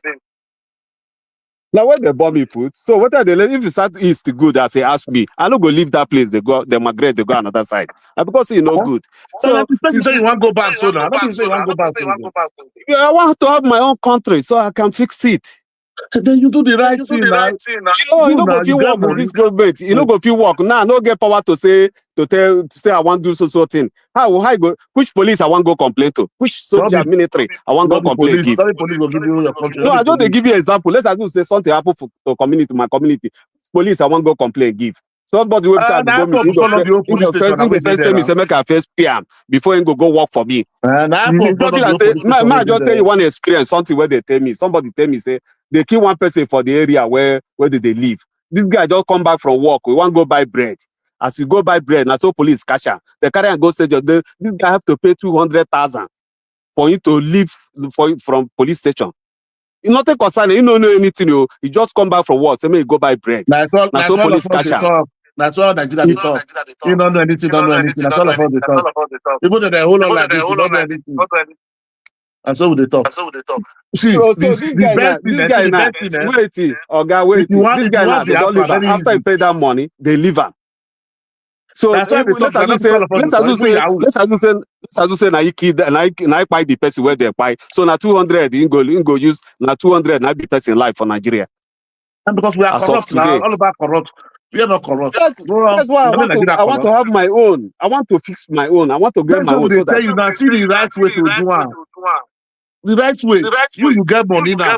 Lobby your senator. Lobby. Get money again. We don't enter who get money or no who no get money. No, that's the thing. You say lobby your senator. The same money. I want to go lobby. Person where we say the door. You see, I think I read one this thing today. Maybe. One newspaper like that, they say if you join APC, they will pay you so amount of money. If you become senator, they will pay you so amount of money. If you become this, they will pay you so amount for you to join APC. Now that can person want go meet, may go the right constitution for you. No, not the right constitution. Raise motion. Now the person I want go. Now the same thing. Now no be emotion, no be constitution. If you move the emotion, I go let that be constitution. No, if you raise motion now, you will go work with the rest. They talk to them, they support them. Now the same thing, my brother, and emotion, I be constitution. After that, they go pass and you go become law. This guy, it just you know how this in the work at all. Okay, now that kind of person now, now that kind of person want go meet. Person where they go already came. I want go meet. May go to help you for parliament. Now I pop the other kind of I pop news with that one. Go try first. You don't need to say the talk like this. You have to try first. See that the one corner, I think the raise motion with the lobby. You don't see the way the lobby for Adioma. Don't say they work, they go small. No, you don't cry. The lobby. How much you don't spend? How much the woman don't spend? That piece every second is so. We were public hearing. That day, carry public hearing, carry mobilize people with your money. Carry protest everywhere. Everywhere that love people. Guys, let's call it a day.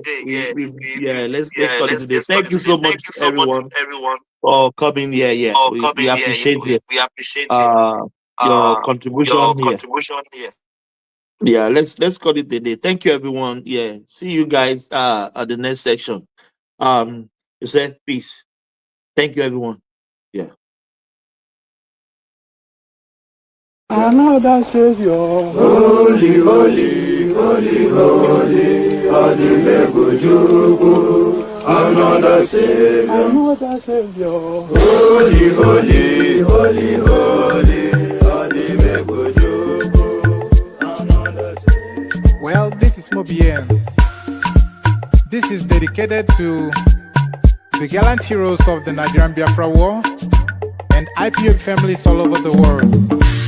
I remember the Nigerian Biafran War, in the thickness of the Biafra genocide. Hey, one man revived the vanishing hope to life. Let the great Biafran army to fight. And they were singing out, holy, holy, holy, holy, is another Savior. They were singing out, holy, holy, holy, holy, is another Savior. Holy, holy, holy, holy, is another Savior.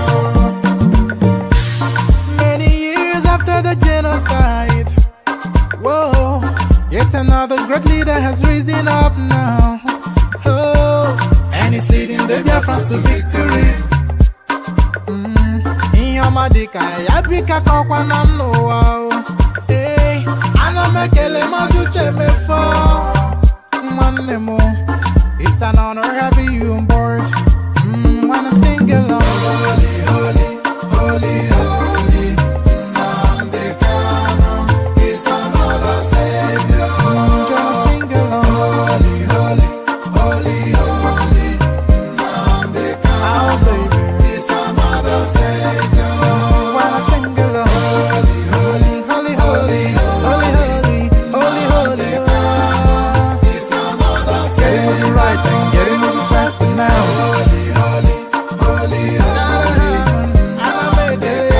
Buhari is dead and buried in a shallow grave in Saudi Arabia. Aisha Buhari was there. She came back from what they called a lesser Hajj. She was wearing black. She was mourning. If you look at the pictures that were circulated at that point in time, you will see the smug, or should I say, the forlorn faces of northern governors. A minute silence was held at the AU for a late Buhari. Even Her Britannic Majesty Queen Elizabeth II also penned a condolence message to the people of Nigeria before the cabal took over and asked her to rescind it, which she did. Buhari is dead, and I'm prepared to stake Biafra on it.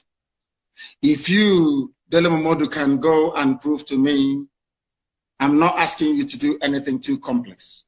If you can go and ask this man you call Buhari, whoever it is in Asorok, to come outside, don't do very much, address a panel of Nigerian youths, maybe 20 of them, and speak Buhari's mother tongue, which is Fulfude.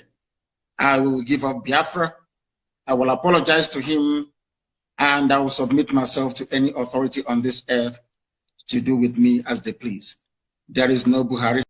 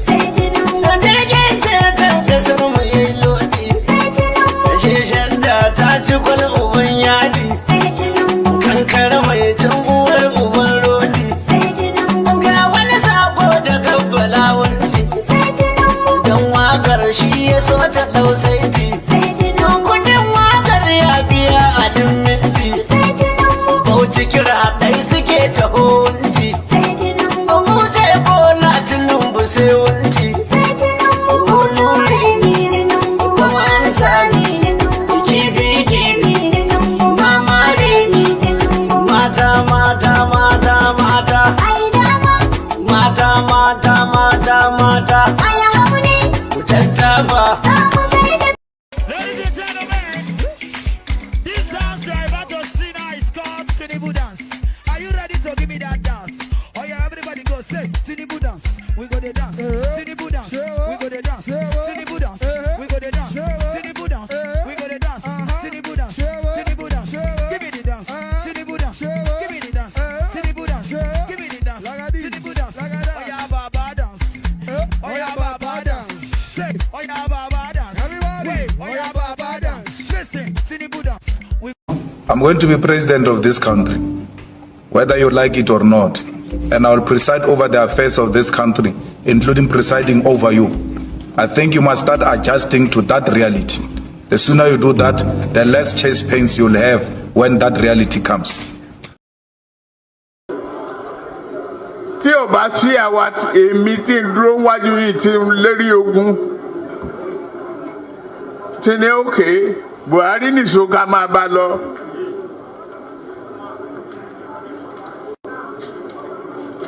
Kò lè di president. Ó ṣe kìíní olùlẹ̀. Ó ṣe kejì olùlẹ̀. Ó ṣe kẹta olùlẹ̀. Ó tiẹ̀ sunkún lórí tẹlifíṣàn. Pé láyé òun ò tún rán mọ́. Mo dẹ̀ lọ bá ń Kaduna wà rán ọ̀rọ̀ ẹ̀kún kọ́ lélẹ̀. Àdúró tiẹ̀. Wà á dẹ̀ wọlé. nǹkan kan ní pé o ò ní fọ̀rọ̀ orílẹ̀-èdè Yorùbá ṣeré ó dẹ̀ gbà àtijọ́ tó yẹ ti débẹ̀ mi ò gba mínísítà mi ò gba contract mi ì tọrọ ọbẹ̀ mi ì tọrọ gàrí mi ì tọrọ fúra lọ́wọ́ ẹ̀ mi ì dẹ̀ yàwó ń bẹ̀ ó wá ní lọ́tẹ̀ yìí o Yorùbá ló kàn.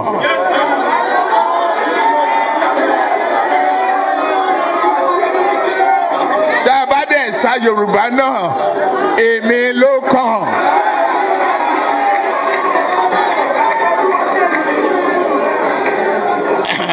Eléyìí tí mo protect àwọn ọmọ tí mo gbé dání tó èmi náà fẹ́ ṣe present.